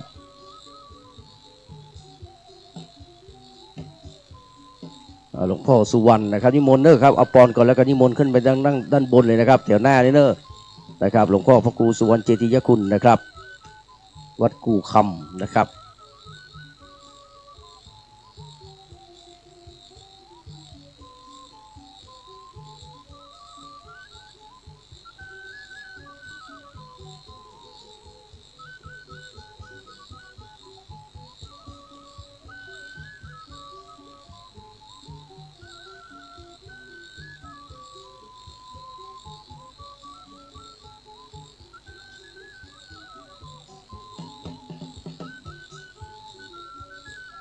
กับท่านใดที่ยังไม่ได้ลงทะเบียนเพื่อจะรับเข็มกลัดดอกไม้นะครับเพื่อที่จะได้รับพระนะครับก็ขอเรียนเชิญนะครับครับเรียนเชิญแล้วครับไปนั่งด้านในนะครับที่ด้านหน้าศาลาอาคารปฏิบัติธรรมนี่นะครับเรียนเชิญเลยนะครับส่วนเจ้าภาพสังฆทานถ้าซ้อนกันนี้ก็ถ้าท่านลุกมาตันก็เป็นอย่างนะครับแต่อยากจะให้คนอื่นปฏิบัติหน้าที่แทนเนอนะครับกับไวสาท่านพระครูอดุลศิลกิจนะครับนิมนต์หลวงพ่ออปรนี่ก่อนแล้วนิมนต์ทางด้านในนะครับกับหลวงพ่ออปรที่หน้านี้ก่อนแล้วก็นิมนต์หลวงพ่อเข้าไปทางด้านในนะครับนี่ในศาลานะครับ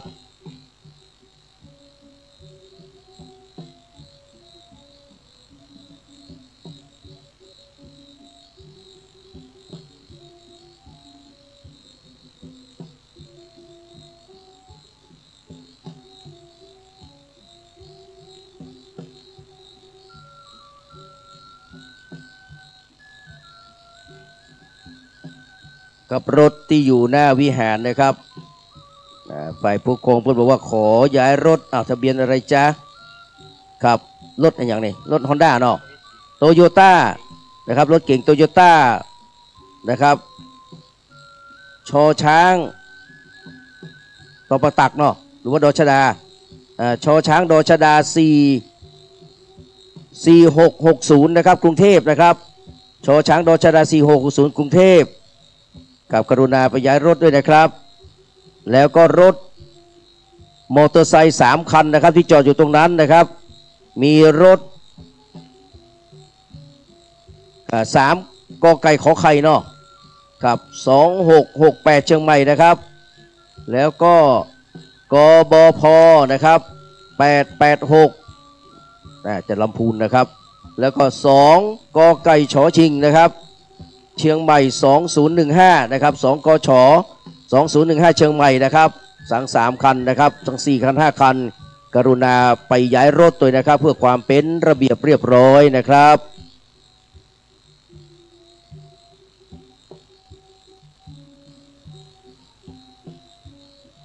กับไวสาท่านพระคุณเจ้านะครับนิมนต์หลวงพ่อตังในครับครับนิมนต์หลวงพ่อตังในนะครับ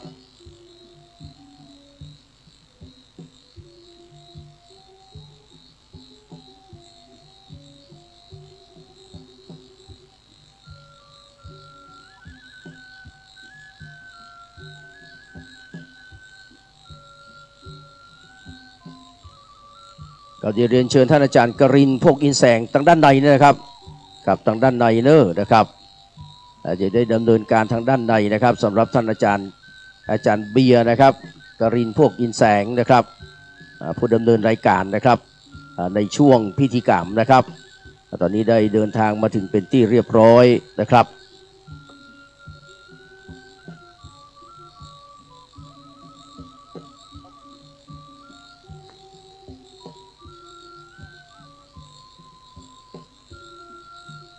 ไวสาหลวงพ่อลักปันนะครับ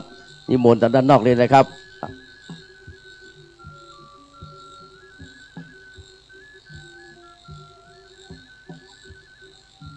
แม่นั่งตั้งหน้าเนี่ยแม่เนอร์นะครับมานั่งกู้กันนี่เนอร์นะครับใครยังไม่ได้ลงทะเบียนก็ไปลงทะเบียนนะครับสำหรับที่จะรับพระนะครับครับเรียนเชิญเลยนะครับที่ลงทะเบียนแล้วก็ไปนั่งที่นะครับเก้าอี้นะครับพิเศษทางด้านในนะครับแม่ชื่ออย่างครับแม่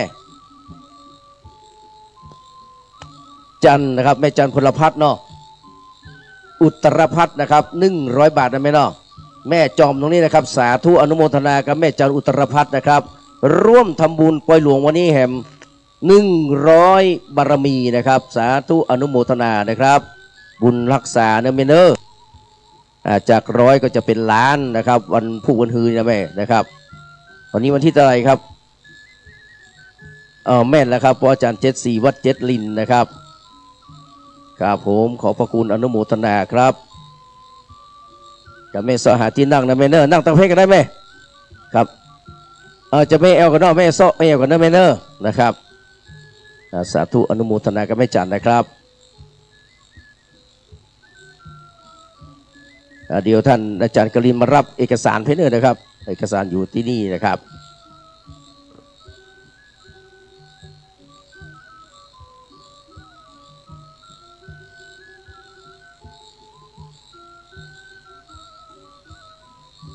ท่านอาจารย์ประหารสมบูรณ์ไปห้องน้ำกว่านี้เนาะ พอรู้เลยว่าเขาจะไปห้องน้ำนี่นะนิมนต์ครับนิมนต์ครับ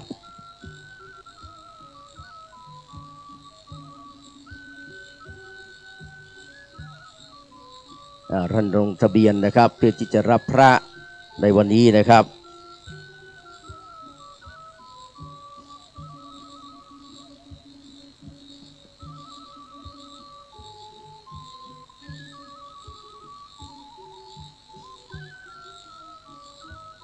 ตอนนี้ท่านอาจารย์กรินกำลังจะเรียงทรงขึ้นก่อนนะครับไล่เรียงตามลำดับนะครับพระคุณเจ้าพระมหาเถรานุเถระเนาะนะครับ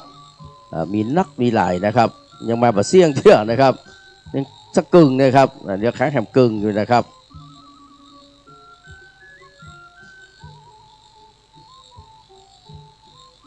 จะมีจ้างฟ้อนเฮาฟ้อนต้อนรับฟ้อนเล็บนะครับ1 ชุดฟ้อนต้อนรับประธานในพิธีนะครับตอนที่เปิ้ลเดินทางมาแล้วก็ไปกราบพระประธานในวิหารไม้สักทองแล้วนะครับเราจะได้เดินออกมานะครับแล้วเขาจะได้ฟ้อนเล็บต้อนรับ1 ชุดนะครับตามกำหนดการนะครับ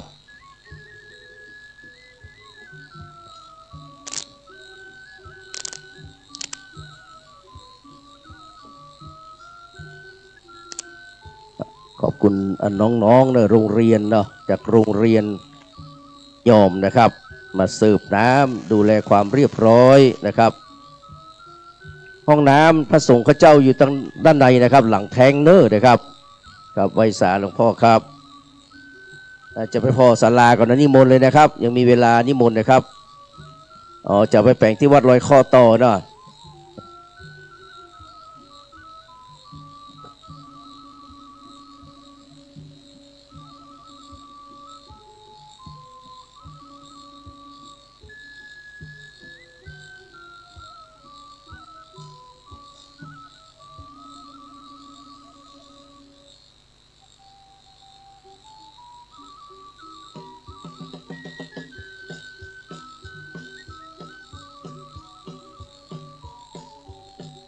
จังฟอนเขาก็ทยอยกันมาครับถึงครูบาอาจารย์เนอะครับเรียนเชิญเลยนะครับตอนหับทุกคนทุกท่านเนอะนะครับกับสำหรับเจ้าภาพสังฆทานนะครับก็มานั่งใกล้ๆเพื่อนเนอะนะครับถ้าท่านเป็น VIP แล้วลูกยากก็มอบหมายให้กับคนอื่นเนอะอย่างคำปากกานี่เพิ่นมอบหมายคือป้าเพิ่นวันนี้นะคำปากกาพี่แขกนะน้องแขกคำปากกานะครับมอบหมายให้คุณป้าเป็นคนถวายแตนนะครับคุณคำแขกคำปากานี่เป็นเจ้าภาพทุกครั้งเวลามีการมีงานนะครับเป็นเจ้าภาพสังฆทานนะครับ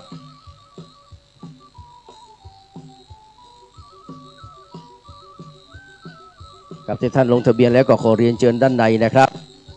กับขอเรียนเชิญด้านนะครับขณะนี้ก็ต้องมีคณะจ้างฟ้อนก็เริ่มทยอยกันมาเรื่อยๆนะครับ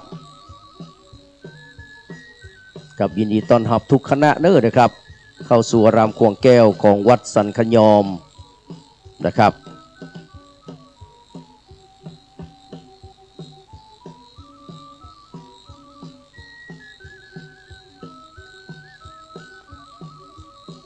แรกเริ่มเดิมทีนะครับเพื่อนชื่อว่าวัดศรีดอนใจนะครับศรีดอนใจนะครับสำหรับวัดสันขยอมจะทำบุญเนาะครับเขียนชื่อได้ขออ่านเลยเนอะเนี่ยประกาศไหมครับประกาศตรงนั้นครับกับแล้วก็มาเปลี่ยนเป็นพยอมนะบ้านคำเมืองว่าขยอมนี่นะครับแต่ภาษากลางเพื่อห้องพยอมนะครับดอกพยอมหอมอยู่ในดงนะครับศรีดอนชัยนะครับเริ่มห้องวัดศรีดอนชัยนะครับแล้วเลยกลายมาเป็นต้นพยอมเนาะตามพยอมต้นพยอมที่มันงดงามเพื่อนก็เลยเปลี่ยนชื่อนะครับจากศรีดอนชัยเป็นสันขยอมนะครับกับถวายการต้อนรับเน้อนะครับเจ้าคุณพระรับปาจารย์นะครับที่ปรึกษาเจ้าคณะภาค7นะครับนิมนต์ทางด้านในนะครับพระเดชพระคุณครับครับนิมนต์ทางด้านในศาลาปฏิบัติธรรมเลยครับตาเหียกรก็ได้หลวงพ่อกับตาเหียกรเน้อนะครับท่านเป็นที่ปรึกษานะครับ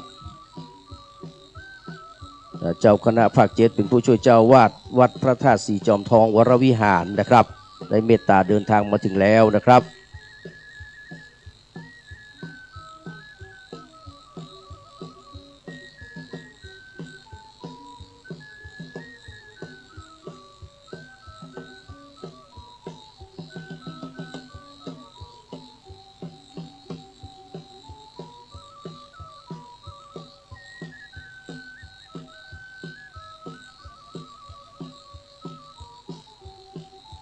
ไว้สาท่านพระคุณเจ้าที่กำลังเดินทางมาถึงนะครับนิมนต์เนอร์นะครับ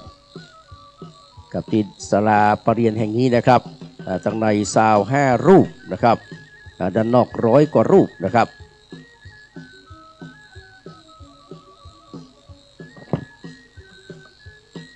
ยอดสันนี้เลยครับขออ่านชื่อกันเนาะนะครับคุณจิรนันท์กล้าหาญคุณมนัสนันท์นะครับแล้วก็นายพระคุณอย่างก็มันโรเนาะมัสนามันโรและคุณรีมันโรคุณอนุชาคงฉิมเนาะสาธุอนุโมทนานะครับ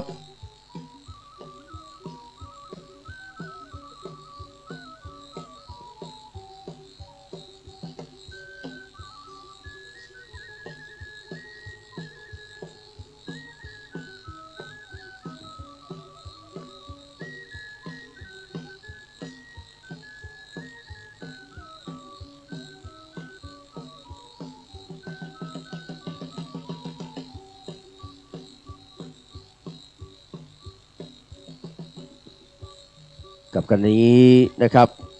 พี่น้องศรัทธาสาธุชนกำลังทยอยกันมาครับฟังจากตังสถานีคลื่น 104.50 เมกะเฮิรตซ์ก็มีนะครับแล้วก็ดูตังเฟซบุ๊กของวัดฝ่ายหินตัวนะครับก็หลั่งไหลกันเข้ามาบางคนก็ทำบุญออนไลน์มานะครับบางท่านก็มาถึงด้วยตัวเก่านะครับขออนุโมทนาในส่วนกุศลเจตนาในครั้งนี้เป็นอย่างยิ่งนะครับ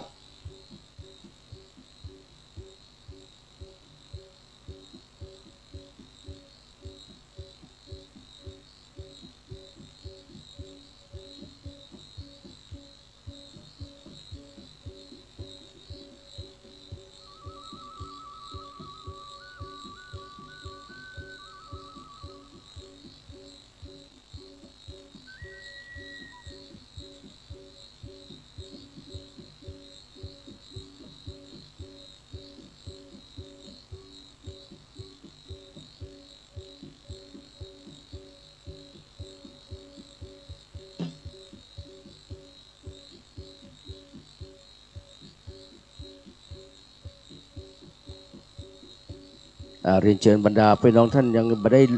ลงทะเบียนรับพระนะครับ100 ท่านพอดีนะครับกับเรียนเชิญได้ลงทะเบียนที่คณะกรรมการของเขานะครับแล้วก็เข้ามานั่งในเก้าอี้ VIP ที่จัดเตรียมไว้ต้อนรับนะครับเพื่อความเป็นระเบียบเรียบร้อยนะครับ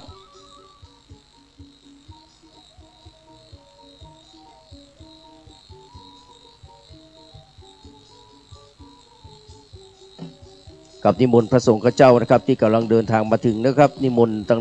ศาลาด้านหน้านี่นะครับนิมนต์เลยครับเมื่อถึงเวลาแล้วนะครับเราจะได้เริ่มประกอบพิธีนะครับถ้าท่านประธานเดินทางมาถึงนะครับเดี๋ยวสักครู่หนึ่งนะครับท่านอาจารย์กรินทร์พวกอินแสงนะครับก็จะได้นำเข้าสู่พิธีนะครับในการทำพิธีเปิดป้ายอาคารศาลาปฏิบัติธรรมนะครับอาสภะมหาเถรานุสรณ์นะครับของวัดสันขยอมนะครับเป็นการรำลึกนึกถึงบูชาคุณนะครับหลวงพ่อพระครูโอภาสวิหารกิจครูบาบุญเลิศนะครับบุญเลิศอาสโพคำฟูนะครับนิมนต์หลวงพ่อพระครูโอภาสปัญญาคม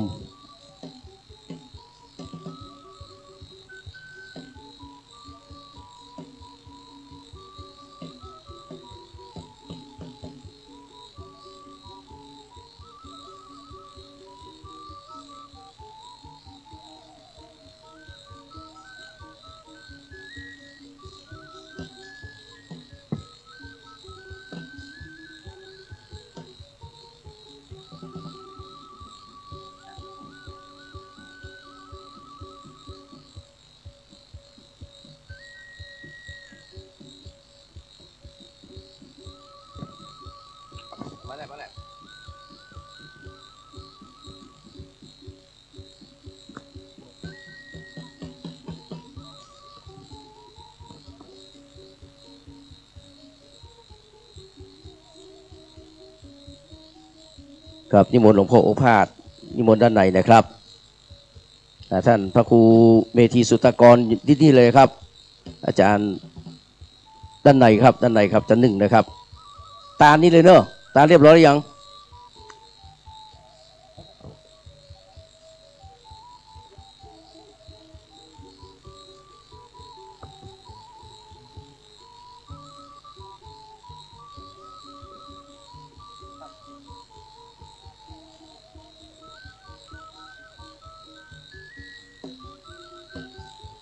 กับท่านอาจารย์กรินทร์พร้อมแล้วก็เรียนเชิญเลยนะครับที่ด้านในนะครับ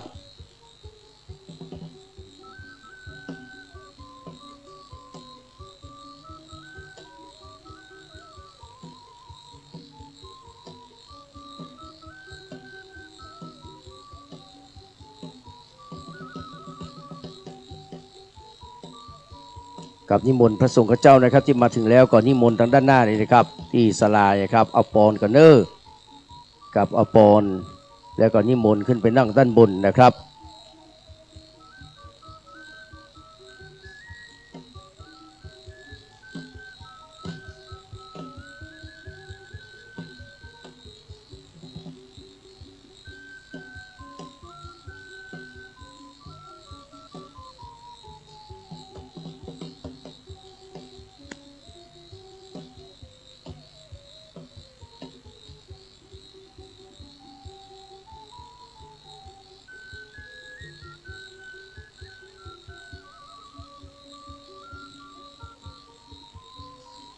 น้องๆถ้าอีกก็พักพ่องก็ได้เนอะน้องเนอะ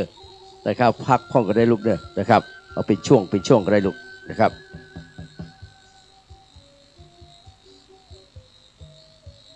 กับรถจอจานขอไข่นะครับจอจานนอนหนูขอไข่175เชียงใหม่2กยนะครับกไก่ยยักษ์นะครับ5630เชียงใหม่รับกุญแจรถที่เจ้าหน้าที่นะครับจราจรหน้าวัดเนอร์นะครับไปซ่อหารถแล้วนะครับท่านอาจจะเสียบกุญแจละไว้นะครับแล้วก็มีคนปรารถนาดียืมไปใจให้ก่อนแล้วก็จะมีปัญหานะครับดังนั้นก็ไปรับกุญแจนะครับที่เจ้าหน้าที่จราจรหน้าวัดนะครับรถไม่ได้ไปไหนครับแต่ว่ากุญแจฝากไว้ที่จราจรนะครับเขาฝากที่จราจรดีกว่าฝากสหายที่ไม่ได้นัดหมายนะครับก็ฝากไว้ตัวนะครับ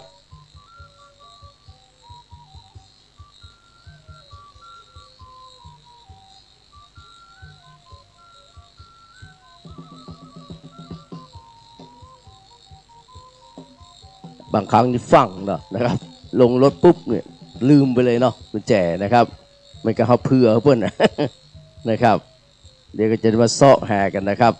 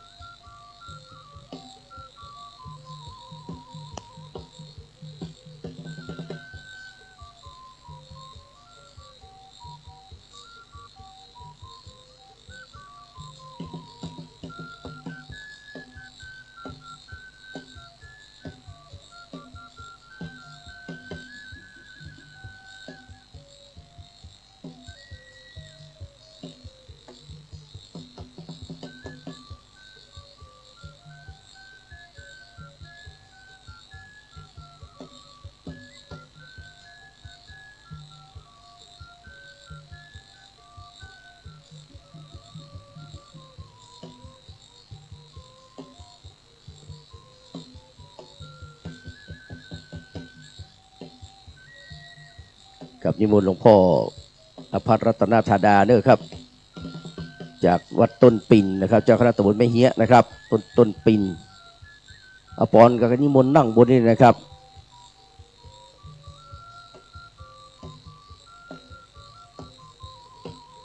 กับสำหรับกับวัดสันขยอมของเขานี่ครับมีเจ้าอาวาสมาแล้วครับ10 รูปนะครับท่านพระครูสถิตุรธรนี่เป็นรูปที่10นะครับรูปแรกก็คือครูบาปัญญาทะโรนะครับครับซึ่งเป็นมหาราชครูเชียงใหม่กับผู้มาสร้างวัดสันขยอมนะครับรูปต่อมาก็คือพระอธิการก้อนแก้วกัลยาโนนะครับพระอธิการสิงโตนะครับศีลสังวโรนะครับพระอธิการมนโชติมันโตพระอธิการบุญมีคันทสาโรรูปที่6พระอธิการบุญทาขันติโกนะครับรูปที่7พระวีระธรรมธิโรนะครับยุค2499เนี่ยครับใกล้มาแล้วนะครับพระอธิการประเสริฐเศรษโถนะครับแล้วก็รูปที่9ก็คือพระครูโอภาสวิหารกิจนะครับบุญเลิศอาสโพตั้งแต่2505ถึง2563ปัจจุบันก็คือหลวงพ่อพระครูสถิตุราธรเก่งกาจนะครับ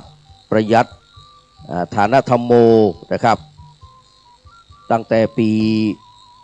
2563ถึงปัจจุบันนะครับ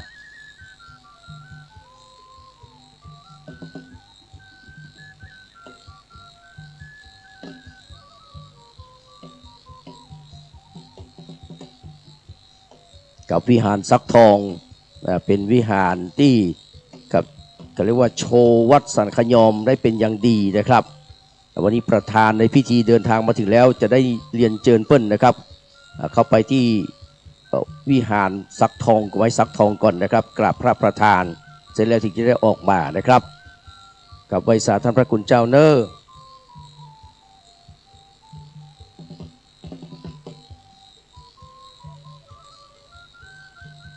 ท่านที่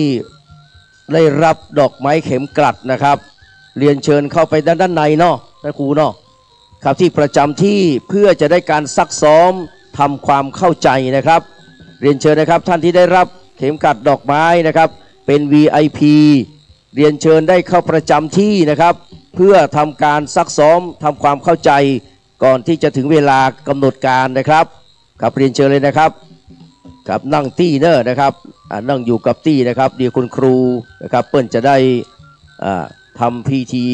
ทำการซักซ้อมทำความเข้าใจนะครับว่าเป็นจะได้เวลาลูกออกไปเนี่ยจะได้นะครับเดี๋ยวคุณครูเปิ้ลจะได้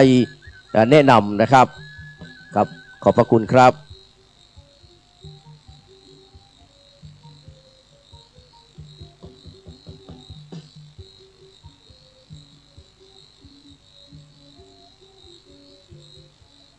กับท่านเจ้าของรถทั้ง2 คันนะครับอย่าลืมไปรับกุญแจที่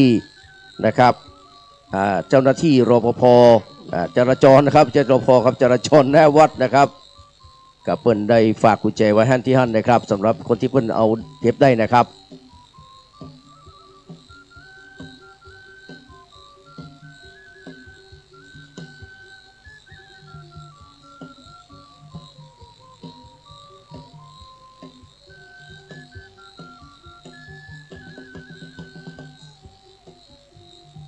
ยินดีต้อนรับคณะของท่านดร.สุรเดชนะครับดร.วีรเดชนะครับกับเรียนเชิญด้านในนะครับ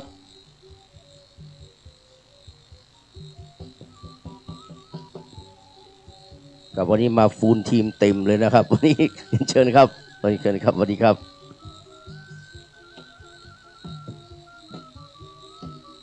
กลับมาก่อนหน้านั้นก็2-3 คนเลยนะครับคนที่จะครบทีมแล้วตอนนี้นะครับเรียนเชิญเลยครับ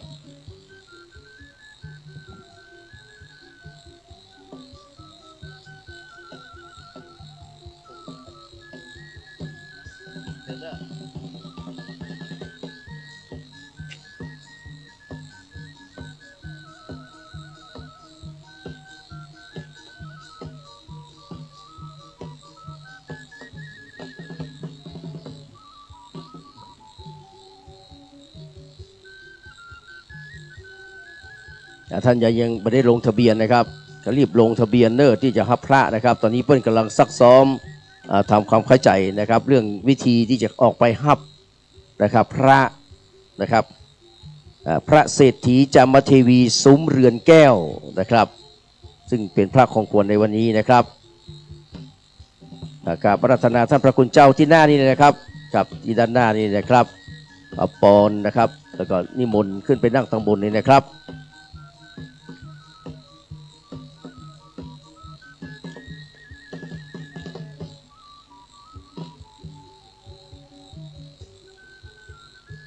กับนิมนต์ครูบาสังฆเถระครับนิมนต์นะครับ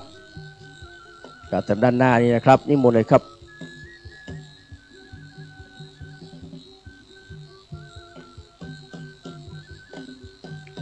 ท่านเลขานุการนะครับนิมนต์เลยนะครับนิมนต์เนอร์นะครับ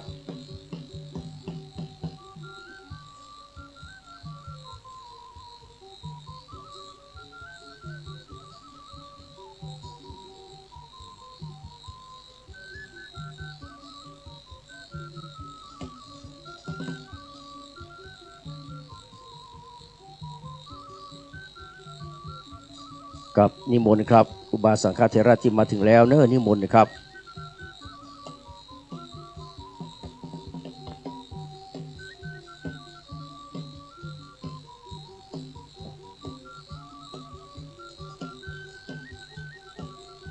กับขณะนี้เวลา13นะครับ13:33 นาฬิกานะครับบ่ายโมง33 นาทีนะครับกับนิมนต์ครับพระสงฆ์เถระนุเถระเนี่ยพระคุงเอาแม่ชีมาถึงแล้วเนาะครับเรียนเชิญเลยนะครับ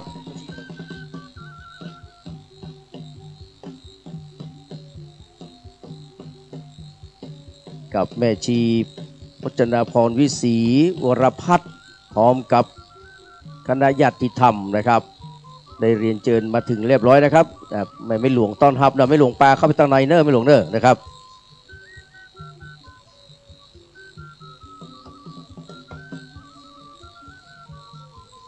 อันนี้เป็นคนบุญนะครับคนบุญสุดๆเลยนะครับสุขสถาน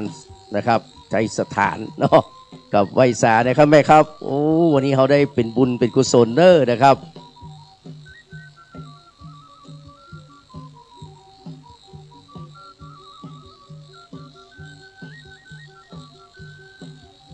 โอ้มามีล่มได้ โอ้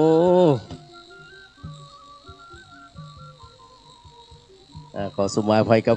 แม่ชีพชนาพรเทเนอร์เลยครับครับเดี๋ยวก็ได้เด่นละเด่นได้เย็นแล้วครับเปิดประตูฮับแม่กำเนิดนะครับ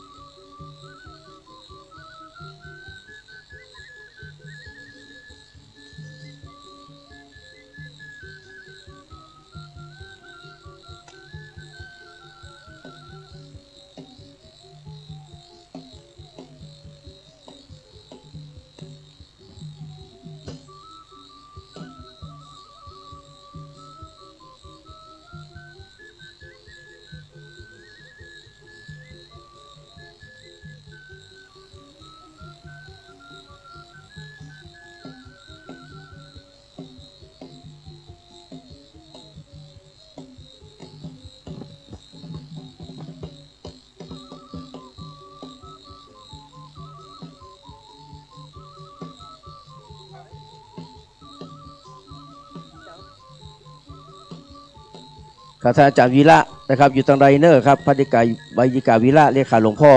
ดับภัยนะครับมาตะเพดวนเลยเนอร์นะครับอยู่ทางใดครับกับถวายการต้อนรับนะครับท่านเจ้าคุณพระภาวนาธรรมาภิรัตน์วิปัสสนานะครับเจ้าคณะอำเภอเมืองเชียงใหม่กับเจ้าวัดร่ำเปิงตะโพธารามนะครับได้เมตตาเดินทางมาถึงแล้วนะครับไว้สาด้วยความเคารพนบนอบกับพระสงฆ์ข้าเจ้าทั้งสองรูปผู้ที่ตามนะครับ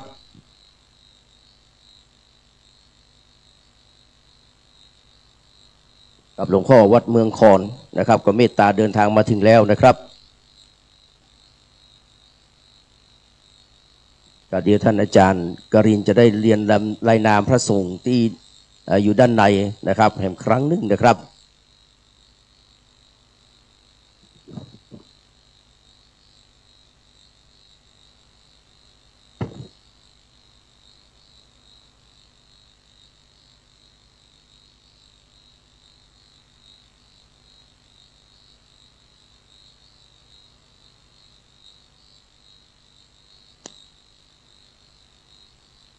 กับคณะกรรมการเฮาก็นะครับจำรัดคันธรสกำกับบทเป็นวยานะครับหมายถึงว่าวยาวัจกร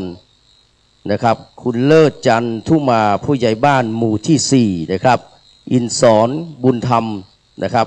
หมู่ที่7รุ่งรัตน์พรหมจารีเด็ดนะครับหมู่ที่8กับแล้วก็คุณวรนุชมุนินแซดนะครับหมู่ที่10ไม่ลืมเลือนนะครับดัชนีนะครับฟาเทลเลนิโคนะครับอันนี้ก็เป็นเฮรัญยิกนะครับเป็นเฮรัญยิกของวัดนะครับภายใต้ร่มปรมีนะครับของท่านพระครูสถิตุราธรและก็นะครับท่านเป็นเจ้าวาดพร้อมกับผู้ช่วยเจ้าวาดคือท่านพระครูปลัดกิติพงศ์กิติโสพโนนะครับผมข้าพระสงฆ์องค์เจ้าทั้งหลายวันนี้จัดงานยิ่งใหญ่นะครับกับเกือบจะสำเร็จรุ่ร่วงค้างแหมน้อยเดียวนะครับค้างแหมน้อยเดียวพี่น้องอดใจเอานะครับเรียนเชิญนะครับท่านใดที่ยังไม่ได้ลงนะครับบัญชีด้วยนะครับลงทะเบียนนะครับเรียนเชิญเลยครับลงทะเบียนที่จะรับพระนะครับจำนวน100ท่านเลยนะครับประมาณ100ท่านนะครับที่เป็นเจ้าภาพนี่ประมาณ50กว่าท่านนะครับส่วนนั้นเป็นแขกพิเศษนะครับรวมกันแล้ว100ท่านนะครับเรียนเชิญทางด้านในนะครับ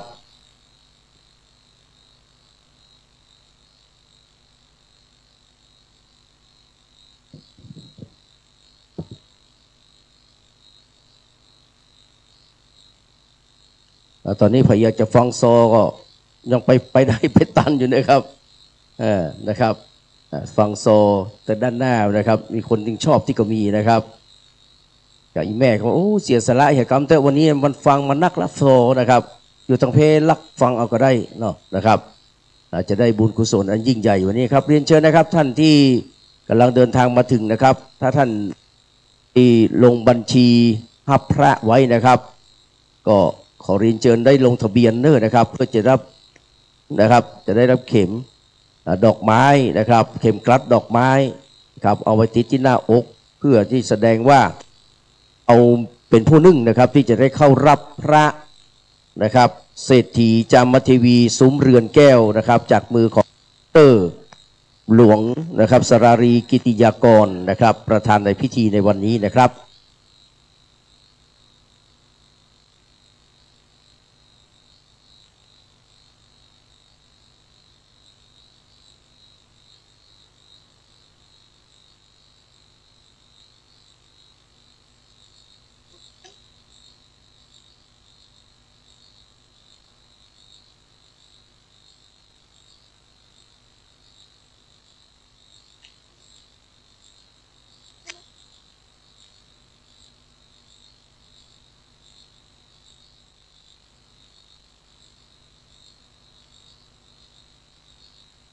ครับกันนี้พระสงฆ์เจ้าก็เริ่มทยอยกันมานะครับหมู่เขาก็กลางสัพพทนต้อนรับด้วยเพราะว่าอากาศมันเริ่มร้อนแล้วนะครับอากาศหน้านี้เริ่มร้อนนะครับเข้าเดือน6วันแรกนะครับเดือน6วันแรก6เมืองนะครับตอนนี้ขึ้น1ค่ำเดือน6เหนือนะครับเพื่อนบอกว่าไฟเดือน6เนี่ยตกในไม่หั่นนะต้องระมัดระวังนะครับ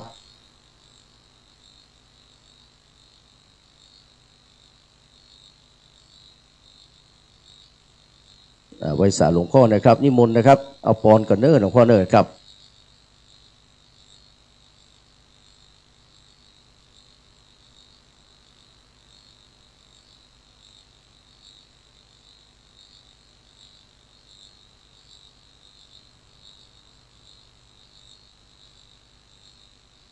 กับครูบาสังฆเถระแต่จะห้องน้ำนะครับด้านนะครับหลังแท้งนะครับห้องน้ำพระสงฆ์เจ้านะครับ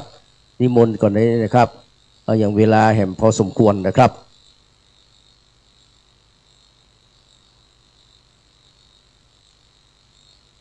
นิมนต์ครูบาเลยเด้อนะครับกับเอาปอนก่อนนะครับ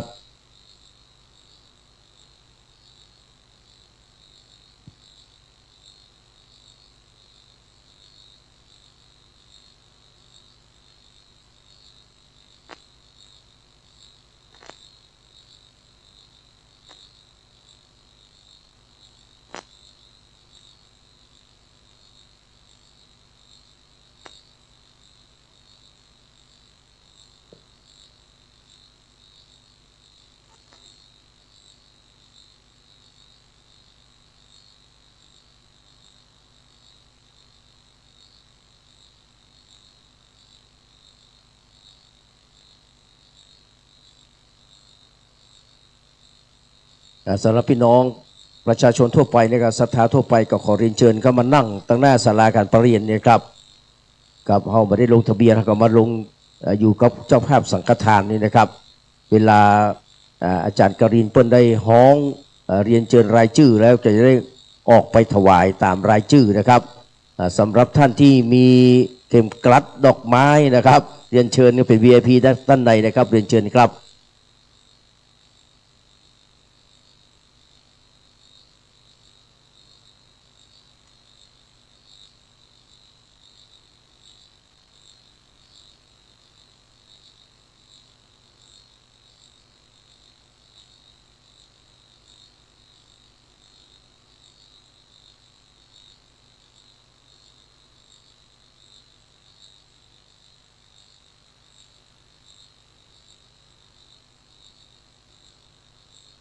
กับเรียนเชิญท่านผู้มีเกียรติทุกท่านนะครับเรียนเชิญเลยครับถ้าท่านจะรับดอก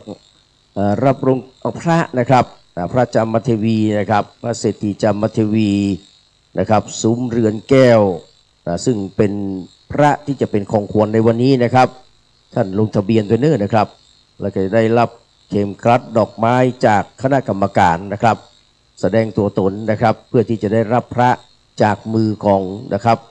ท่านดร.หม่อมหลวงสรารีกิติยากรนะครับประธานในพิธีในวันนี้นะครับ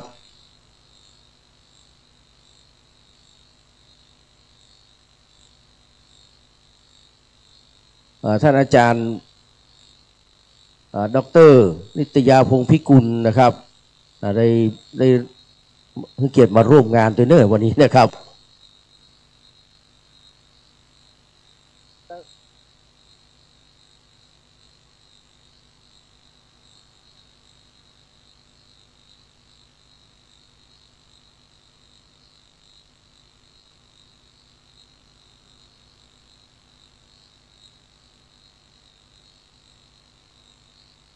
กับนิมนต์ครูบาอาจารย์ที่กำลังมาเดินมาถึงนะครับเดินทางมาถึงนิมนต์ขึ้นตำบลได้นะครับกับไหว้สาด้วยความเคารพนอบน้อมนะครับนิมนต์เลยนะครับ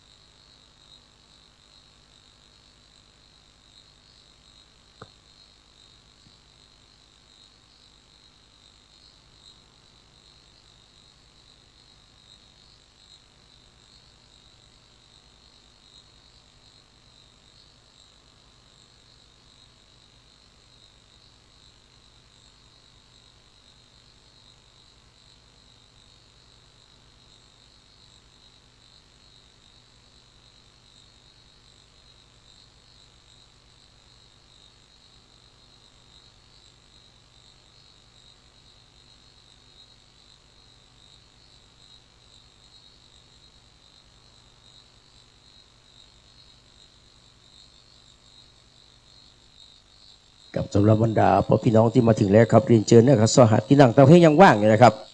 เก้าอี้สีดำนี่ยังว่างอยู่นะครับเก้าอี้นวมนี่ยังว่างเจ้านักเรียนเชิญเลยครับ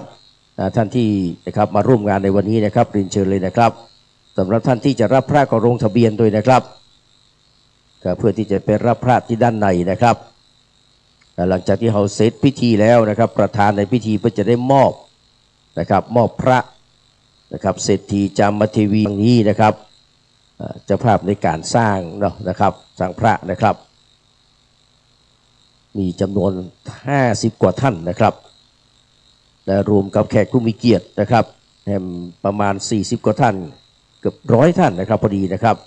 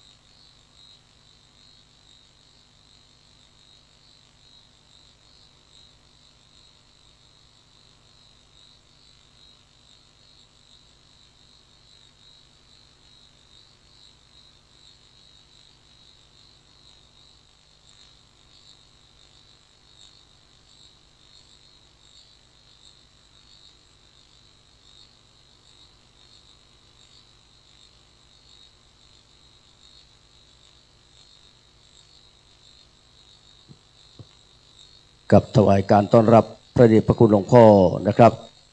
ท่านเจ้าคุณพระเทพปริยัติที่ปรึกษาเจ้าคณะภาค7นะครับท่านมหาบาทตานี้เลยครับตานี้เราให้หลวงพ่อเข้าไปทางด้านในเนอะตาที่ด้านหน้านี่ก่อนท่านจตุรงค์นะครับครับจากวัด7 ยอดพระรามหลวงนะครับตานี้เสร็จแล้วก็กราบพระธนาพระเดชพระคุณหลวงพ่อนะครับเข้าไปทางด้านในศาลาชั้น 1นะครับ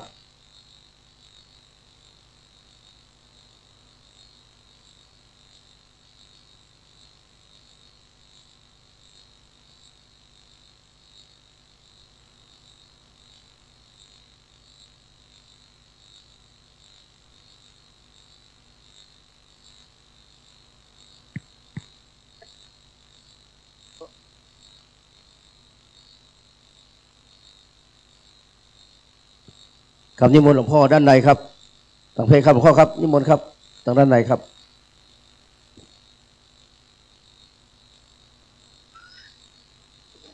ครับและในโอกาสภาคบ่ายอันเป็นมหามงคลนี้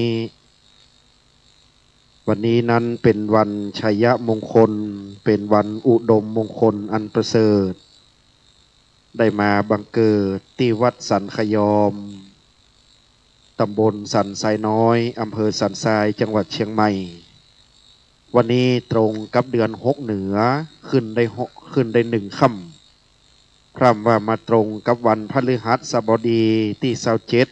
27ของเดือนกุมภาพันธ์พุทธศักราช2568ได้เวียนมาบรรจบครบรอบอีกวาระหนึ่งในโอกาสบัดนี้นั้นอันดับแรกในคำรบเบื้องต้นกล่าวขอกราบนมัสการถวายความเคารพซึ่งพระรัตนตรัยอันมีพระพุทธพระธรรมและพระสงฆ์เป็นต้นเป็นประธานนบน้อมกราบพระพุทธปฏิมากรพระพุทธรูปอันได้ประดิษฐานทปนาตั้งไว้ในวิหารในโรงอุโบสถพระธาตุเจ้าเจดีย์และศาลาอาสภมหาเถรานุสรณ์กตัญญูอัจฉริยบูชาคุณอันเป็นศาลาอาคารปฏิบัติธรรมหลังใหม่ของวัดสันขยอมในวันนี้และวันนี้ขอน้อมถวายความเคารพและถวายการต้อนรับพระเดชพระคุณหลวงพ่อท่านเจ้าคุณพระเทพปริยัติที่ปรึกษาเจ้าคณะภาค7เจ้าวาดวัด7 ยอดพระอารามหลวงได้โปรดเมตตาเดินทางมาพร้อมกับท่านพระครูพิพัฒน์ศิลสังวร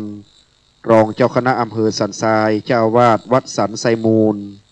ได้เมตตาเดินทางมาถึงณวัดสันขยอมแห่งนี้ด้วยความเคารพนะครับและวันนี้ประธานสงฆ์นั้นคือพระเดชพระคุณหลวงพ่อพระธรรมเสนาบดีรองเจ้าคณะภาค7เจ้าวาดวัดพระธาตุดอยสุเทพราชวรวิหารจะได้เมตตาเดินทางมาเป็นประธานสำหรับอาสงฆ์ด้านหน้าประมาณ10 รูปกำเดียวเกล้าจะได้พเดียงสงฆ์ขึ้นเทียบอาสงฆ์เบื้องหน้าและอาสงฆ์แถวที่2ประมาณอีก15 รูปก็จะได้พเดียงสงฆ์ขึ้นนะครับในอีกสักครู่หนึ่งตอนนี้เดี๋ยวเรารอเวลาและความพร้อมสำหรับสาธุชนที่จะได้เข้านั่งในศาลาอาคารชั้นที่1ในวันนี้ตอนนี้คณะเจ้าภาพที่ได้ตามรายชื่อรายนามอันได้นำเรียนไว้สำหรับผู้ที่จะได้เข้านั่งที่รับรองในศาลาอาสภมหาเถรานุสรณ์ชั้นที่1ก็จะได้เข้านั่งเทียบที่เก้าอี้รับรองเตรียมรอเพราะว่าอีกสักครู่หนึ่งนะครับจะรอฟังคณะเจ้าหน้าที่ได้ปฏิบัติซึ่งในวันนี้ท่านดร.หม่อมหลวงสราลีกิติยากรพระกนิษฐานในพระเจ้าวรวงศ์เธอพระองค์เจ้าโสมสวรีกรมหมื่นสุทธนารีนาถจะได้ให้เกียรติเดินทางมาถึงที่วัดสันขยอมและให้เกียรติเป็นประธานในการเปิดป้ายเปิดแพรคลุมป้ายของอาคารปฏิบัติธรรมหลังใหม่ในการสร้างอาคารหลังนี้นะครับเราได้ทำการฉลองสมโภชได้มีพิธีสงฆ์ที่เรียกว่าการเฉลิมฉลองสมโภชไปตั้งแต่วันที่22ในวันที่22กุมภาพันธ์นั้นวันนั้นมีการเจริญพระพุทธมนต์สวดพระธรรมจักรกับปวัตตนสูตรมีการสมโภชพระพุทธรูปเบิกพระเนตรไข่สายตาพระเจ้าตามอย่างโบราณ และได้ประกอบพิธีกล่าวถวายตาลโอกาสเวรตาลอย่างล้านนาไปเมื่อวันที่ 22 และ 23 เดือนกุมภาพันธ์เรียกว่าการหยาดน้ำตาลศาลาหลังนี้เป็นที่เรียบร้อยและในวันนี้จะเป็นการประกอบพิธีอันเป็นมหามงคลใหญ่นะครับจะได้เกิดขึ้นเป็นบุญมหากุศลเป็นกุศลศรัทธาเป็นเจตนาอันบริสุทธิ์ที่เราจะได้มีการเปิดแพรคุมป้ายของอาคารหลังใหม่และอาคารหลังใหญ่ให้ชื่อนามว่าอาสภมหาเถรานุสรณ์ซึ่งเป็นนามฉายาของท่านพระครูโอภาสวิหารกิจอดีตเจ้าอาวาสเพื่อได้สร้างศาลานี้กตัญญูบูชาอาจาริยคุณจึงได้เอานามฉายาแห่งหลวงพ่อบุญเลิศอาสโพหรืออาสภมหาเถระเป็นชื่อนามศาลาหลังใหม่ศาลาหลังใหญ่แห่งนี้ว่าอาสภมหาเถรานุสรณ์เป็นอนุสรณ์แห่งหลวงปู่ครูบาบุญเลิศอาสโพคำฟูดังนั้นในการนี้จึงเป็นอาคารปฏิบัติธรรมตามแนวสติปัฏฐานสี่เป็นศาลาอาคารปฏิบัติธรรมหลังใหญ่และงดงามตามประเพณีอันเป็นแบบแผนไม่ขาดแคลนซึ่งศรัทธาเดี๋ยวเราจะได้ถวายการต้อนรับพระมหาเถระครูบาอาจารย์ได้เข้าสู่พิธีการที่ศาลาอาคารใหญ่นะครับดังนั้นในวันนี้ทุกสิ่งทุกประการจะเรียบร้อยจะงดงามตามแบบแผนอริยประเพณีทุกสิ่งทุกประการวันนี้จะได้เข้าสู่พิธีการในอีกสักครู่หนึ่งจะได้เตรียมความพร้อมดังนั้นในตอนนี้ได้อยู่ในช่วงของการถวายกองคณะสงฆ์และอยู่ในช่วงของการเตรียมรายชื่อของเจ้าภาพผู้จะได้เข้ารับของที่ระลึกในส่วนต่างๆนะครับในอีกสักครู่หนึ่งครับทุกส่วนนั่งที่เก้าอี้รับรองในอาคารเรียนด้านหน้าตรงนั้นจะเป็นอาสงฆ์ของพระมหาเถระจำนวน100 กว่ารูปและในศาลาอาคารใหม่ก็จะมีพระราชาคณะเจ้าคณะผู้ปกครองประมาณ25 รูปที่จะได้โปรดเมตตานะครับในอีกสักครู่ตอนนี้ขออนุญาตโอกาสเตรียมความพร้อมและกล่าวถวายการต้อนรับคณะสงฆ์ไปเรื่อยๆอีกสักครู่หนึ่งครับเพราะตอนนี้เวลาบ่าย2นะครับบ่าย2ก็น่าจะประมาณบ่าย3นะครับที่จะได้เตรียมการก็นำเรียนถวายครับผม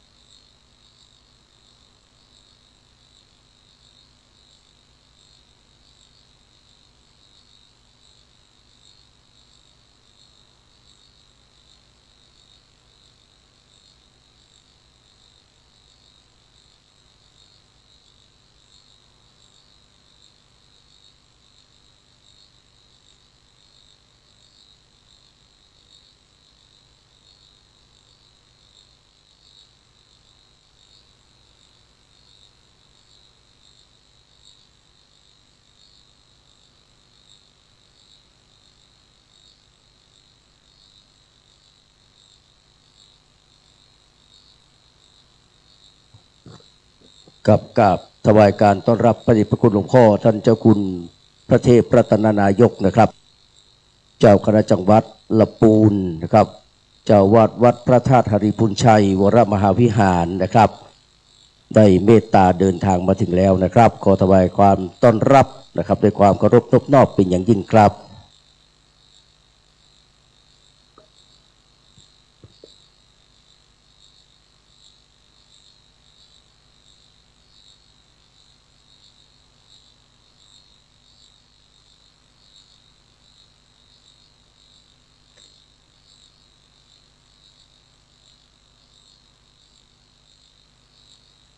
กับสำรับรถ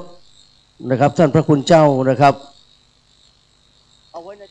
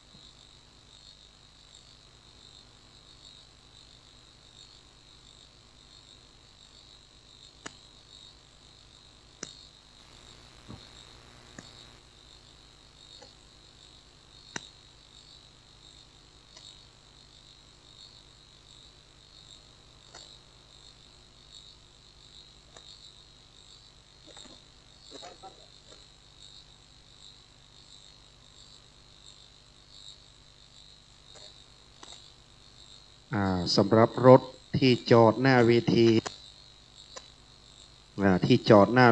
ด้านในขอเมตตารถพระคุณเจ้าจอดที่ด้านหน้าวัดตะวันออกกัมนะครับนี่ครับ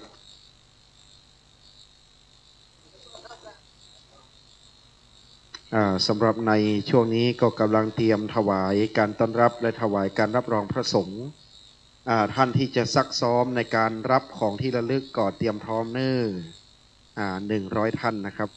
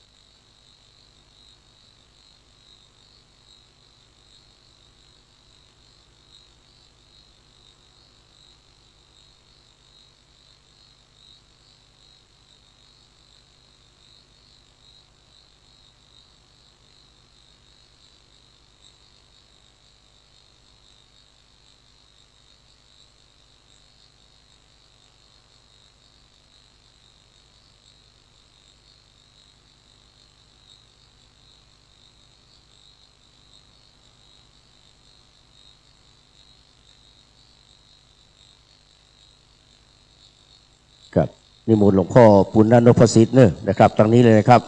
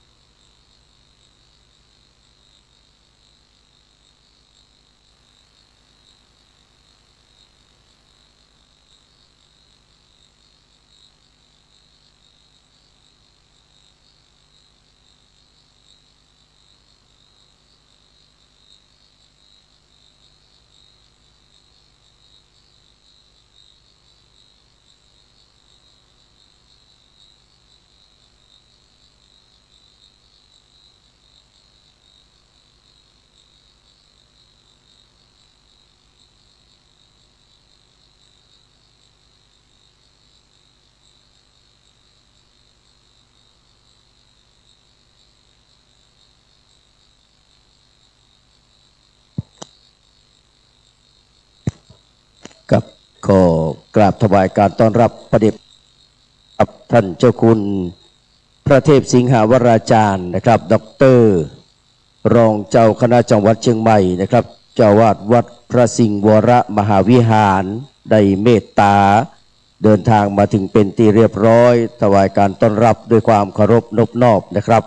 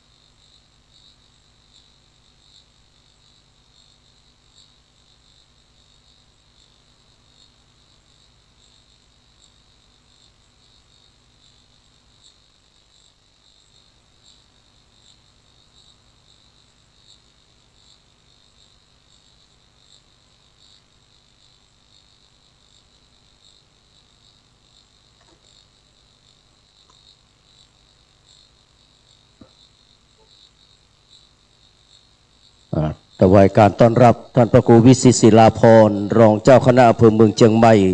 วัดบางสิงคำนิมนต์ตั้งด้านในนะครับมีชื่อด้านในครับผมครับ นิมนต์ครับด้านในเลยครับในศาลาเนี่ยพ่อเนอะชั้น 1นะครับนิมนต์ครับ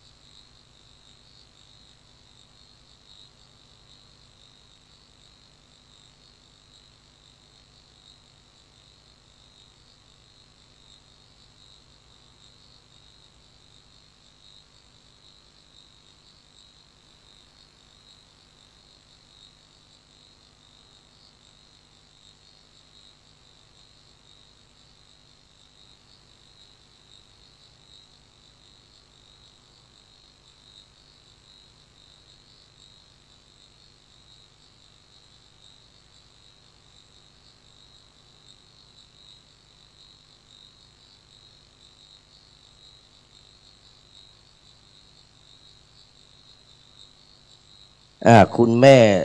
ตุนกวงคำเนาะร่วมทำบุญนะครับปล่อยหลวงวันนี้นะครับสาธุอนุโมทนาได้แม่เนออายุมั่นขวัญยืนตอนนี้แม่80 ปลายแล้วแม่จะอยู่แห่ม100 ซาวบดายนะครับ ก็อีแม่บอกว่าอีแม่เป็นสวกับอีแม่บัยอมติดคอกแม่ว่าแม่จะไปกุฏิกุตังเนาะถ้าเป็นสวติดคุกเนี่ยมันไม่สุขสารหนึ่งติดบ้านเนาะกลัวบ้านบัยอมทัวกลัวบ้านหายเป็นว่า สองติดหลานเลี้ยงจนแย่จนแก่ตายนะโอ้บ่ไหวแล้วเนาะที่มันสำคัญที่สุดก็คือติดนายหน้าอนาถทาสหมาแมวโอ้ยุ่งแล้วนะมันจะมีก้าหมาก้าแมวเนาะเอามีแค่กบว่าประเดียวกบก็มีนะครับปลาก็มีเต่าก็มีนะเป็นลูกเป็นหลานหมดอะวัดท่อไงแม่เปิ้นมาร่วมทำบุญตลอดนะครับยังแข็งแรงอยู่ไปกุฏิแม่นะครับขอบคุณอนุโมทนาเนอพี่น้องศรัทธาเฮาครับเรียนเชิญนะครับเข้ามานั่งตั้งที่เก้าอี้เพเนอร์กับเก้าอี้รวมกับเจ้าภาพสังฆทานนะครับเวลาที่ท่านอาจารย์กรินเปิ้นได้อ่านชื่อนี่นะกับถ้าภัยบมาก็ส่งตัวแทนเข้ามานะครับถ้ามันมีชื่อเขาจะได้เจิญพี่น้องเขาที่นั่งอยู่ด้านหน้านะครับร่วมกันถวายเป็นตัวแทนเนอะ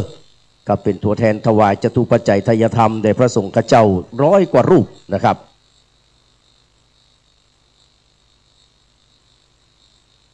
ตอนนี้ครับมี3 เทพแล้วครับที่อยู่ในวัดสันขยอมเนี่ยนะครับเทพ7 ยอดเทพพระสิงห์แล้วก็เทพอริพุนชัยนะครับมี3 เทพอะ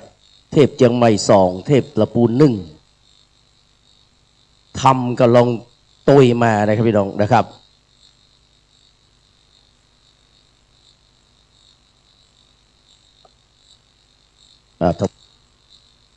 พอท่านพระคุณเจ้าสัพพทนจะไปลืมเน้อนะครับอย่างไรก็ป้องกันความฮ้อนได้แหมน้อยหนึ่งเนาะนะครับต้องกราบขอประทานอภัยพระคุณทุกรูป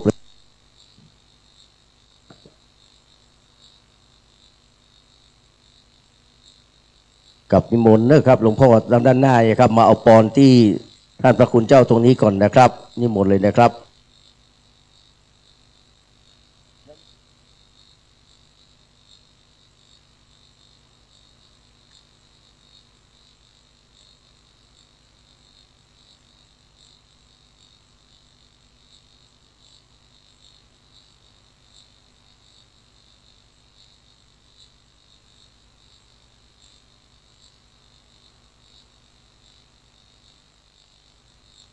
กับหลวงพ่อกอประจำหง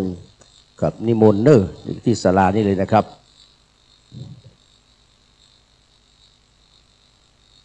หลวงพ่อคำมพิษอิรธรรมกิจนะครับจากกอประจำหงกับวันนี้ปลอดภัยนะพ่อนิมนต์เลยครับนิมนต์เลยห้องจื่อได้เนอะครับนิมนต์เลยครับครับหลวงพ่อปริยัติกิจมงคลตามแล้วนิมนต์ทางด้านในนะครับหลวงพ่อมหามงคลนะครับรองเจ้าคณะอำเภอสระปีนะครับกับท่านหลวงพ่อตามแล้วนิมนต์ทางด้านในนั่นนะครับหลวงพ่อปริยัติกิจมงคลนิมนต์ทางด้านในเนอะนะครับ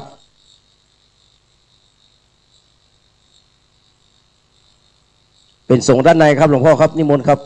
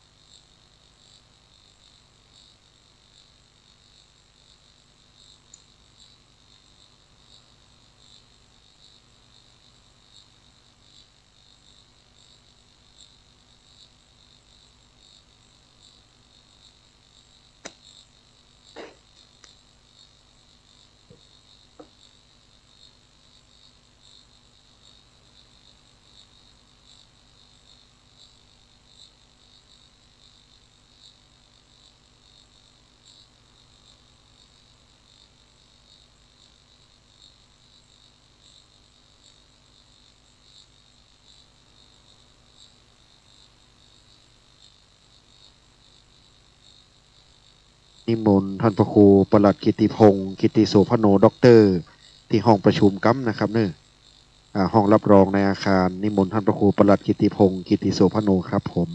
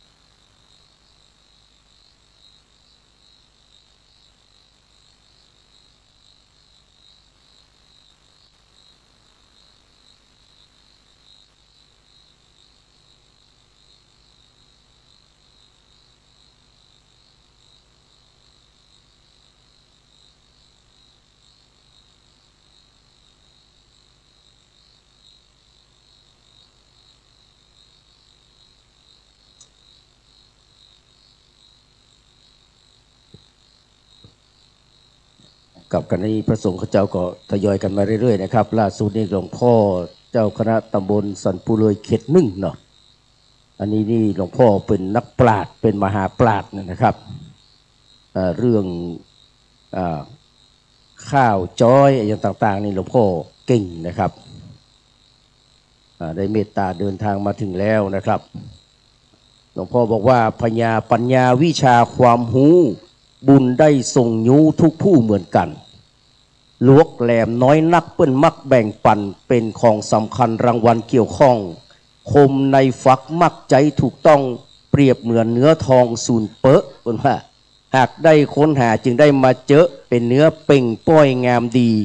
คนเฮามนุษย์พิสุทธิ์ใส่สีปัญญาย่อมมีที่ต่างกันได้เป็นพรสวรรค์เปิ้นปั่นมาให้เนาะเปิ้นว่านะครับกึดนึกสิ่งใดง่ายล้ำปัญญาสดใสปัญญาลื่นไหลสดใสเหมือนน้ำเย็นฉ่ำเมื่อได้ดื่มเอากับเป็นอย่างอีแตนะครับฉลาดโง่เข่าทั้งปัญญาเบาเปิ้นเปรียบดังอีนะครับเหมือนมีดคมแต่จังบี้จุบหมอกพอดีไว้ใจจะตัดบันฟันลิดหานกิ่งไม้ฝนหมอกคือได้นะครับคมบางคนเฮามนุษย์นี่มันจัดซักสางก็จักมีทางสว่างก้าวแน่หลวงพ่อเปิ้นบอกว่านะครับคนเฮานี่ถ้าพรสวรรค์บะแหงคือเอาพรแสวงเข้ามาเสริมเหมือนกับเสียมบะคมเนี่ยคือใส่ด้ามนักก็จะขุดเข้าได้เพิ่นว่าหลวงพ่อเป็นนักปราชญ์นะครับวันนี้ได้เมตตามานั่งทางด้านหน้าเนอะครับไวสาปุญญาปรมีนะครับการนี้จังฟ้อนเขาก็ทยอยกันมากันเรื่อยๆนะครับกับเรียนเชิญนะพี่น้องศรัทธาซ้อหาที่นั่งนะครับกับเวลาตอนนี้ก็เกือบจะบ่าย2ปลายเกือบบ่าย3นะครับเดี๋ยวสักกำหนึ่งนะครับถ้าประธานในพิธีได้เมตตาได้เดินทางมาถึงนะครับเพื่อเกียรติเดินทางมาถึงแล้วก็อาจารย์กรินพวกดินแสงนะครับก็จะได้นำเข้าสู่พิธียังเป็นทางการนะครับเป็นลำดับต่อไปเรียนเชิญอีพ่อแม่นะครับซ้อหาที่นั่งนะครับกับเรียนเชิญเลยนะครับวันนี้เราจะได้รับพระดีเป็นของขวัญเนอนะครับพ่อพี่น้อง100 ท่านนะครับที่ได้เป็นนั่งทางด้านในนะครับที่เก้าอี้ที่จัดเตรียมเอาไว้นะครับเพื่อจะได้รับพระจากมือของประธานในพิธีนะครับคือดร.หม่อมหลวงสรารีกิติยากรนะครับ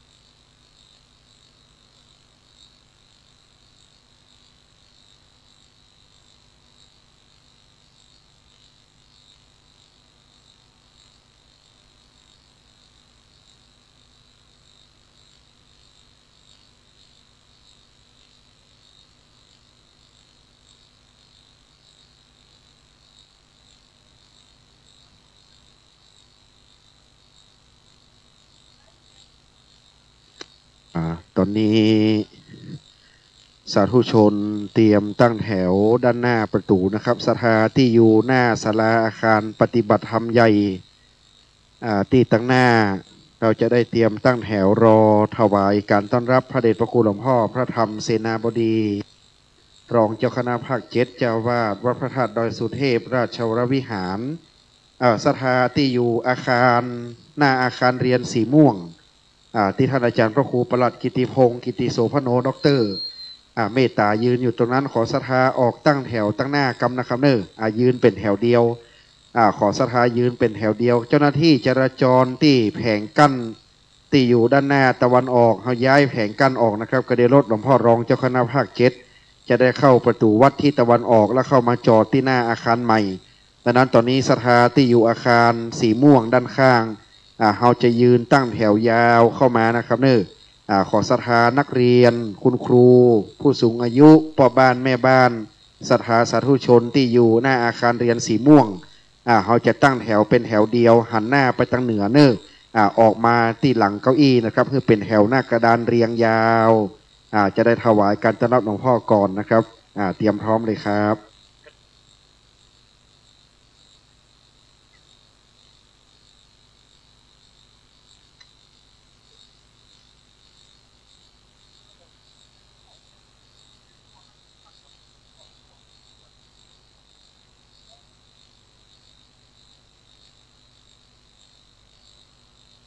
ตอนนี้สำหรับคณะศรัทธาคณะนักเรียนเราก็จะได้เตรียมฐานถวายการต้อนรับพระเดชพระคุณหลวงพ่อพระธรรมเสนาบดีหลวงพ่อรองเจ้าคณะภาค7เดินทางมาถึงแล้วเราก็จะเข้านั่งแห่งกรรมหนึ่งเข้านั่งเรียบร้อยก็จะได้ร่วมกันต้อนรับท่านดร.หม่อมหลวงสราลีกิติยากรรถท่านจะไปจอดที่ในวิหารท่านจะไปกราบสักการะพระพุทธรูปเจ้าในวิหารก่อนสำหรับท่านดร.หม่อมหลวงสราลีนะครับแต่สำหรับพระเดชพระคุณพระธรรมเสนาบดีนี่ท่านจะเข้ามาตรงนี้เลยนะครับเข้ามาตรงนี้เลยแล้วก็จะได้ถวายการต้อนรับหลวงพ่อและนิมนต์หลวงพ่อเข้าห้องรับรองพักผ่อนสักครู่หนึ่งจนกว่าจะได้ถึงเวลาที่จะได้ประกอบพิธีแล้วจึงจะได้พเดียงสงฆ์ตามลำดับนะครับศรัทธาเตรียมพร้อมได้รับสัญญาณว่าท่านใกล้มาถึงตอนนี้จะได้ถวายการต้อนรับพระเดชพระคุณหลวงพ่อพระธรรมเสนาบดีรองเจ้าคณะภาค7เจ้าวาดวัดพระธาตุดอยสุเทพราชวรวิหารนะครับ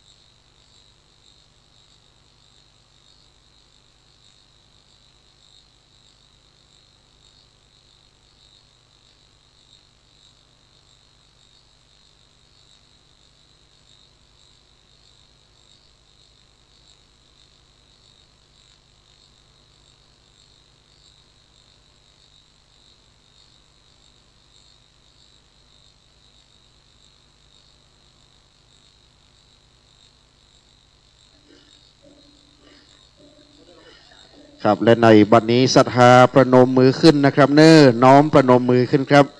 บัดนี้เราจะการถวายการต้อนรับพระเดชพระคุณหลวงพ่อพระธรรมเสนาบดีรองเจ้าคณะภาค7เจ้าวาดวัดพระธาตุดอยสุเทพราชวรวิหารประธานสงฆ์เมตตาเดินทางมาสู่วัดสันขยอมตำบลสันทรายน้อยอำเภอสันทรายจังหวัดเชียงใหม่ในนามคณะสงฆ์อำเภอสันทรายคณะสงฆ์ตำบลสันทรายน้อยสันพระเนตรและเจ้าวาดวัดสันขยอมศรัทธาบ้านสันขยอมขอน้อมถวายการต้อนรับพระเดชพระคุณหลวงพ่อพระธรรมเสนาบดีรองเจ้าคณะภาค7เจ้าวาดวัดพระธาตุดอยสุเทพราชวรวิหารโปรดเมตตาเดินทางมาเป็นประธานในพิธีเปิดอาคารปฏิบัติธรรมอาสภมหาเถระอันเป็นอาจริยบูชาอนุสรณ์แด่พระครูโอภาสวิหารกิจบุญเลิศอาสภมหาเถระอดีตรองเจ้าคณะอำเภอสันทรายอดีตเจ้าวาดวัดสันขยอมครับนับเป็นบุญของวัดของเรานับเป็นบุญอันยิ่งใหญ่ของวัดสันขยอมในการนี้บารมีหลวงพ่อพระธรรมเสนาบดีรองเจ้าคณะภาค7เมตตาเดินทางมาเป็นประธานแก่พวกเราจะร่มเย็นเป็นสุขและงดงามตามประเพณีของล้านนาครับศรัทธาเข้าที่นั่งรับรองเลเนอร์เดี๋ยวเราจะได้เตรียมต้อนรับท่านดร.หม่อมหลวงสราลีกิติยากรพระคณิษฐาในพระเจ้าวรวงศ์เธอพระองค์เจ้าโสมสวลีกรมหมื่นสุทธนารีนาถครั้งหนึ่งวัดสันขยอมได้รับพระกรุณาธิคุณจากพระองค์ท่านคือในปีพุทธศักราช 2546 พระเจ้าวรวงศ์เธอพระองค์เจ้าโสมสวลีกรมหมื่นสุทธนารีนาถครั้งนั้นดำรงพระอิสริยยศเป็นพระเจ้าวรวงศ์เธอพระองค์เจ้าโสมสวลีได้เดินทางมาในการทรงเป็นประธานยกช่อฟ้าของวิหารไม้สักทองของวัดสันขยอมและท่านหญิงพันสวลีกิติยากรพระมารดาของท่านก็ได้เดินทางมาในการอุปสมบทพระญาติในการครั้งนั้นครับนับแต่นั้นเป็นต้นมาวัดสันขยอมจึงเป็นวัดที่พระองค์ท่านได้ให้การอุปถัมภ์มาโดยตลอดดังนั้นในการนี้ท่านหม่อมหลวงดร.สราลีกิติยากรก็จะได้ให้เกียรติเดินทางมาเป็นประธานในการเปิดอาคารอาสภมหาเถระในวันนี้ครับและบัดนี้เราได้ร่วมกันถวายการต้อนรับหลวงพ่อรองเจ้าคณะภาค7ดังนั้นอีกสักครู่หนึ่งประมาณบ่าย3ครึ่งนะครับจะได้เตรียมต้อนรับท่านเจ้าภาพเตรียมต้อนรับท่านประธานในพิธีครับ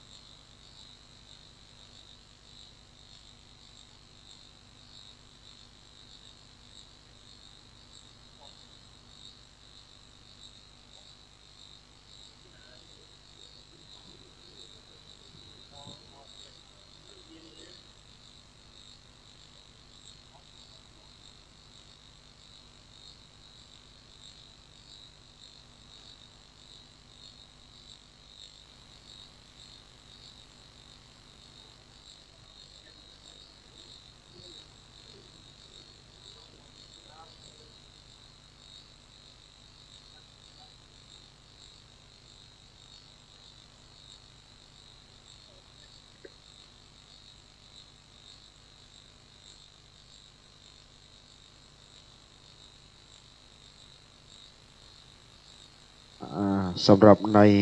ขณะนี้ครับอาคารอาสภมหาเถระเป็นอาคาร2 ชั้นชั้นบนนั้นได้ประดิษฐานพระพุทธรูปพระพุทธปฏิมากรประธานไว้องค์ใหญ่เป็นปางมารวิชัยชั้นล่างชั้นที่1ของอาคารนั้นประดิษฐานเป็นองค์พระพุทธชินราชจำลองอาคารหลังนี้ได้มีการก่อสร้างได้มีการวางศิลาฤกษ์ในสมัยนั้นโดยท่านแม่ชีพจนาพรวิศรีวรพัฒน์พร้อมด้วยสาธุชนวัดสันขยอมศรัทธาสันขยอมนั้นก็ประกอบด้วยบ้านสันขยอมบ้านเด่นสันขยอมบ้านสันขยอมใต้บ้านสันไซเงินแล้วก็บ้านจัดสรรอีกหลายหลังนะครับอีกหลายโครงการทุกจัดสรรที่อยู่ล้อมรอบวัดสันขยอมแห่งนี้เป็นสาธุชนอุปถัมภ์ดังนั้นศรัทธาวัดเราจึงเป็นศรัทธาบ้านใหญ่วัดใหญ่อยู่ในเขตอำเภอสันทรายที่เรียกว่าเขตเศรษฐกิจนับแต่วัดสันไซมูลมาถึงสันขยอมนี้ก็จะมีอยู่2 วัดหลักๆก็คือวัดสันไซมูลกับวัดสันขยอมข้ามถนนไปด้านทิศเหนือก็จะเป็นวัดแม่ย่อยหลวงเรียงไปตามลำดับดังนั้นในแถบนี้นะครับมีบ้านจัดสรรหลายโครงการสาธุชนที่อยู่ในบ้านจัดสรรนั้นท่านก็มาวัดสันขยอมหลายโครงการครับแต่ละหลังคาเรือนก็ถือว่าบ้านจัดสรรร่วมกันเป็นศรัทธาวัดเราด้วยรวมถึงแต่โบราณนั้นก็จะมีวัดสันขยอมบ้านสันขยอมใต้บ้านเด่นสันขยอมบ้านสันไซเงินที่เป็นศรัทธาอุปถัมภ์กันมาแต่เดิมศาลาหลังนี้ครับเมื่อท่านพระครูโอภาสวิหารกิจมรณภาพ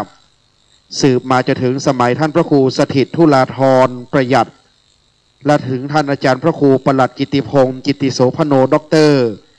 ได้ร่วมกันจัดสร้างถวายเป็นอนุสรณ์เป็นความกตัญญูอจริยบูชาต่อหลวงพ่อพระครูโอภาสวิหารกิจหลวงพ่อบุญเลิศอาสโพอันเป็นอดีตรองเจ้าคณะอำเภอสันทรายอดีตเจ้าวาดของวัดสันขยอมแห่งนี้ดังนั้นในการนั้นเมื่อหลวงพ่อได้มรณภาพลงท่านพระครูสถิตธุลาธรกับพระครูประหลัดกิติพงศ์กิติโสพโนด็อกเตอร์ท่านได้มีวิสัยทัศน์ว่าวัดสันขยอมนั้นจะเป็นวัดที่ศูนย์กลางแห่งการปฏิบัติธรรมอีกประการหนึ่งท่านอาจารย์พระครูประหลัดกิติพงศ์กิติโสพโนด็อกเตอร์นั้นท่านเป็นพระวิทยากรเป็นพระนักเทศน์และพระพิธีกรประจำอำเภอดังนั้นการอบรมคุณธรรมของนักเรียนในโรงเรียนต่างๆมักจะได้รับนิมนต์ให้ไปเป็นวิทยากรเสมอครับที่เราเรียกท่านอาจารย์พระครูดร.แก่นของวัดเราจะได้นิมนต์ไปบรรยายให้ความรู้กิจกรรมนันทนาการสันทนาการและการบรรยายให้ความรู้เรียกว่าค่ายคุณธรรมของคณะนักเรียนดังนั้นจึงได้สร้างศาลาอาคารหลังนี้ขึ้นเพื่อการปฏิบัติธรรมเพื่อการอบรมคุณธรรมจริยธรรมของนักเรียนและการปฏิบัติธรรมตามแนวสติปัฏฐาน4ดังนั้นอาคารหลังนี้จึงจะเป็นประโยชน์โสติผลทั้งเป็นที่ประชุมเป็นที่ปฏิบัติธรรมเป็นที่ประกอบศาสนพิธีกรรมต่างๆและถือเป็นอาคารที่สำคัญยิ่งเพราะด้านในอาคารนั้นค่อนข้างจะสะดวกคือ1มีห้องประชุมห้องอบรมถึง2ชั้นคือชั้นบนกับชั้นล่าง2ในอาคารนี้มีเครื่องปรับอากาศเย็นสบายทันสมัย3มีห้องประชุมและห้องพักรับรองพร้อม4นอกจากนั้นยังมีห้องน้ำที่จะสามารถรับรองพระมหาเถระได้โต๊ะรับรองพร้อมเครื่องเสียงเครื่องขยายเสียงสำหรับการบรรยายคอมพิวเตอร์สื่อโซเชียลมีเดียอุปกรณ์เทคโนโลยีที่ทันสมัยก็อยู่ในอาคารหลังนี้ครับดังนั้นนับว่าอาคารหลังนี้จึงเป็นอาคารที่สมบูรณ์แบบเป็นอาคารที่ทันสมัยและเป็นสิ่งก่อสร้างที่ใหม่สำหรับวัดสันขยอมได้สร้างขึ้นศรัทธาวัดเราจึงมีบุญนะครับบุญอันกว้างใหญ่บุญอันกว้างขวางได้เป็นแนวทางในการก่อสร้างจึงได้เริ่มต้นขึ้นมาตั้งแต่วันที่22กุมภาพันธ์ครับเมื่ออาทิตย์ก่อนเป็นวันที่มีการฉลองสมโภชเรียกว่าการปลุกเสกพุทธาภิเษกองค์พระพุทธปฏิมากรได้ปลุกเสกพระพุทธรูปองค์สำคัญทั้งชั้นบนและชั้นล่าง ตามคติความเชื่อโบราณล้านนาก็จะมีการเบิกพระเนตรหรือที่ทางเหนือเรียกว่าไขสายตาพระเจ้าด้วย22 23จึงเป็นงานหยาดน้ำหรือว่าการกรวดน้ำถวายทานอาคารหลังนี้และวันนี้จะเป็นวันที่เราจะเปิดใช้อาคารนะครับเรียกว่าเปิดแพรคลุมป้ายวัดสันขยอมได้รับพระกรุณาธิคุณจากพระเจ้าวรวงศ์เธอพระองค์เจ้าสมสวลีกรมหมื่นสุทธนารีนาถครั้งเมื่อปี 2546 พระองค์ท่านได้เสด็จมาทรงเป็นประธานในการยกช่อฟ้าเอกของวิหารไม้สักทองในปี 46 ตอนนั้นศรัทธาสาธุชนยังจำได้นะครับว่าในสมัยนั้นเราได้ร่วมกันรับเสด็จพระเจ้าวรวงศ์เธอพระองค์เจ้าสมสวลีกรมหมื่นสุทธนารีนาถสมัยนั้นเป็นรัชกาลในแผ่นดินของพระบาทสมเด็จพระบรมชนกาธิเบศรมหาภูมิพลอดุลยเดชมหาราชบรมนาถบพิตรในปี 46 สมัยนั้นหลวงพ่อพระครูโอภาสวิหารกิจก็ยังดำรงธาตุขันธ์อยู่นะครับการต่อมาท่านหญิงพันสวลีกิติยากรอันเป็นพระมารดาของพระเจ้าวรวงศ์เธอพระองค์เจ้าสมสวลีกรมหมื่นสุทธนารีนาถท่านก็ได้เดินทางมาในการเป็นประธานในการอุปสมบทพระญาติของท่านที่วัดสันขยอมอีกคราหนึ่งและท่านก็ได้เดินทางมากราบพระประธานอยู่บ่อยๆเป็นนิจเสมอมาจนในปี 2568 ปีนี้ท่านดร.หม่อมหลวงสลาลีกิติยากรหรือคุณน้ำพึ่งได้ให้เกียรตินะครับท่านเป็นพระคณิษฐาหรือเป็นน้องสาวในพระเจ้าวรวงศ์เธอพระองค์เจ้าสมสวลีกรมหมื่นสุทธนารีนาถก็จะให้เกียรติเดินทางมาเป็นประธานในการเปิดแพรคลุมป้ายอาคารอาสภมหาเถรานุสรณ์ครับนับเป็นบุญของสันขยอมที่ยิ่งใหญ่นับเป็นบุญของพวกเราทั้งหลายที่ร่วมกันนะครับบัดนี้ถวายการต้อนรับพระเดชพระคุณท่านเจ้าคุณอาจารย์พระวิสุทธิวัชราภรณ์ท่านรองเจ้าคณะอำเภอแม่ริมท่านเจ้าคุณขาวแห่งวัดลัทธิวันพระนอนขอนตาลนิมนต์ด้านในอาคารใหม่เลยนะครับจะอยู่ด้านหลังศาลาอาคารเรียนด้านอาจารย์อินสมนำเรียนถวายท่านเจ้าคุณขาวในการโปรดเมตตาที่อาคารใหม่พระราชาคณะท่านเจ้าคุณจะนิมนต์ที่คณะสงฆ์ทั้งปวงที่อยู่ที่อาคารใหม่25 รูปครับสำหรับคณะสงฆ์ครูบาอาจารย์จะนิมนต์ที่อาคารเรียนสีม่วงนะครับตรงนี้ประมาณ100 กว่ารูปครับท่านเจ้าคุณอาจารย์มาแล้วถวายการต้อนรับท่านเจ้าคุณอาจารย์วัดลัทธิวันครับท่านเจ้าคุณขาวของพวกเราเมตตาเดินทางมาถึงท่านได้สร้างโรงพยาบาลศูนย์มะเร็งหลายร้อยล้านนะครับศูนย์มะเร็งเกิดขึ้นที่วัดลัทธิวันในพ่อรูปนี้นะรูปนี้คือท่านเจ้าคุณพระวิสุทธิวัชราภรณ์ผู้ริเริ่มสร้างศูนย์มะเร็งที่ใหญ่ที่สุดนะครับตอนนี้เดี๋ยวรอสักพักพระคุณเจ้าก็นิมนต์พักผ่อนอิริยาบถไปสักครู่ก่อนนะครับจนกว่าจะได้เวลาขอนิมนต์เมตตาวัดสันขยอมกัมนะครับเดี๋ยวจะได้นำเรียนถวายพระคุณเจ้าถ้าได้เวลาก็จะได้นิมนต์พระสงฆ์ที่อาจสงฆ์ด้านในพระราชาคณะเจ้าคณะผู้ปกครอง10 รูปและอีก15 รูปเก้าอี้รับรองจะอยู่ในอาคารใหญ่ครับ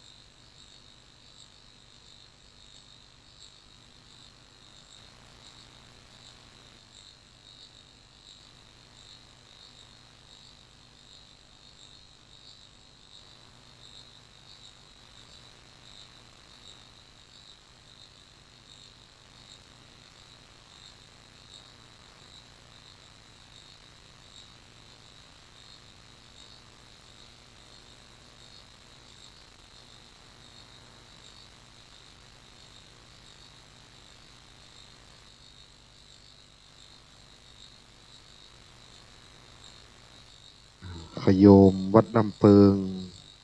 วัดหลวงจอมตอง วัดลอยเคาะ วัดสันสลี มาตีศาลากัมนะครับเนอโชเฟอร์วัดลำเปิง วัดหลวงจอมตอง วัดลอยเคาะ วัดสันสลี ตีศาลาใหม่นะครับ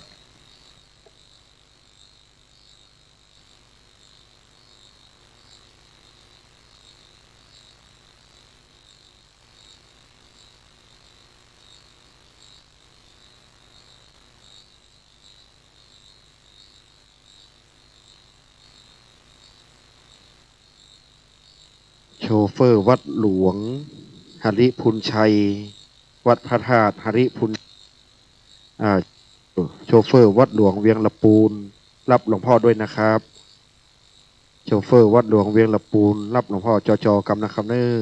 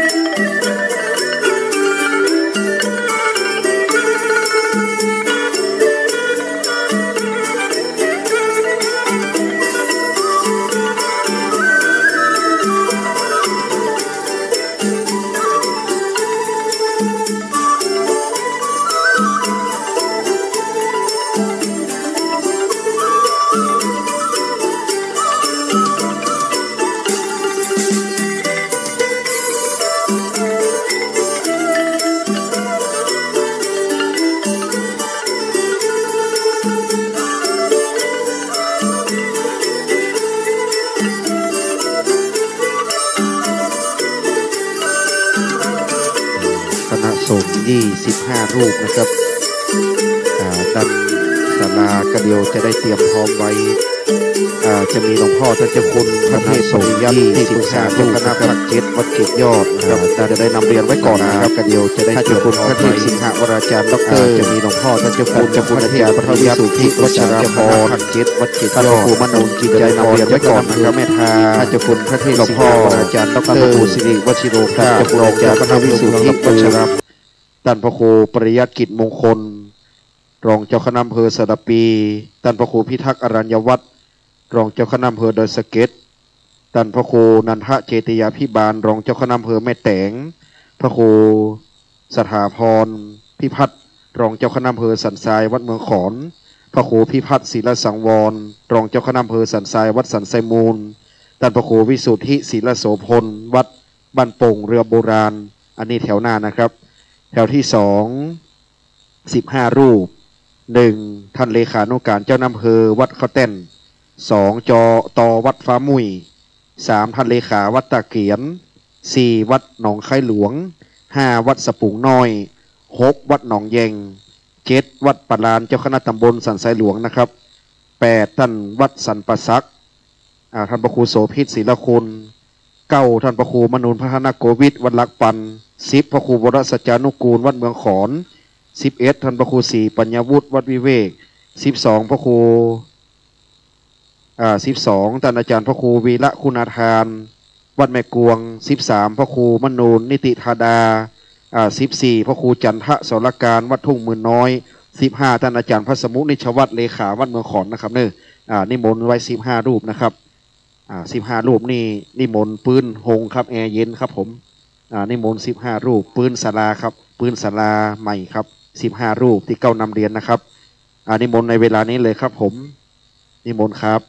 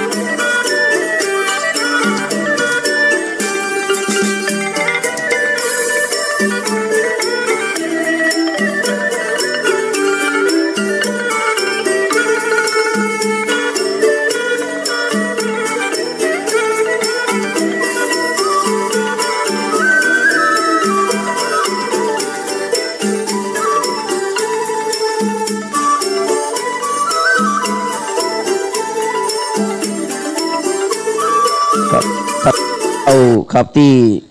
ได้ประกาศรายนามไป25รูปนะครับยังไปบักครบด้วยนะครับนิมนต์ที่ศาลาด้านในนะครับที่อาคารปฏิบัติธรรมด้านในชั้น 1นะครับนิมนต์นะครับท่านนะครับ25รูปนะครับที่อาจารย์เบียร์ประกาศไปตะกี้นะครับกับนิมนต์ขออาจารย์เบียร์ประกาศใหม่นะครับครับน้องแยงนะครับนิมนต์ท่านเลขานิชวัตรวัดเมืองขอนนะครับเนท่านเลขาวัดเมืองขอนกับทุปีวัดหนองแยงพระครูปลัดธรรมนัสนะครับนิมนต์นะครับแล้วก็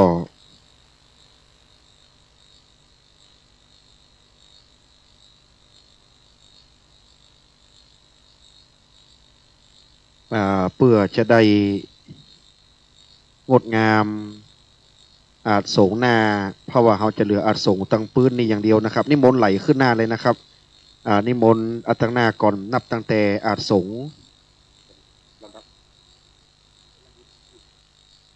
นิมนต์ตั้งแต่รูปอาจสงตัวที่3นะครับหลังที่3เจ้าอ้อมเมธาอาจสง3เลยครับตัวที่3เลยครับหลวงพ่อวัดทากาศลำดับ3เลยนะครับเจ้าอ้อมเมืองวัดสันปะฝ้ายนิมนต์เลยครับรองเจ้าอ้อมเมืองรองเจ้าอ้อมเมืองวัดสันปะฝ้ายรองเจ้าอ้อสารปีครับผมรองเจ้าอ้อแม่แต่งครับนิมนต์ครับรองเจ้าอ้อดอยสเก็ตครับนิมนต์พ่อครับนิมนต์รองเจ้าอ้อดอยสเก็ตนะครับวัดปะฝางครับนิมนต์ขึ้นเลยครับเขาเริ่มจากตัวที่3นะครับเริ่มจากลำดับ3แล้วพ่อปะฝางแก่สุดครับนิมนต์อันดับ3ครับหลวงพ่ออันดับ3เลยนะครับอันดับตัวที่3นับมัน1 2 3จะเป็นหลวงพ่อปะฝางนะครับหลวงพ่อปะฝาง3หลวงพ่อแม่แต่งรองเจ้าอ้อแม่แต่งครับรองเจ้าอ้อสันทรายครับนิมนต์หลวงพ่อเมืองขอนครับนิมนต์หลวงพ่อบ้านโป่งเรือโบราณนะครับที่แถวหน้าครับผมนิมนต์หลวงพ่อบ้านโป่งครับผมหลวงพ่อบ้านโป่งหลวงพ่อรองเมืองขอนกระเดียวจะเว้นหลวงพ่อสันไซมูลแหมรูปครับเว้นหลวงพ่อสันไซมูล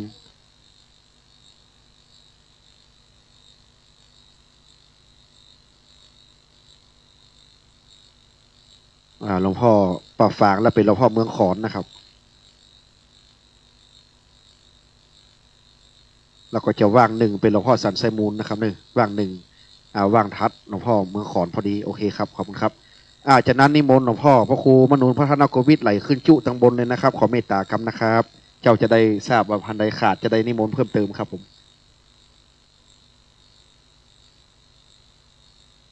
นิมนต์หลวงพ่อพระครูมนูนนิติธาดานิมนต์ครับพระครูศรีปัญญาวุฒิหลวงพ่อพระครูหลวงพ่อพระมหาสมบูรณ์หลวงพ่อพระครูอดุลวรปัญญานิมนต์หนองคายหลวงนะครับหนองคายหลวงหนองคายหลวงนิมนต์หลวงพ่อปารานมาแล้วเนาะหลวงพ่อปารานมาหรือยัง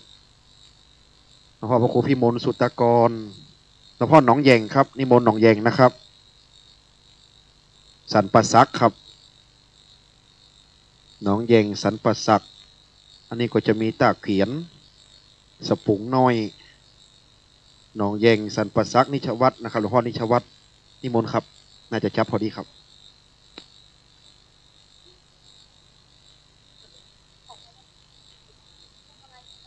ตอนนี้ท่านออกมาแล้วนะครับติดเลยครับ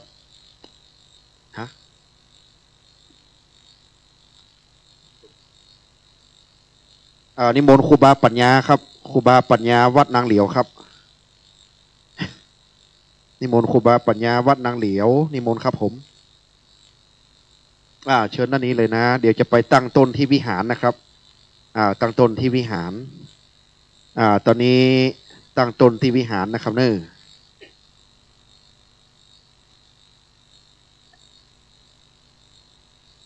หลวงพ่อหนองแยงหลวงพ่อหนองไข่นิมนต์ครับ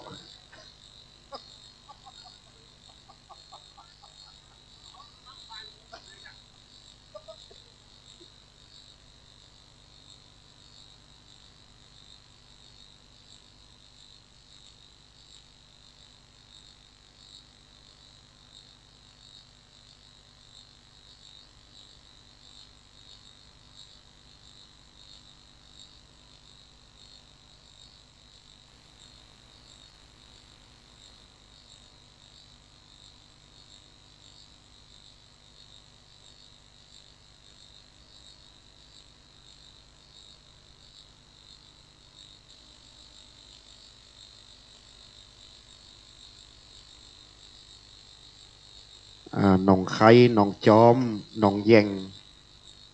นางเหลียวต้าเขียนสปูงน้อยนิมนต์นะครับตอนนี้จะเริ่มต้นที่วิหารนะครับศรัทธารอกำเนิด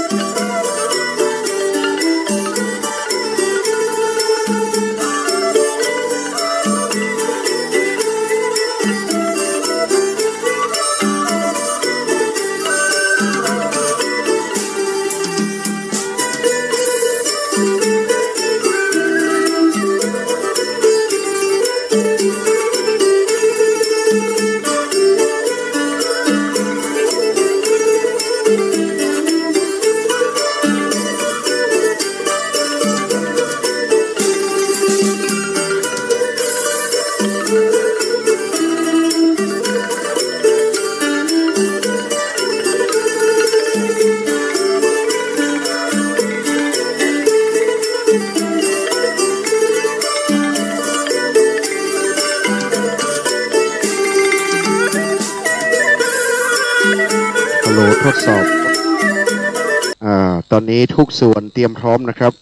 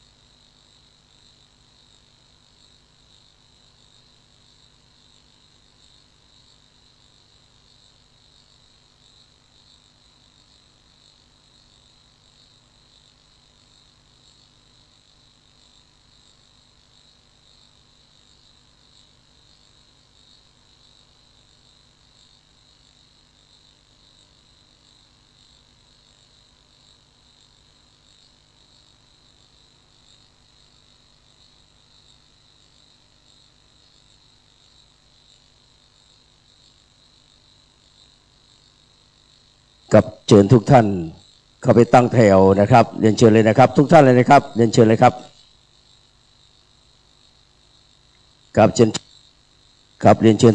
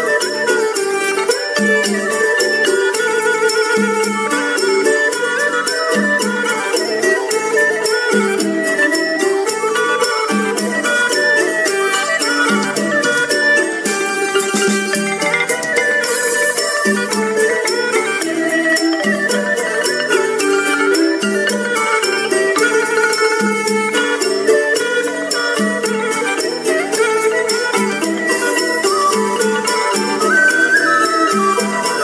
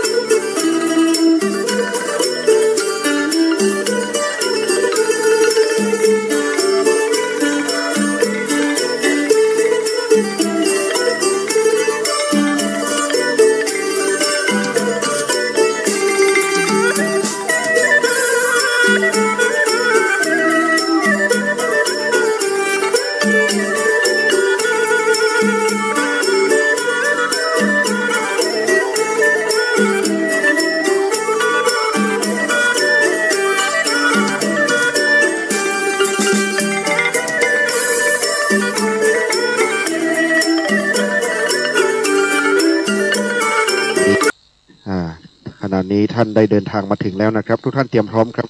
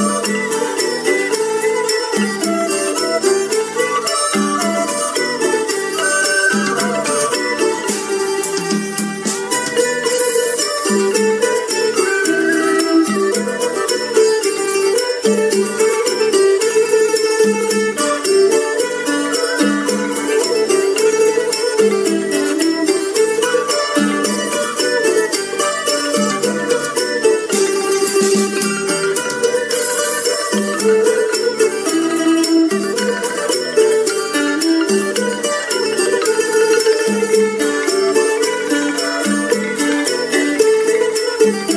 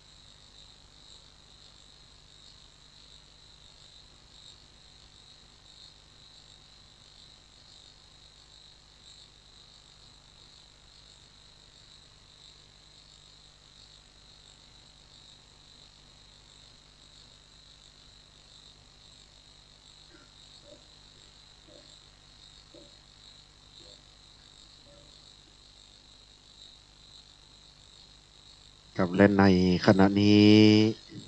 ท่านดร.หม่อมหลวงสราลีกิติยากรพร้อมคู่สมรสคุณวุฒิศักดิ์รัตนสุวรรณที่ปรึกษารองนายกรัฐมนตรีและรัฐมนตรีว่าการกระทรวงกลาโหมได้มาถึงวัดสันขยอมที่อาคารอาสภมหาเทรานุสรณ์แล้วครับและจากนั้นท่านจะได้จุดธูปเทียนเป็นเครื่องนมัสการบูชาพระรัตนตรัยด้านหน้าพระพุทธปฏิมากรเชิญทุกท่านได้โปรดประนมมือขึ้นโดยพร้อมกันครับในขณะนี้ด้วยความเคารพท่านดร.หม่อมหลวงสราลีกิติยากรพร้อมคู่สมรส คุณวุฒิศักดิ์รัตนสุวรรณที่ปรึกษารองนายกรัฐมนตรีและรัฐมนตรีว่าการกระทรวงกลาโหมได้น้อมกราบพระพุทธปฏิมากรและจะได้ให้เกียรติจุดธูปเทียนเป็นเครื่องนมัสการบูชาพระรัตนตรัยทุกท่านอยู่ในอาการอันสำรวมครับ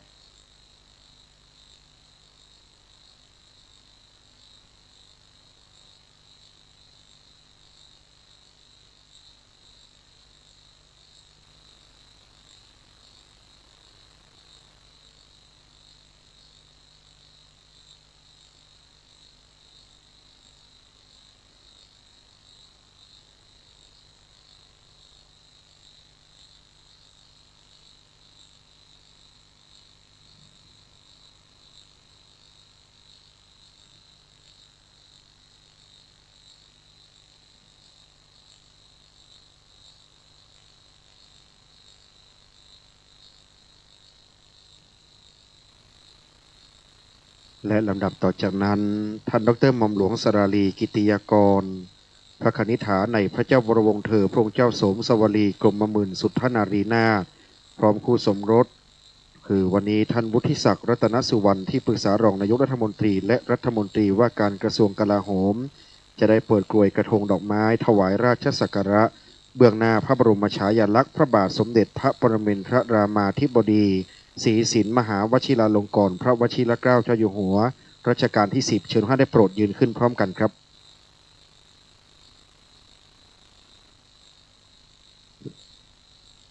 หลังจากนั้นจะได้เปิดกลวยกระทงดอกไม้ที่ด้านหน้าพระรูปของพระเจ้าวรวงศ์เธอพระองค์เจ้าโสมสวลีกรมหมื่นสุทธนารีนาถพร้อมด้วยสมเด็จพระเจ้าลูกเธอเจ้าฟ้าพัชรกิติยาภานเรนทิราเทพพยวดีกรมหลวงราชสารินีสิริพัฒน์มหาวชรราชธิดาครับการครั้งนั้นปีพุทธศักราช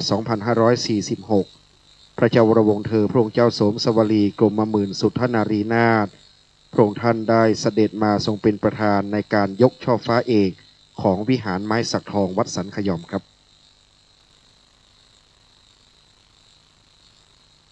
และในการต่อมาพระมารดาแห่งพระองค์ท่านหญิงพันสวลีกิติยากรท่านก็ได้เดินทางมาในการ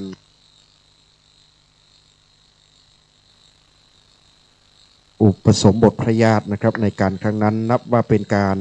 ที่ท่านได้อุปถัมภ์วัดสันขยอมตลอดมาครับ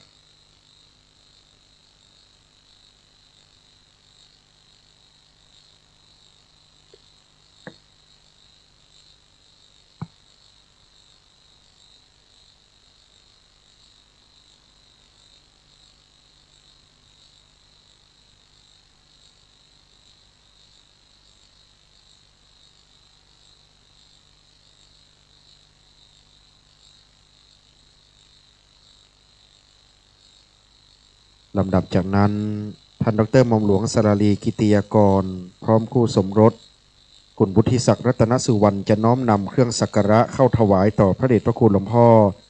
ท่านเจ้าคุณพระเทพปริยัติที่ปรึกษาเจ้าคณะภาค7เจ้าอาวาสวัด7ยอดพระอารามหลวงครับเชิญท่านได้โปรดนั่งลงนะครับ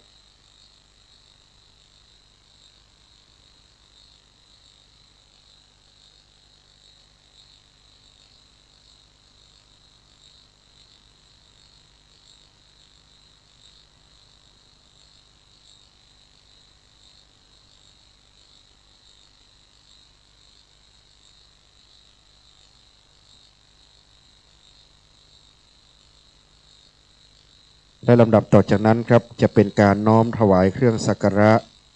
ต่อพระเดชพระคุณหลวงพ่อท่านเจ้าคุณพระเทพปริยัติในนามหัวหน้าส่วนราชการอำเภอสันทรายนะครับ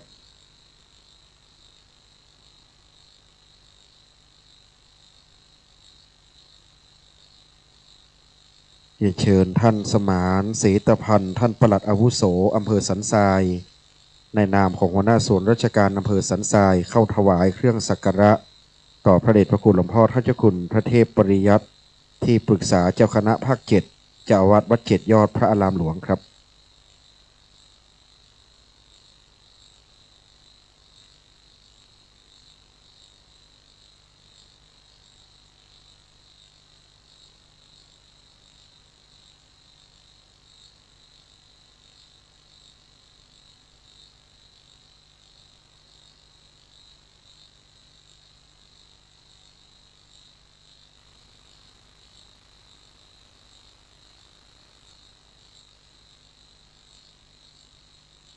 มะยังพันเตวิสุงวิสุงรักขณทายะติสรเนนะสหปัญจศีลานิยาจามะทุติยัมปิมะยังพันเตวิสุงวิสุงรักขณทายะติสรเนนะสหปัญจศีลานิยาจามะตติยัมปิมะยังพันเตวิสุงวิสุงรักขณทายะติสรเนนะสหปัญจศีลานิยาจามะ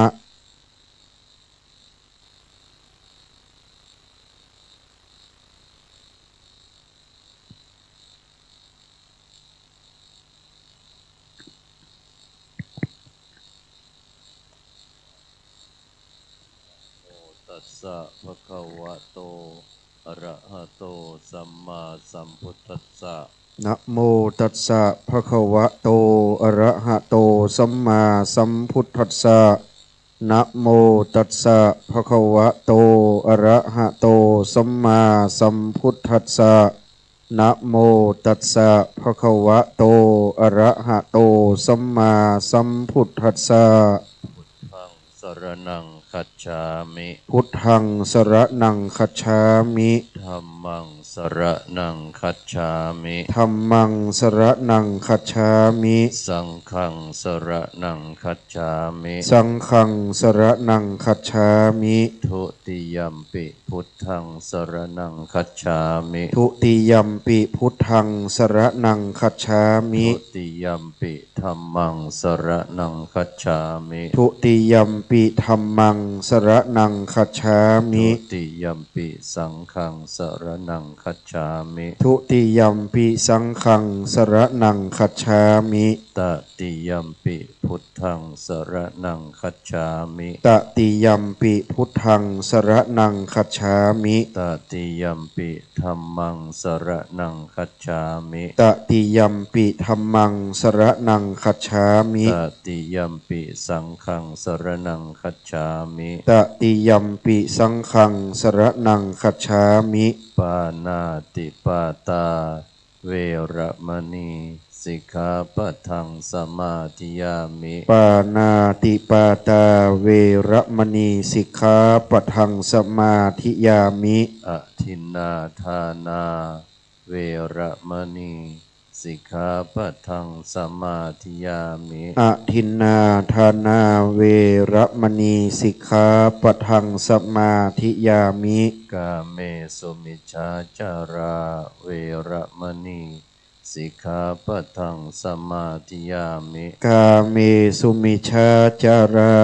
เวระมณีสิกขาปะทังสมาธิยามิ มุสาวาทาเวระมณี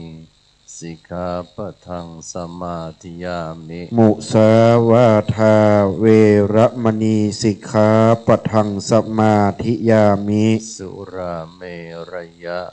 มัจจปมาทัฏฐานาเวระมณีสิกขาปะทัง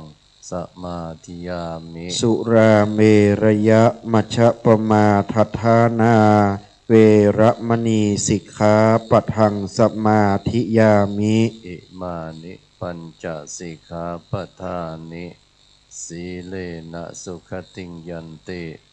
สีเลนะโภคสัมปทา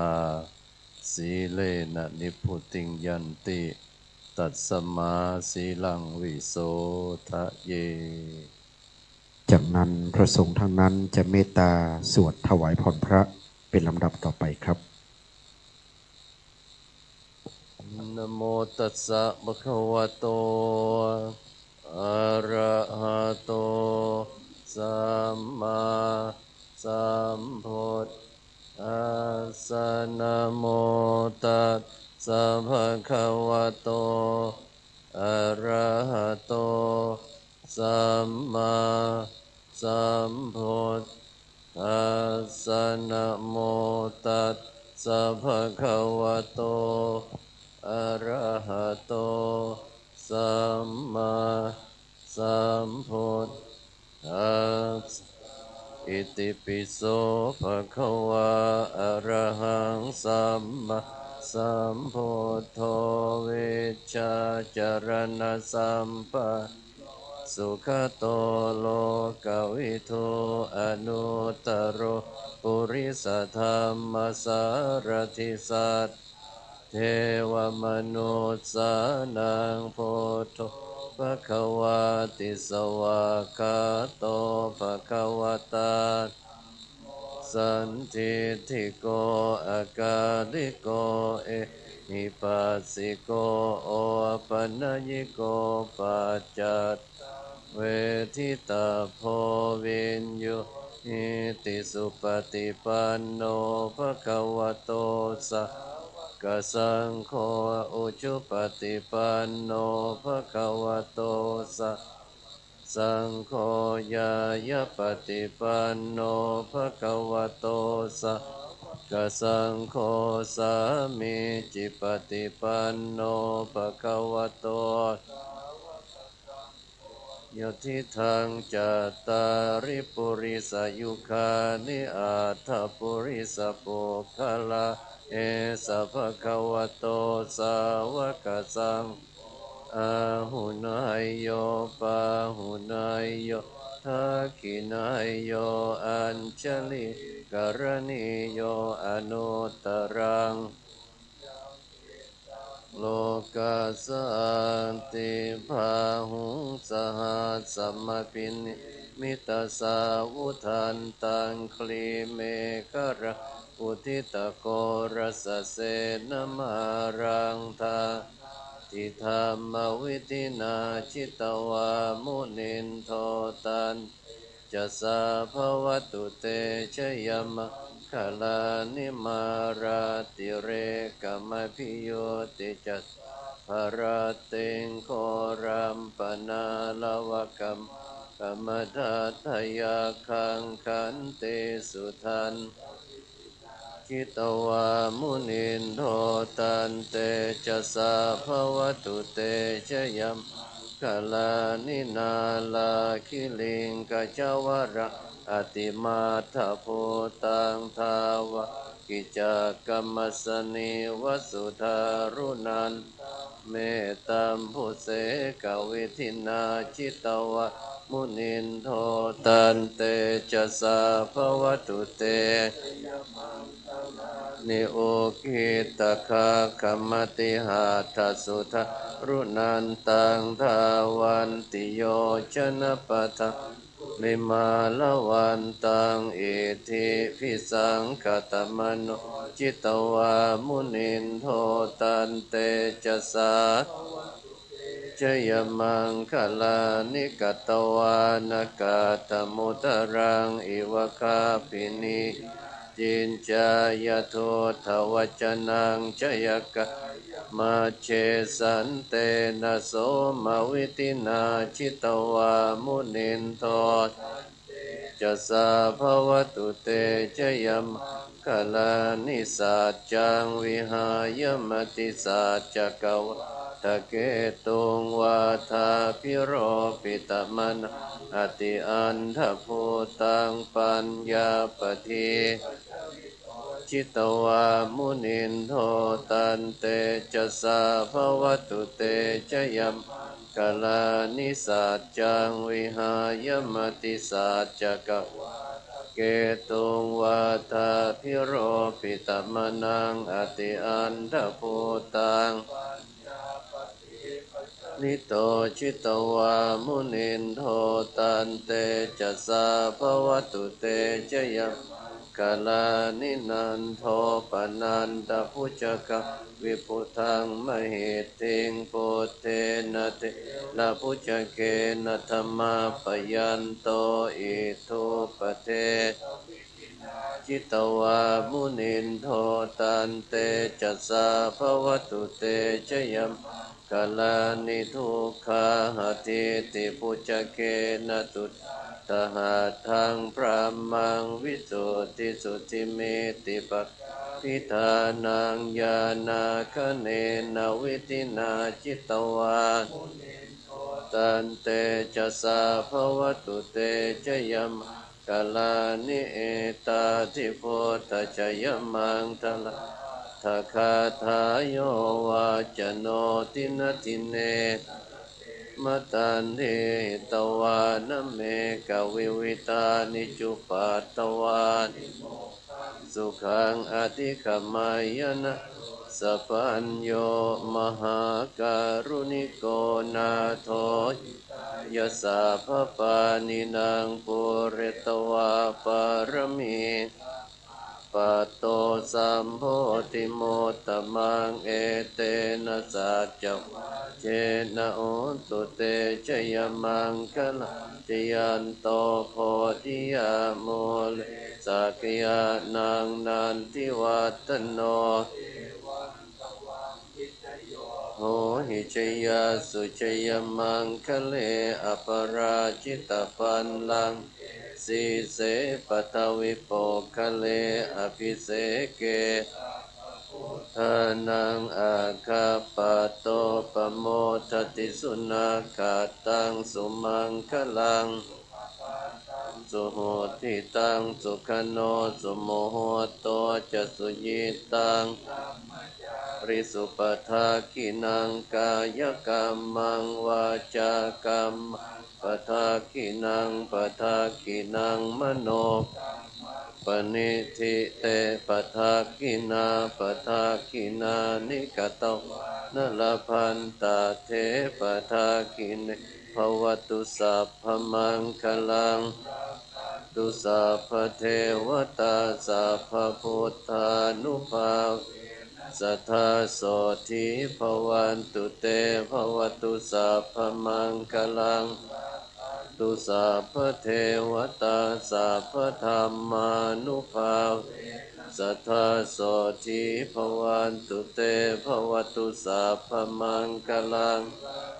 ตุสัพพเทวตาสัพพสังฆานุภาเวนัสสัทธาโสธิภวันตุเต บัดนี้พระราชาคณะพระสงฆ์ทรงสมณศักดิ์พระเถรานุเถระเจ้าคณะพระสังฆาธิการเมตตาสวดถวายพรพระเพื่อทำการสมโภชอาคารศาลาปฏิบัติธรรมอาสภมหาเถรานุสรณ์กตัญญูอจริยบูชาคุณครับศาลาหลังนี้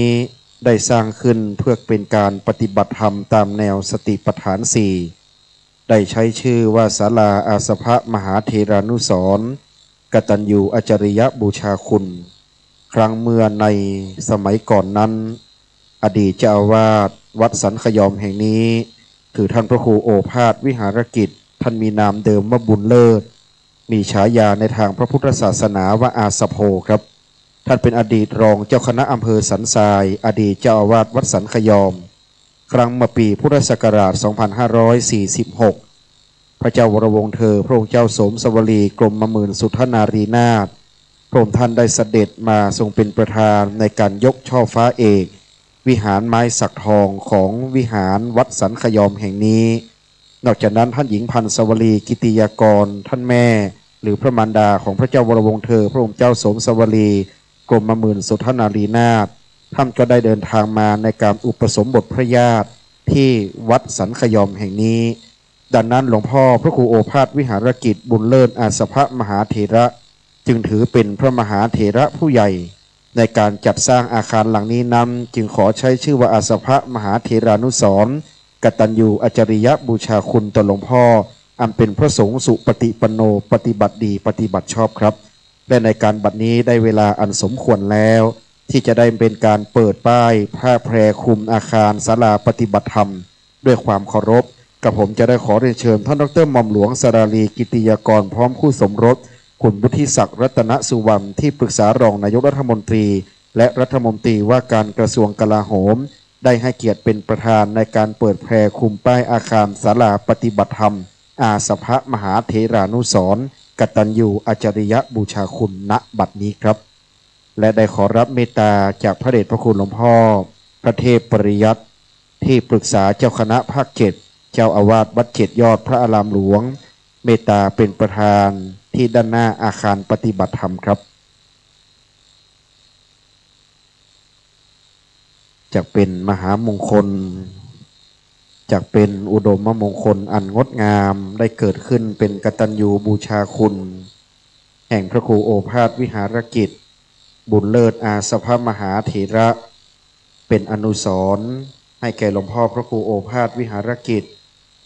อันเป็นพระมหาเถระในการครั้งนั้นนะครับที่พระเจ้าวรวงศ์เธอพระองค์เจ้าสมสวลีกรมหมื่นสุทธนารีนาถพระองค์ท่านเสด็จมาทรงเป็นประธานในการยกช่อฟ้าเอกเป็นอนุสรณ์และเชิญตราประจำพระองค์ตั้งไว้ที่ด้านหน้าจั่วของวิหารไม้สักทองครับและบัดนี้ได้เวลาอันสมควรแล้วอันเป็นมหามงคลด้วยความเคารพขอเรียนเชิญท่านดร.หม่อมหลวงสราลีกิติยากรพร้อมคู่สมรสคุณวุฒิศักดิ์รัตนสุวรรณที่ปรึกษารองนายกรัฐมนตรีและรัฐมนตรีว่าการกระทรวงกลาโหม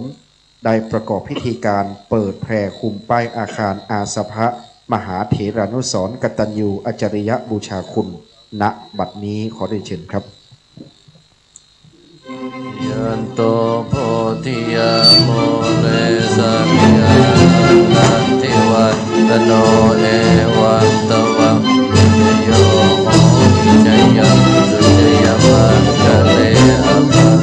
กิตาปันตังเตสิเสปัตตวิโมกะเลอภิเสสัมภะพุทธานาคันธัมมังตุพะโมทติสุนังคาตังมังคลังสุปปาตังทิตังสุขันโนสุโมโตจะสุยิตังพระมจาริสุปตากินังจากนั้นจะได้บันทึกภาพนะครับกัมมังปทาคินังปทาคินังมโนกรรมปณิทิเตปทาคินาปทาคินานิกตวานลพันตาเทปทาคิเนสาธุ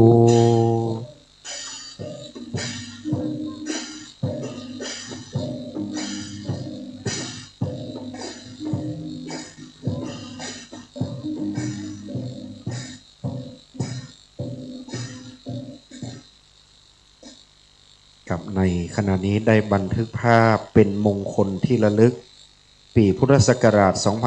2568 นะครับจะได้จารึกบันทึกไว้เป็นประวัติศาสตร์ของวัดสันขยอมครับจากนั้นจะเป็นการปลูกต้นไม้เพื่อความงอกงามไพบูรณ์ในพระพุทธศาสนาวันนี้ด้วยความเคารพในท่านดร.หม่อมหลวงสราลีกิติยากรท่านจะได้ปลูกต้นพยอมครับต้นพยอมนั้นเป็นภาษาไทยกลางคนเหนือเรียกว่าต้นขยอมจึงเป็นสันขยอมเป็นต้นไม้ประจำวัดเป็นชื่อนามมาจนถึงการณปัจจุบันเมื่อผลิดอกออกแล้วจะส่งกลิ่นหอมครับต้นที่สองครับวันนี้ด้วยความเคารพคุณวุฒิศักดิ์รัตนสุวรรณที่ปรึกษารองนายกรัฐมนตรีและรัฐมนตรีว่าการกระทรวงกลาโหมจะได้ปลูกต้นพิกุลหรือต้นดอกแก้วนะครับส่งกลิ่นหอมงดงามเช่นกันขอเรียนเชิญท่านครับต้นพยอมเป็นสัญลักษณ์เป็นต้นไม้ประจำวัดเป็นต้นไม้ประจำวัดประจำหมู่บ้านวัดต้นพยอมหรือต้นขยอมเป็นภาษาล้านนาจึงเรียกว่าสันขยอมแห่งนี้อยู่ในเขตอำเภอสันทรายครับท่านดร.หม่อมหลวงสราลีกิติยากรท่านได้ปลูกต้นพยอมให้งอกงามไพบูรณ์เหมือนพระพุทธศาสนาได้รุ่งเรืองในเมืองนี้ในวัดสันขยอมอำเภอสันทรายแห่งนี้ครับท่านวุฒิศักดิ์รัตนสุวรรณที่ปรึกษารองนายกรัฐมนตรีและรัฐมนตรีว่าการกระทรวงกลาโหมได้ปลูกต้นดอกพิกุลครับคนเหนือเรียกดอกแก้วเป็นต้นไม้มงคลให้ร่มเงาอันงดงามนะครับมีร่มเงาแผ่ไพศาลให้มีร่มเงาในทางพระพุทธศาสนาอบอุ่นร่มเย็นครับเป็นมงคลนามดังนั้นต้นพยอมจึงงามตามนามของชื่อวัดเป็นมงคลนามวัดสันขยอมและต้นพิกุลดอกแก้วมีกลิ่นหอมส่งกลิ่นสุขันธะและมีร่มเงาอันหนาให้ความร่มเย็นเป็นสุขบัดนี้จึงเป็นอนุสรณ์ว่าการครั้งนั้น27 กุมภาพันธ์พุทธศักราช 2568 ท่านดร.หม่อมหลวงสราลีกิติยากรพระคณิษฐาในพระเจ้าวรวงศ์เธอพระองค์เจ้าสมสวลีกรมหมื่นสุทธนารีนาถได้ให้เกียรติต่อวัดสันขยอมในปี 2568 ครับและจะได้เป็นเรื่องราวจารึกบันทึกไว้เป็นเหตุการณ์สำคัญของวัดสันขยอมที่ได้จารึกบันทึกได้เกิดขึ้นแล้วครับจากนั้นท่านจะได้เข้าสู่ด้านในศาลา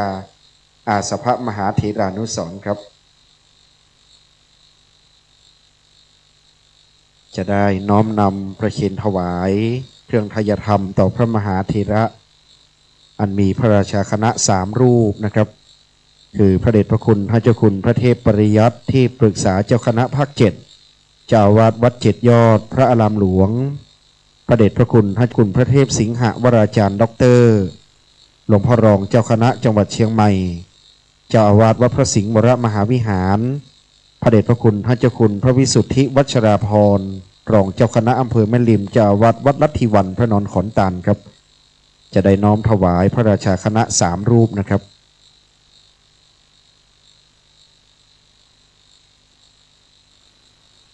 การบัดนี้ท่านดร.หม่อมหลวงสราลีกิติยากรพร้อมคู่สมรสคุณวุฒิศักดิ์รัตนสุวรรณจะได้น้อมถวายต่อพระราชาคณะ3 รูปถวายเครื่องทายธรรม3 ชุดนะครับต่ออันเป็นพระราชาคณะพระมหาเถระผู้ใหญ่3 รูปนับแต่รูปที่1คือท่านเจ้าคุณพระเทพปริยัติที่ปรึกษาเจ้าคณะภาค 7ขอเรียนเชิญทั้ง2 ท่านครับ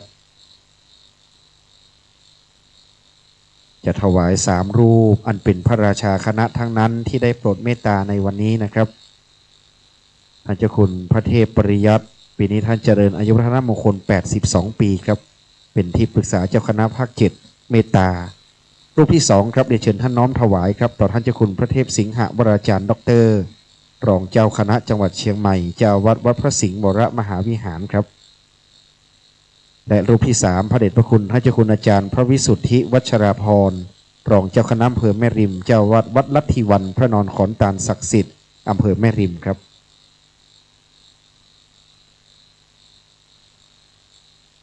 วันนี้3 รูปครบถ้วนขอบพระคุณท่านดร.หม่อมหลวงสราลีกิติยากร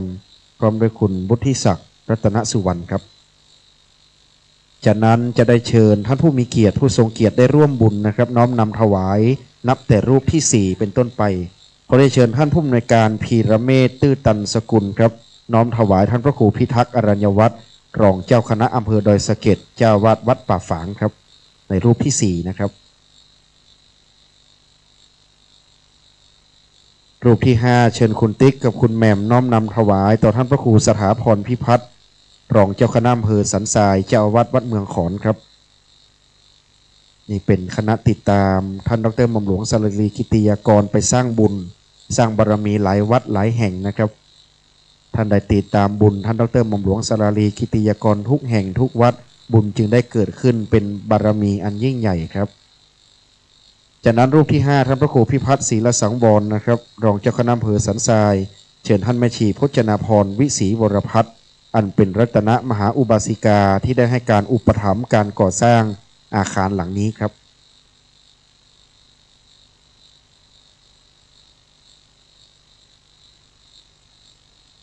ถวายท่านพระครูพิพัฒน์ศรีละสังวรรองเจ้าคณะอำเภอสันทรายครับจากนั้นท่านพระครูสิริวชิโรภาส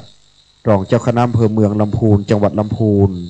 ขอเรียนเชิญท่านสมานเสตพันธ์ท่านปลัดอาวุโสอำเภอสันทรายน้อมนำถวายนะครับในนามของหัวหน้าส่วนราชการท่านพระครูมนูนกิจจาธรเจ้าคณะอำเภอแม่ทา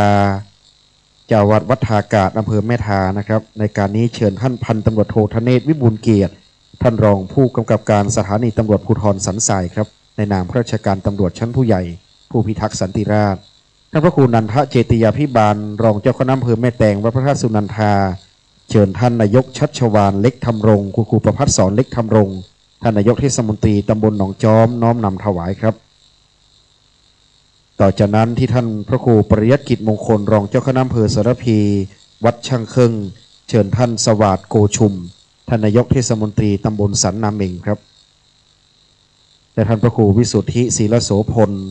ที่ปรึกษาเจ้าคณะตำบลแม่แฝกเขต 1วัดบ้านโป่งขอได้เชิญคุณนิตยาพงศ์พิกุลท่านผู้อำนวยการโรงเรียนพงศ์พิกุลเชียงใหม่ครับอาจสงฆ์ด้านหลังนั้นจะขอเป็นสุภาพบุรุษรัตนอุบาสกเป็นผู้แทนน้อมนำถวายดังนั้นบัดนี้ขออุบาสกนะครับอันเป็นท่านนายกเทศมนตรีรองนายกเทศมนตรีกำนันผู้ใหญ่บ้านสารวัตรแพทย์ผู้ช่วย ท่านผู้อำนวยการโรงเรียนที่เป็นสุภาพบุรุษนะครับเข้าแถวที่2 15รูปขอได้เชิญท่านอ้อมด้านหลังของอาจสงฆ์นะครับได้เข้าไปประเคนถวายครับที่เป็นสุภาพบุรุษท่านกำนันผู้ใหญ่บ้านสารวัตรแพทย์ผู้ช่วยผู้อำนวยการโรงเรียนผู้บริหารสถานศึกษาและอุบาสกที่อยู่ด้านในศาลาอันเป็นสุภาพบุรุษเข้าไปถวายเลยครับอุบาสกผู้ชายที่อยู่ด้านในครับคุณตำรวจด้วยนะครับข้าราชการตำรวจที่ยังไม่ได้ประเคนถวายขออ้อมด้านหลังครับได้ร่วมกันประเคนถวายได้รับบุญทั่วกันอุบาสกงานสำนักงานวัฒนธรรมจังหวัดเชียงใหม่นะครับสำนักงานพระพุทธศาสนาจังหวัดเชียงใหม่ที่ได้มาร่วมบุญวันนี้น้อมนำถวายด้วยครับ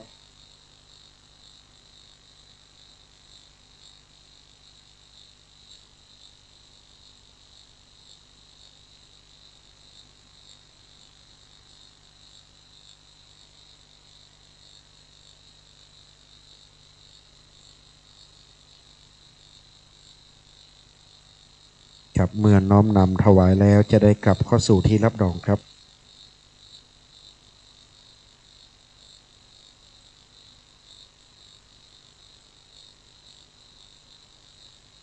จากนี้ไปพระสงฆ์ทั้งนั้นจะเมตตาอนุโมทนาครับ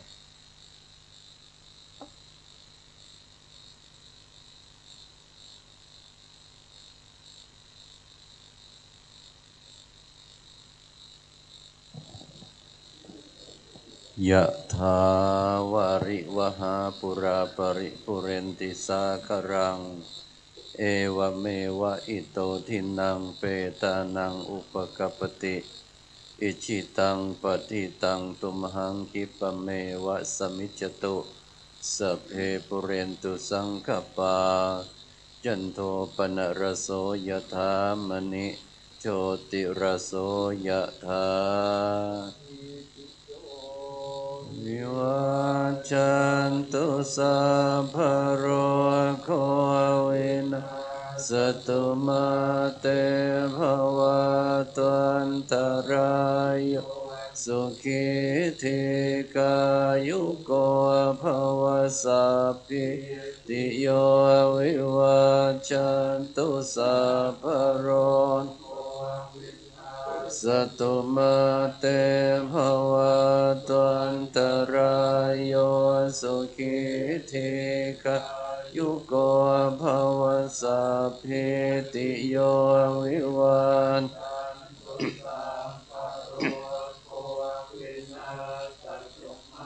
เตภวัตวันตรายโยสุขิธิกายุโกวะอภิวาทนาสิลิสนิจังวุฒาปัจจายโนจัตตารโอธรรมวัฏติอายุวันโนสุขังภะลังรัตนาตยานุภาเวนรัตนาตยเตชะสาธุคโรคพยาเวระ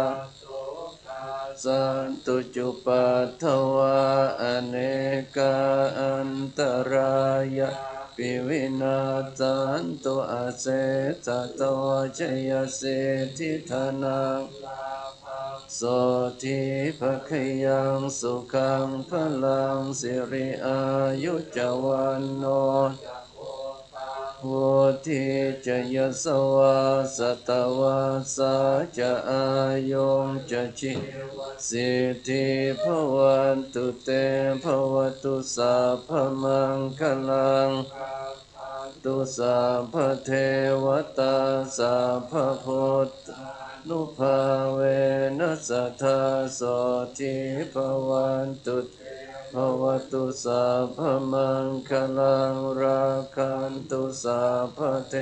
วตาสัพพธรรมานุภาเวนัสสทธาโสทิภวันตุเตภวตุสัพพมังคลังตุสัพพเทวตาสัพพสังฆานุภาเวนัสสทธาโสทิภ ภวันตุเตลำดับจากนั้นจะได้ขอรับเกียรติจากท่านประธานในพิธีท่านดร.หม่อมหลวงสลาลีกิติยากรได้มอบของที่ระลึกแก่ผู้มีจิตศรัทธาร่วมสร้างอาคารอาสภมหาเถรานุสรณ์และจะได้เบิกตัวผู้เข้ารับของที่ระลึกจำนวน100 รายเข้ารับจากท่านดร.หม่อมหลวงสลาลีกิติยากรตามลำดับครับ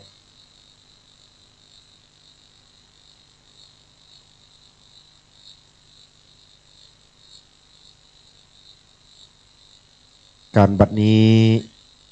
ขอเบิกตัวคณะผู้จะเข้ารับของที่ระลึกได้ตั้งแถวและเตรียมเข้ารับของที่ระลึกณบัดนี้ครับเป็นทุกท่านเลยครับ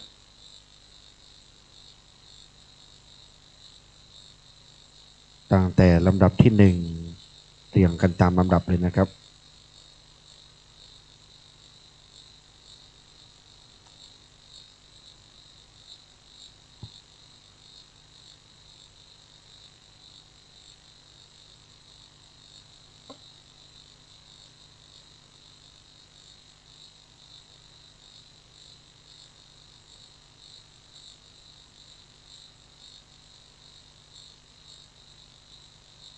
จำนวน100 ท่านที่ได้ร่วมกันรับเป็นเจ้าภาพอุปถัมภ์ร่วมทำบุญเป็นจตุปัจจัยในการจัดสร้างอาคารหลังนี้นะครับเป็นผู้มีจิตศรัทธาร่วมสร้างอาคารอาสภมหาเถรานุสรณ์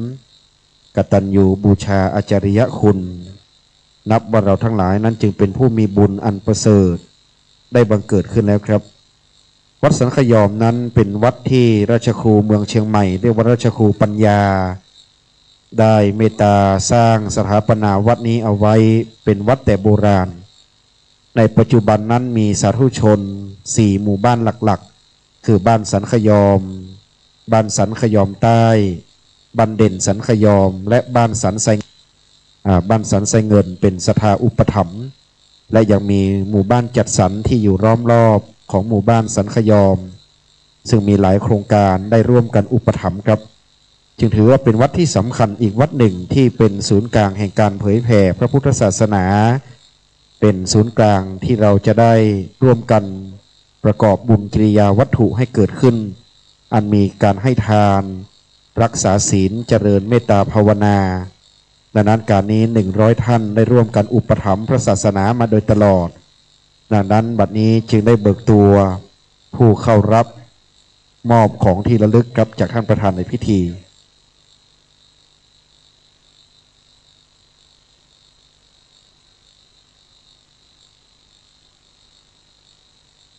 ในการวันนี้นั้นครับศาลาอาสภมหาเถรานุสรณ์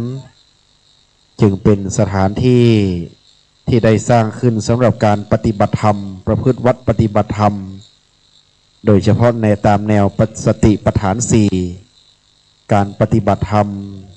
และโดยเฉพาะการอบรมคุณธรรมจริยธรรมของคณะนักเรียนซึ่งท่านรองเจ้าวาดท่านเป็นพระวิทยากรเป็นพระนักเผยแผ่ได้มีโครงการที่ได้อบรมสั่งสอนได้ปฏิบัติให้แก่คณะเยาวชนรุ่นใหม่นะครับได้มีความรู้ความเข้าใจและได้ปฏิบัติตามแนวสติปัฏฐาน4และการฝึกอบรมเยาวชนรุ่นใหม่ที่จะได้ใช้ประโยชน์จากอาคารหลังนี้ด้านบนนั้นประดิษฐานพระพุทธรูปองค์ปรางมารวิชัยด้านล่างประดิษฐานพระพุทธรูปพระพุทธชินราชจำลองครับทั้งด้านบนและด้านล่างมีเครื่องปรับอากาศ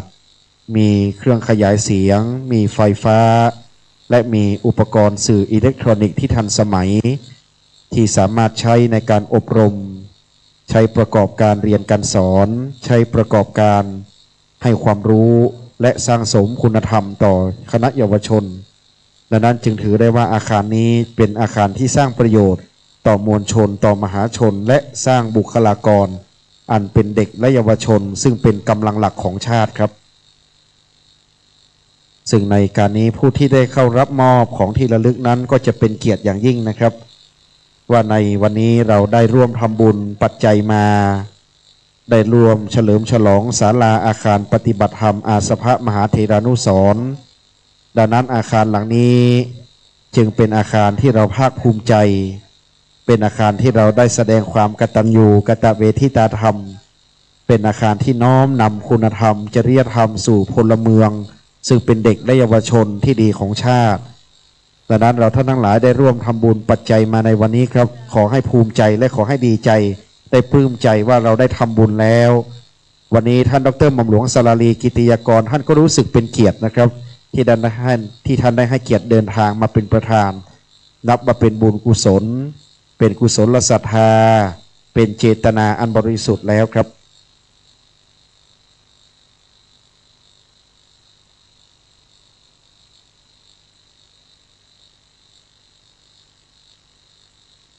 วันนี้เราแต่งกายสวยสดงดงามครับด้วยผ้าไทยผ้าพื้นเมืองเหนือ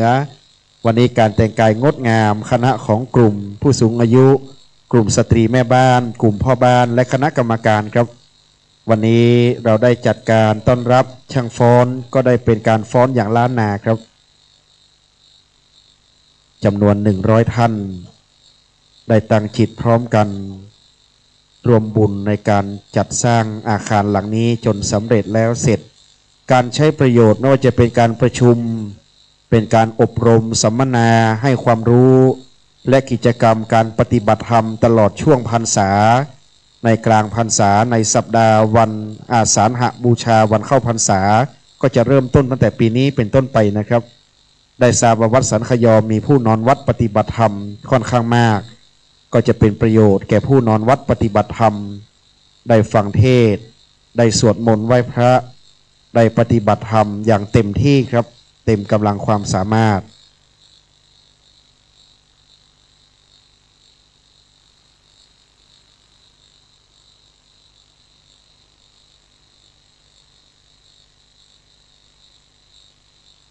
ผู้มีจิตศรัทธาที่ได้ร่วมบุญวันนี้ต่างมีความปลื้มปิติครับเพราะเราได้ทำบุญบุญจึงเป็นชื่อของความสุขบุญจึงเป็นนิยามของความดีเราได้สร้างบุญในวันนี้ร่วมสร้างอาคารจึงได้รับของมงคลที่ระลึกจากท่านดร.หม่อมหลวงสราลีกิติยากรพระคณิษฐาในพระเจ้าวรวงศ์เธอพระองค์เจ้าสมสวรีกรมหมื่นสุทธนารีนาถนะครับ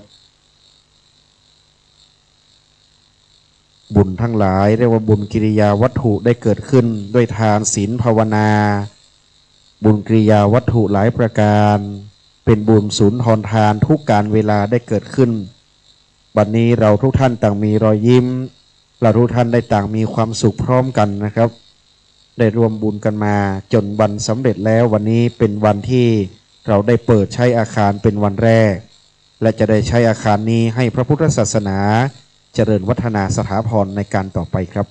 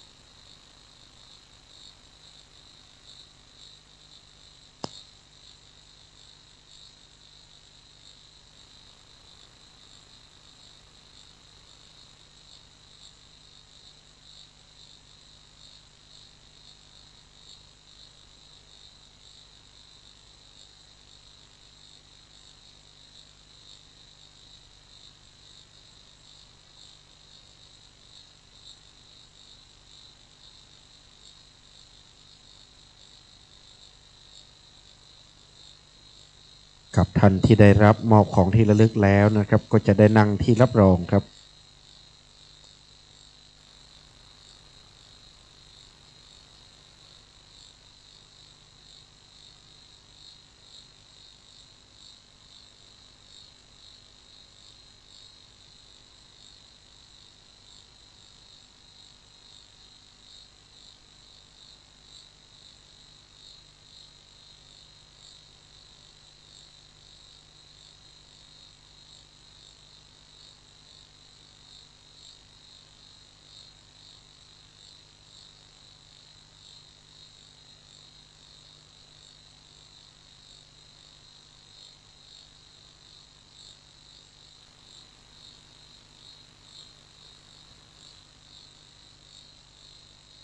และจากนั้นขอเรียนเชิญท่านดรหม่อมหลวงสราลีกิติยากรพร้อมคู่สมรสคุณวุฒิศักดิ์รัตนสุวรรณที่ปรึกษารองนายกรัฐมนตรีและรัฐมนตรีว่าการกระทรวงกลาโหมได้กราบพระประธานและกราบลาประธานสงฆ์เป็นลำดับต่อไปครับ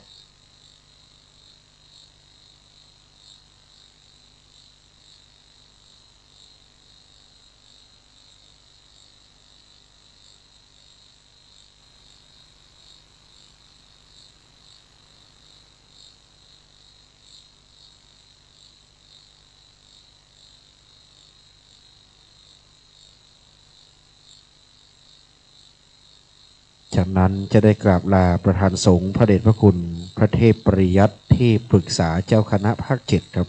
เจ้าอาวาสวัดเจ็ดยอดพระอารามหลวง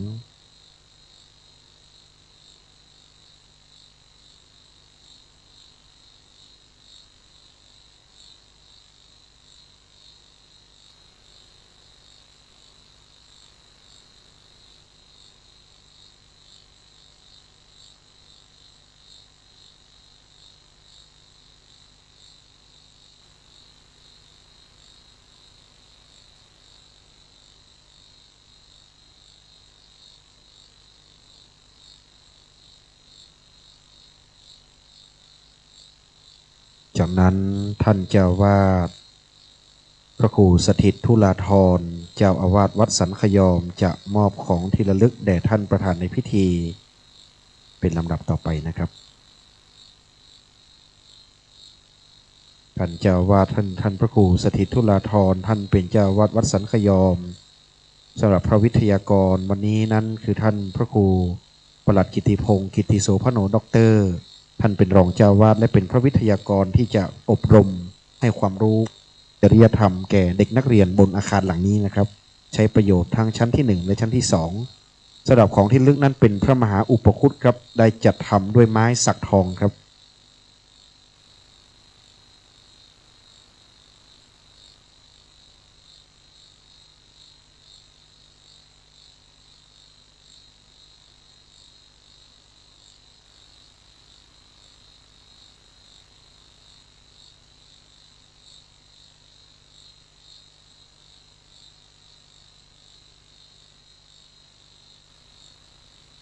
ครับเป็นที่เรียบร้อยแล้วพระสงฆ์จะเมตตาลงจากอาสน์สงฆ์ครับกราบนมัสการขอบพระคุณพระเดชพระคุณหลวงพ่อท่านเจ้าคุณพระเทพปริยัติที่ปรึกษาเจ้าคณะภาค7เจ้าวัดวัดเจ็ดยอดพระอารามหลวงพระเดชพระคุณท่านเจ้าคุณพระเทพสิงหวราจารย์ด็อกเตอร์รองเจ้าคณะจังหวัดเชียงใหม่เจ้าวัดวัดพระสิงห์วรมหาวิหารพระเดชพระคุณท่านเจ้าคุณอาจารย์พระวิสุทธิวัชราภรณ์รองเจ้าคณะอำเภอแม่ริมวัดลัทธิวันพระครูพิทักษ์อรัญญวัตรรองเจ้าคณะอำเภอดอยสะเก็ดเจ้าวัดวัดป่าฝางครับและท่านพระครูอดุลวรปัญญาเจ้าคณะตำบลฟ้ามุยเจ้าคณะตำบลหนองจอมวัดฟ้ามุยนะครับเมตตา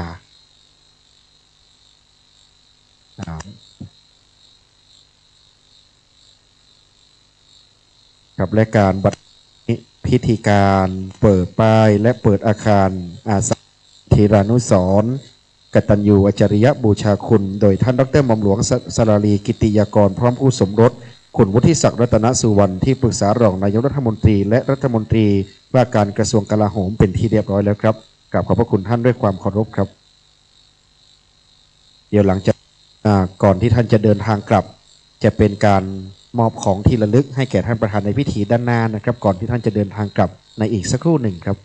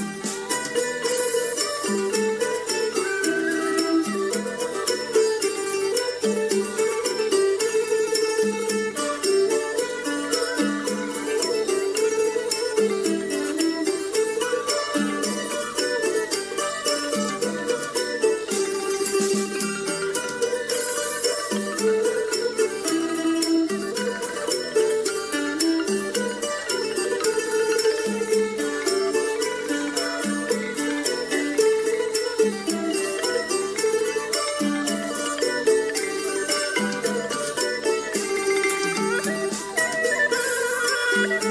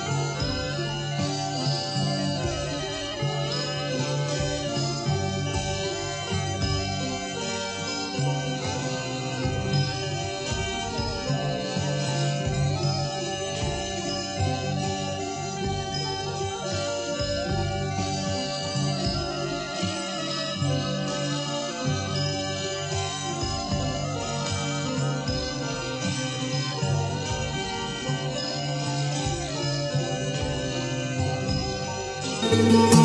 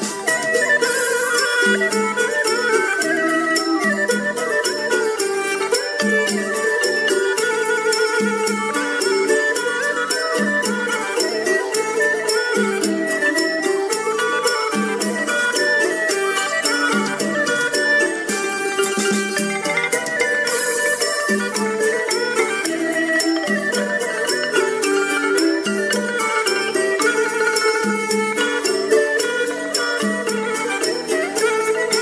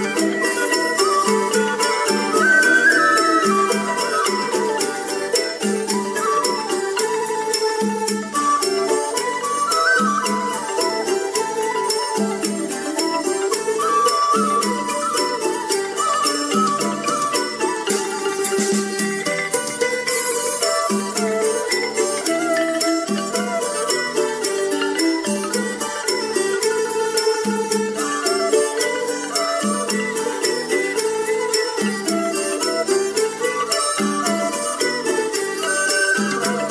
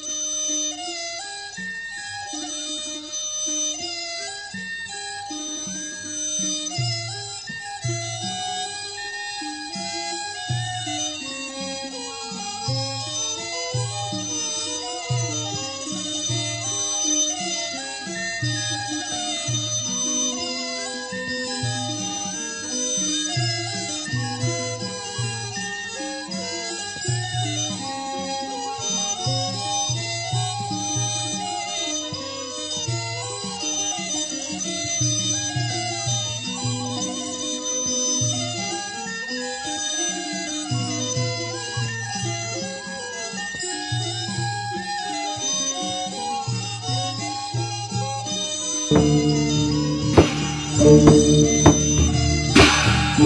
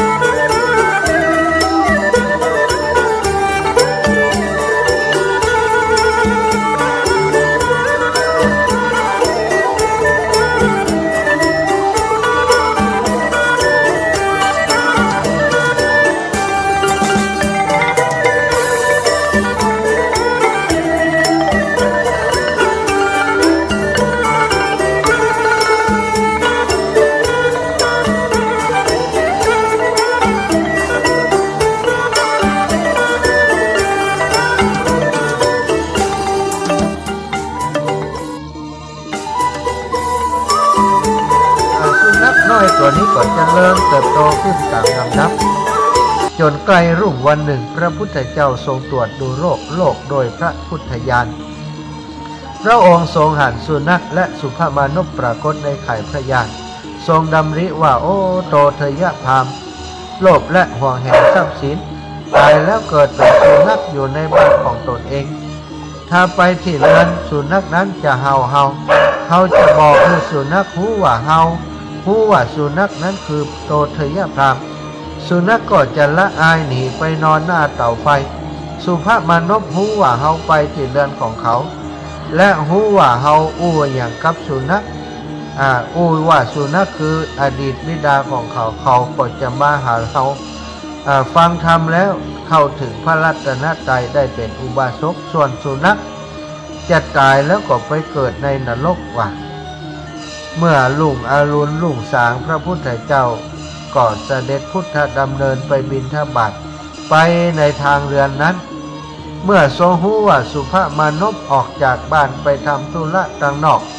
ก็จึงเสด็จเข้าไปที่หน้าบริเวณเรือนสุนัขตัวนั้นหันแล้วก็ส่งเสียงเห่าแล้วก็เข้ามาใกล้ๆพระพุทธเจ้าเห่ากระโชกโคกหากใจพระพุทธองค์ได้บาทรงกลัวได้ตรัสกับสุนัขตัวนั้นว่าแน่ท่านโตเทยพามท่านพูดดูหมิ่นเฮาว่าโพ